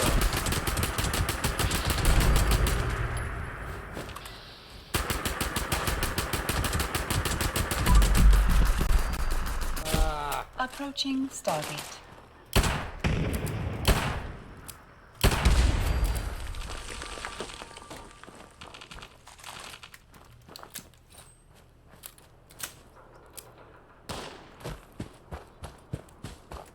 Approaching Stargate. Autopilot jumping.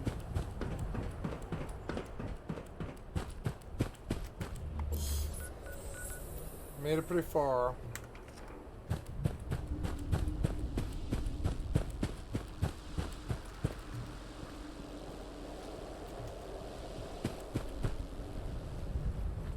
Warping to Stargate. Autopilot jump drive active.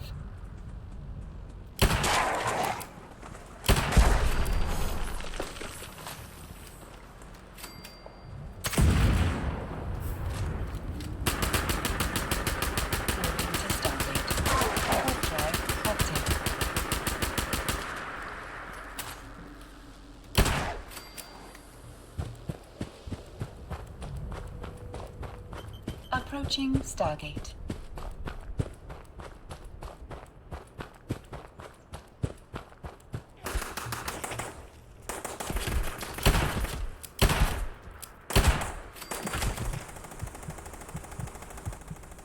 Frame rate. Autopilot jumping. Approaching Stargate.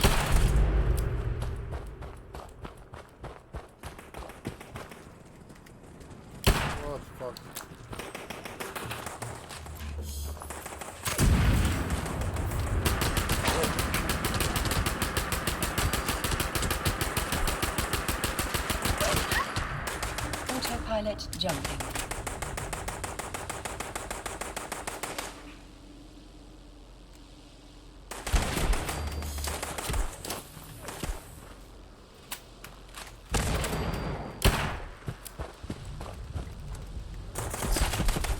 Warping to Stargate. Warp drive active. Warping to Stargate. Warp drive active.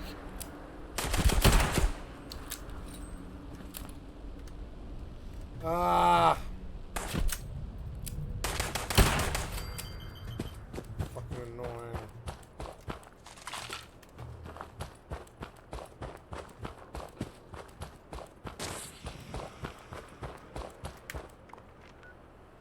Oh wait, this is the wrong way. Oh. Approaching Stargate. Approaching Stargate.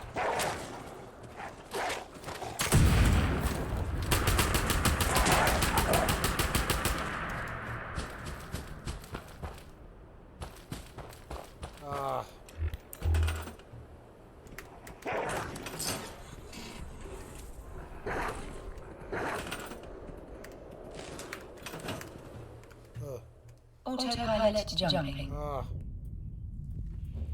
Sad. I'm just gonna shut it down now that I got Warping here. to Stargate. Warp drive It's how I active. get out there Warping to because it's Stargate. dropping my frames Warp way drive too bad. active. Fucking terrible. Something about jumping. These settings are too high, I think. Yeah, unfortunately.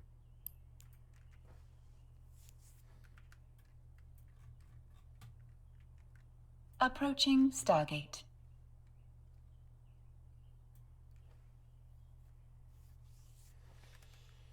There's something else Approaching that I Stargate. have done. My God! Welcome to the gay communist channel, guys. Aren't you excited? Aren't you excited? I know I am. Guys, Isaac Y is racist. Can I have some proof? I don't know. He just is. Autopilot You ain't even jumping. finished the video yet on Phonem Grave, and you're already reading the comments. I'm sorry. Am I not based enough for you? The group is a YouTube group containing members like Autopilot Soft jumping. Willie, Isaac Y, Yumi, Grunk, Larry Croft, and Warping Big to T. Stargate. Think of them as a Warp spiritual drive successor active. to the Lunch Club, which Call Me Carson was involved in back a few years ago before everything that happened with him. A bunch of Warping popular to guys with their Stargate. own audiences Warp get drive together to make active. content as a group, and it does really well. These guys do a bunch of Discord videos, hanging out and making memes, and it's gone very well for them. They even moved into a house together a year ago. Now they have a very large fan base, some of which obviously post cringe thirst trap edits of them. Unfortunately, I know how that is.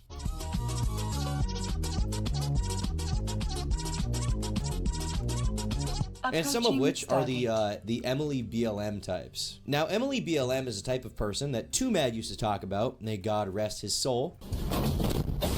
And is kind of a person who basically is a white teenager who lives in the suburbs Approaching usually, but is Stargate. very obsessed with social justice, topics like Black Lives Matter or Palestine or, you know, the Russia-Ukraine war. They're very passionate about it, and as a result, they scream about it on the internet. Autopilot Obviously in jumping. favor of the leftist side, which is the side that I support, as you can tell from my shirt. I am gay. I'm gay. And that is what it is. You know, people are going to do what they're going to do. It's not a big deal. But these people do obsessively follow Autopilot creators to make sure jumping. they being as PC as possible and Warping to supporting all of the Stargate. political causes that Warp they drive like. active. And if you step out of line, they're going to come after you. If you make a joke they don't like about an issue they care about, or just a joke in general, like if you make like a joke that's a little bit edgy, Warping to they're going to have a Stargate. problem. They'll try Warp to drive destroy you for active. it. They will try to hold you accountable. These people don't exist in my audience because I constantly talk about how much I hate them, okay? There's no Emily BLMs in my audience as far as I'm concerned. But if you're a big YouTuber and you don't really talk about, you know, your stance on these issues that much, Approaching you're bound to have Stargate. some of those people there to some extent. And they definitely exist in the group chat's audience. Years ago, Soft Willie posted this meme about the Korean K-pop group BTS with the text, "Thank you fans for naming BTS to best boy band on earth. We love you. Oh, Chung-shu. Oh, Chung-shu. Approaching Stargate. Bitcoin." I thought it was pretty funny. It's a little bit Autopilot racist, jumping. obviously. Like, it's making fun of the way that, you know, some Asian people will talk when they're speaking English. But I don't care. I thought it was funny. But some people in the audience were very mad, saying things like a racist and utterly disrespectful meme towards Asians and as well as BTS. Using a crying photo of a member for comedic purposes is disgusting. Get a life, honestly. Yeah, the person who's like crying about a joke on Twitter is the guy who's saying that people need to get a life. Haha. Now around this time, apparently I interacted with them on Twitter. Like I think I interacted with Soft Willie. No, I interacted with Isaac Y. Sorry, you can see in the you know, little ats or whatever. You can see I interacted with Isaac Y. But because my account was suspended and I think Isaac deleted the tweets or maybe his account's gone, I didn't even know what this was. So I was like very confused. Like, did I ever interact with this dude publicly? But after some deep analysis, meaning me trying to jog my memory, I'm pretty sure that I replied to him saying the N-word. Like, I could be wrong, but I think I did that a few years ago. It wouldn't be out of character. I can't find the screenshot. I don't know if it exists. If somebody has it, let me know. You know, make like a greatest hits compilation. Maybe I'd like to see that. But yeah, I don't know. That's the best of my memory. It could have been something else. But anyway, back in 2022, Willie was posting on Twitter after some people on TikTok were very mad at him for the jokes they were making, and he went on like a beast mode arc real fast. He went gorilla mode, some may say. Do you guys like monkeys? Like you. What? Like you. I found out from a TikTok last night that my entire friend group and I are racist, homophobic, transphobic, and ableist. Why didn't you guys tell me? I'm so sorry. So just to preface this, we don't care about your race. Like what? Race or ethnicity, who you're attracted to, what you want to identify as, or any of your abilities. We literally vibe, make jokes, and just want to laugh. Being labeled some of that stuff is odd since we've never been that. Lol. LOL, he laughed out loud. He was laughing. And this is definitely true. I mean, the group chat, you know, I've seen a decent amount of their videos at this point. They're made up of varying ethnicities, varying backgrounds. There's no political stuff they post. There's no reason to think they're bigoted or anything like that, okay? They're just boys having fun. And as we all know, when you and your boys have a group chat, sometimes you let loose and post a questionable meme or two. You make a questionable joke about a different race, about a different kind of person, okay? They're just jokes. Approaching Stargate. Warping to Stargate. Warp drive active.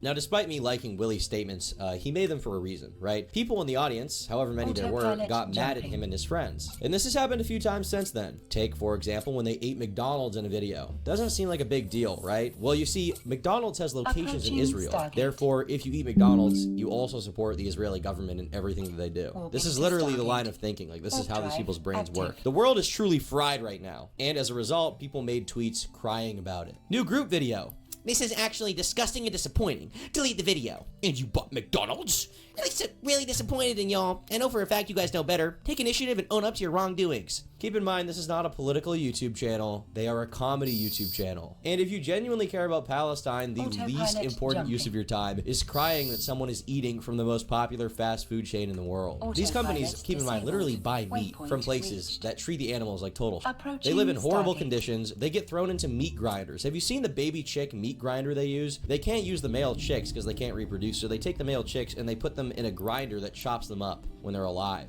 I'm sorry, vegan gains is rubbing off on me too much.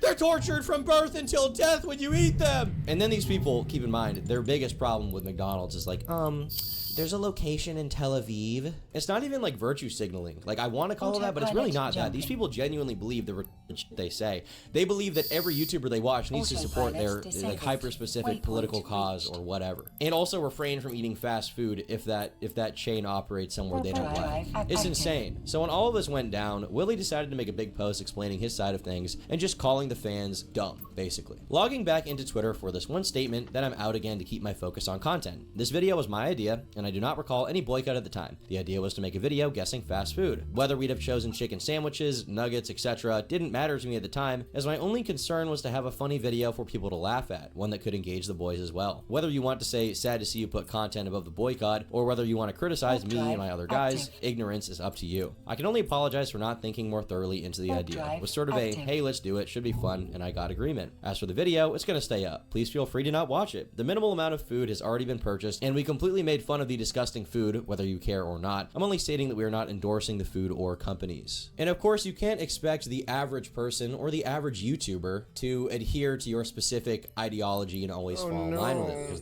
they're just people trying to make funny videos. If these guys had made a statement to the effect of like, we're all boycotting McDonald's, or they had said something to the effect of that looks pretty good.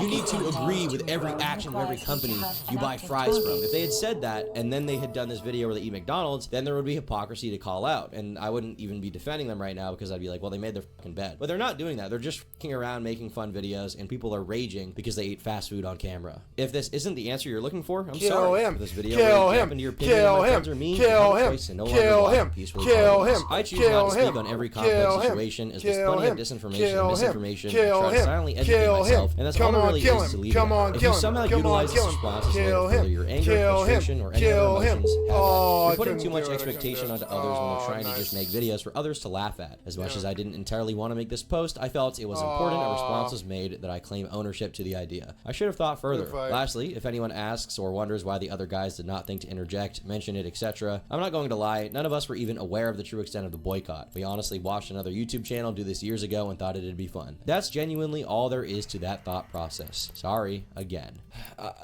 I understand why he made this post, right? I think it's kind of clear that he's trying to dispel this in the most peaceful way possible, okay? He doesn't want to get aggressive with these people because he doesn't want to fight them, right? At the end of the day, the people who are mad at him, the people who are mad at the group chat, it's not their entire audience. It's like less than 5% of it, if I had to guess. But these people do exist. They are real, and they do want power over you. They don't actually want Willie or his friends to do the right thing. They want them on their knees at every opportunity. It seems to me like Willie's kind of taking the fall here for his friends by just taking responsibility, which is a noble thing to do. And this is a good response for what it is. And I do think it was made in an effort to get these freaky people off his back. But ultimately, I think by even responding in a way that you're like justifying yourself, I think that you kind of validate these people's opinions, because unfortunately they don't really want to hear what you have to say. And this is a mistake that I've made many times where, you know, people just misinterpret what I say, and I try to explain myself. I don't know if that's the best thing to do. I should probably just ignore it. But it's like, I understand the frustration and wanting to be like, no, this is actually what I said. Why the fuck are you lying? You know? Honestly, for these guys, considering they're comedy guys, they're not like a commentary channel, I feel like the best thing for them to do is just to move on, ignore them, and not worry about these losers. If you ignore them, they'll either leave on their own or forget I learned and to keep jump watching the Tristan when they first. realize it's not that big of a deal, right? And unfortunately, since then, there have been even more insane Twitter people crying about them. Because I made a video about this like over a month ago where I just talked about what was going on with their channel, but there's even more people who are mad at them right now.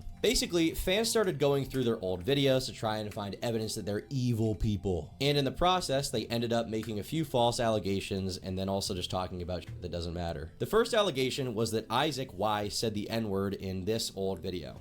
When the f did you get 1700 gifted? Oh, a long time ago. And they go, oh my god. Nick, what happened?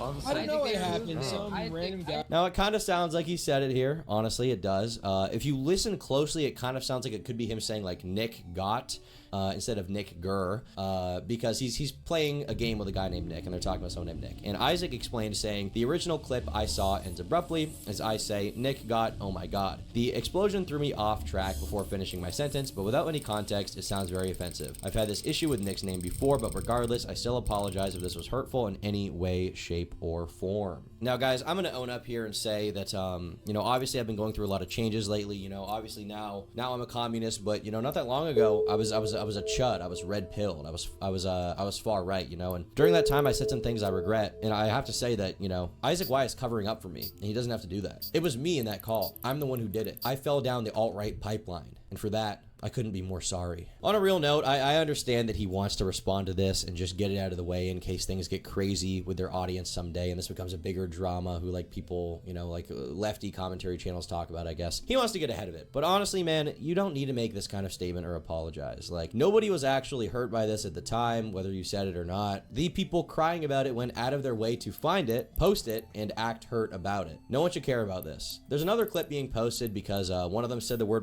retarded. Back to Larry, go ahead. Memes 1000. Wow. Finish the quote. You smell like you farted.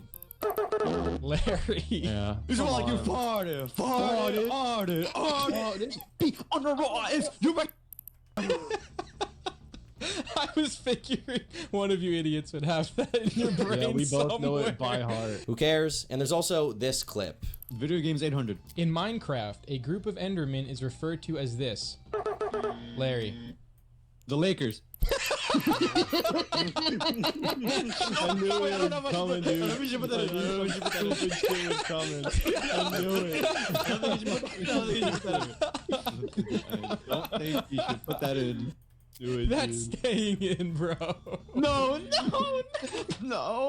That is incorrect. I mean, I thought it was funny. I mean, the Lakers are tall and black, to my knowledge. It's a decent comparison if you ask me. Like, if you were to say that I, am an Enderman, people would be like, well, he's not tall and he's not black. But if you're tall and black,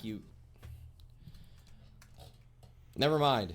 Actually, I don't really like the nature of this video anymore. I'm just gonna get off it.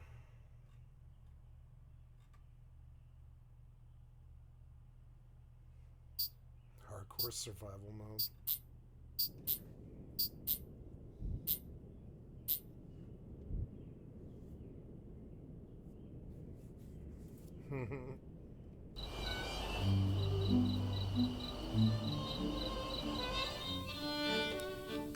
Oh, hello. You caught me being a bit of a bookworm in my own house, which is fine. You see, I've been digesting a lot more anime lately because there's been a lot of cultural outcry on the internet lately. Not only did I do a video on a guy who married a fictional anime character named Hatsune Miku, but even more recently after that, there was a guy named Vosh on the internet that just leaked all of his lolicon art on his stream, and it's been a huge debate and debacle lately. I wanted to do a video on this very subject because even my video recently was kind of about a lolicon himself. And I do think that it's one of the most depraved and disgusting fandoms in all of anime and really all of media in general. So today, I just want to be fully transparent. We're talking about lolicons. If you don't know what a lolicon is, it's about guys who they like anime girls that are 8 to 10 years old and they pedophilia. We're talking about pedophilia today. So if you don't like that, I just want to put that right up front just in case you don't like it. But I do think it's a very fascinating, depraved, disgusting piece of the internet that I think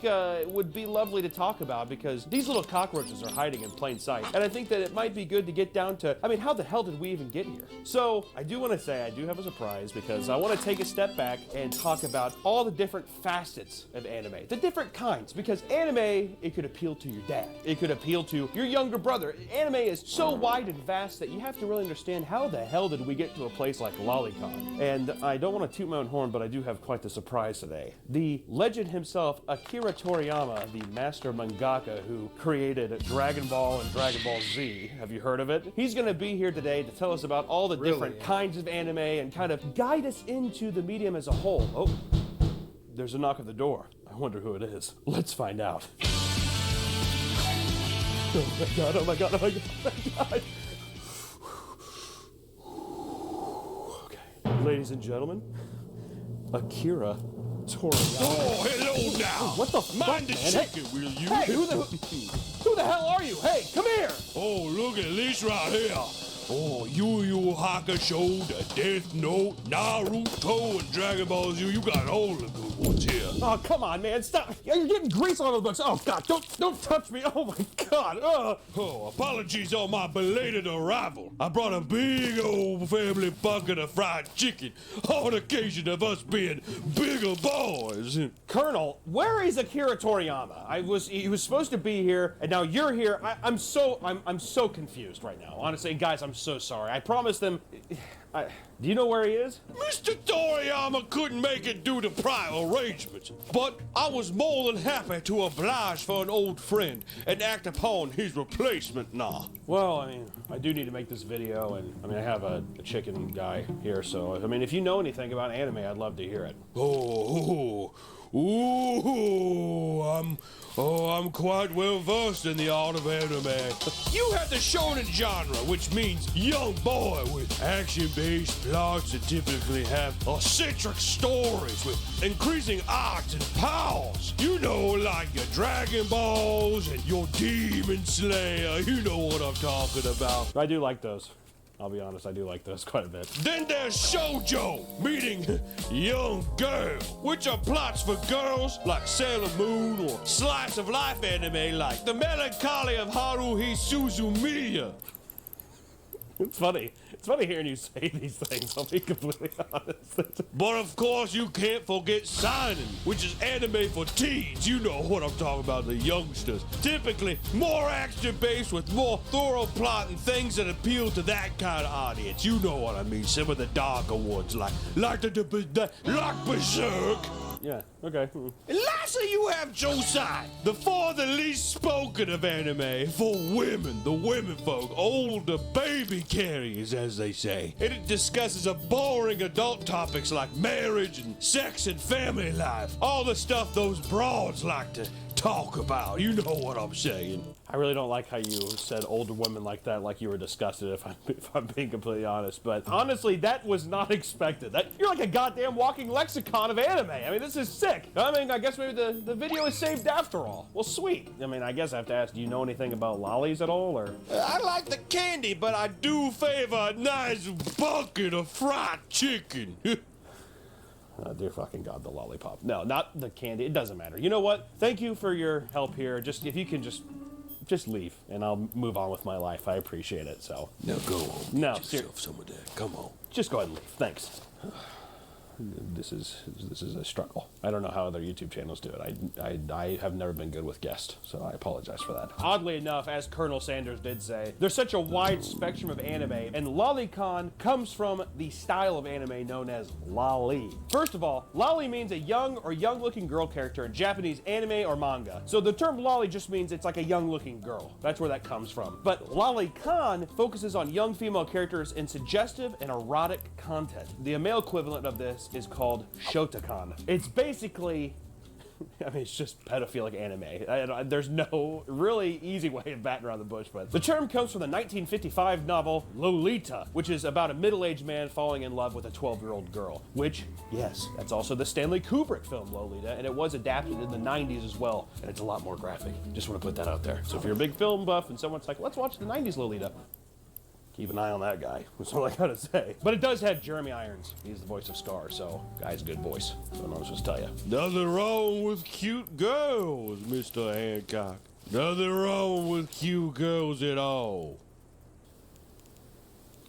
Which, here's the thing. Just because you like lolly content doesn't mean that you like lolicon stuff, right? Like, you could like big, goofy, fun, cute characters. I mean, personally, I don't. You've seen the stuff I make, but you can like that kind of stuff. But it's just whenever you get into the aspects of sexualizing it. I mean, good example, Sailor Moon. I had a buddy who loved watching Sailor Moon back in the day. Cute girls, whatever, and then you got those panty shots. I mean, whenever you're a kid, I think I was like 9 at the time or something like that. Whenever you see that, you're like, I mean, I don't really give a shit about a girl twirling, whatever, but it appeals to that little boy audience, right? But here's the thing about Sailor Moon that with adult people, 14-year-old girl in the series, there's 170 panty shots in the show. I know that statistic because a guy online made a PDF document going through each episode where there is a panty shot in great detail. And what was even more funny about that are the comments on the post of people being like, I'm disturbed that this is a file for download. So it's just, it's murky territory. You know what I mean? You start off with something that might be cute and innocent, and then you throw in like weird panty shots on 14-year-olds, and you kind of get some upskirt angles and things that are maybe a bit too sexual for comfort, and then you got a little fandom of creeps.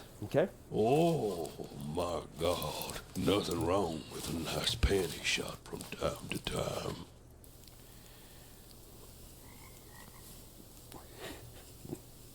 Which then comes the real crux of why I thought that this video was interesting, is the defense. People that like this kind of stuff are on the defense all the time. And what's interesting from even the consumers and the creators is that people justify this because you're like, oh, it looks like you're sexualizing a child. But they're like, dude, she's a 7,000-year-old dragon wizard, okay? She's older than you and I. She's older than every person ever in your family combined, okay? I mean, she has more insight and maturity than anyone. And that's like one of the big defenses, right? People and the creators being able to get around with little loopholes like that makes it feel like it justifies this very creepy act, which I don't know if it does. Actually, you know what? I'm gonna go ahead and say it doesn't.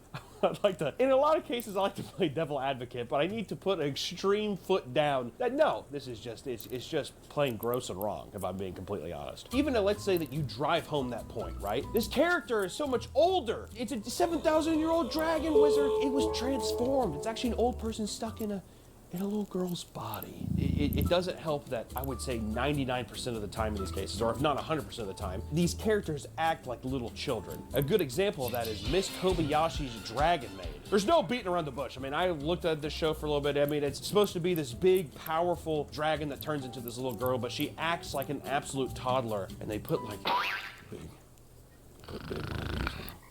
So it's just this really weird, odd, it's like a sour taste in your mouth where you're like, what is this for? What's the plan with this? The constant barrage of, it's cute, becomes their narrative. It's cute. These things are cute. I just like doing it because it's cute. It's just the intense taste of salt in your mouth is what I get. It's grating on so many levels. It's so distracting. Which the creators of Miss Kobayashi's Dragon Maid, I love saying that, the creator of Miss Kobayashi's Dragon Maid have never specified her age. But because she can transform into a big dragon, people just speculate that she's 7,000 years old, even though that's just made up for their own kind of, desires to justify what they're doing. But she looks like an 8 or 9 year old child. Miss Kobayashi's Dragon Maid team, just come out and say something. Or, better yet, let's just not make it. Can I get an amen for that? Amen. I just want to say that out there with that. The ripest fruit does stay on the stem the longest, Mr. Meat. Oh, and boy, is it sweet. What kind of analogy even is that? What are you saying that it's sweeter, that they're younger, or that they're older? What does that even mean? Please leave at any time. I just, seriously. Okay, I'll just be over here making some of that fried chicken with this giant deep fryer here. Don't bring in the giant deep fryer into my... He's got the books all covered in fucking grease, and he pulls in a cartoonishly large deep fryer. Autopilot and engaged. For one bucket of chicken, it doesn't matter. Autopilot engaged. Needless to say, this is just one instance. Miss Kobayashi's Dragon Maid, that's just one instance of many cases. Really, when you get down into the comment sections and forums, it really varies from person to person of these kinds of excuses they make. And that's really where the trench warfare begins with a lot of these things. You have like weird lingo. So if you're in some forums and you see some of this lingo, be sure, keep an eye out, because you might be in some very rocky territory. So there's a group of people that refer to stuff as quote-unquote cheesecake, which is basically a pin-up pose that aren't necessarily not safe for work, but it alludes to not safe for work, right? Which is still wrong. You're alluding to the thing. It's like getting around and you're undressing it with your mind. We know what you're doing. But there's a group of people who are like, well, I mean, nothing's really happening. I mean, yeah, sure. It looks like she's bending over and doing that, but it's not really the case, so it's fine, right? Wrong. If you catch yourself in a conversation like this, here's what you do.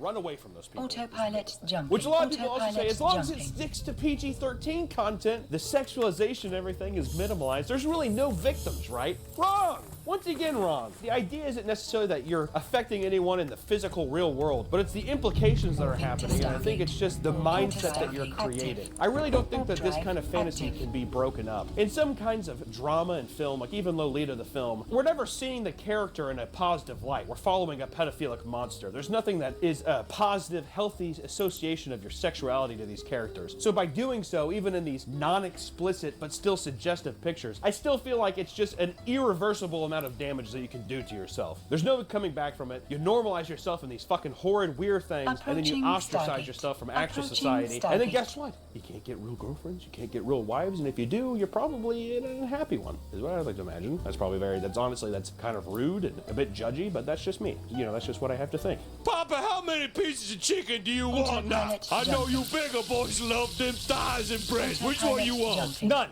I don't want any chicken. Please, God, no pieces of chicken, please. Okay now, all right. And then the other side believes that in no situation is any of it okay. That the sexualization of a character with any underage feature is automatically pedophilia and should be considered CP. Cheese pizza. You have cheesecake and you have cheese pizza. These terms sound like they're back alley deals going on. Which, if you ever see someone asking for a slice of cheese pizza on an anime forum, report and run away. If it's your post, delete the post. It's like a little infected. You don't want that kind of thing coming there. But, I mean, the latter half is absolutely correct. There's just none of it that should be okay. We just need to put our foot down and we need to just say that this is a real thing. And I keep reiterating the same thing because it's an ongoing battle. If you made a post on Twitter or any of these forums saying that you're like, I just lolicon stuff, lollies, I just think, I think that stuff phooey with it, right? Let's not do it. These people crawl out of the tall grass like little roaches and they will comment and they will start barraging you, which is just so funny because it also feels like people, they're refreshing that tab, continuously trying to start arguments, defend themselves against people who are not attacking them because it's just the guilt. It's the guilt of the situation that drives people to do these things to justify these horrible behaviors, and it eats away at people. I really think it does. And this last group of people believes that as long as no real-life child is harmed, then there's no harm at all. Everything's okay as long as it's not a real-life child. Pedophilia is not cool, but the lolicon stuff, since no one is physically and a real-life child isn't actually being harmed, everything's okay. Which, once again, as I've said before, I don't think is correct. So some people in this category too, some of the things that we've been seeing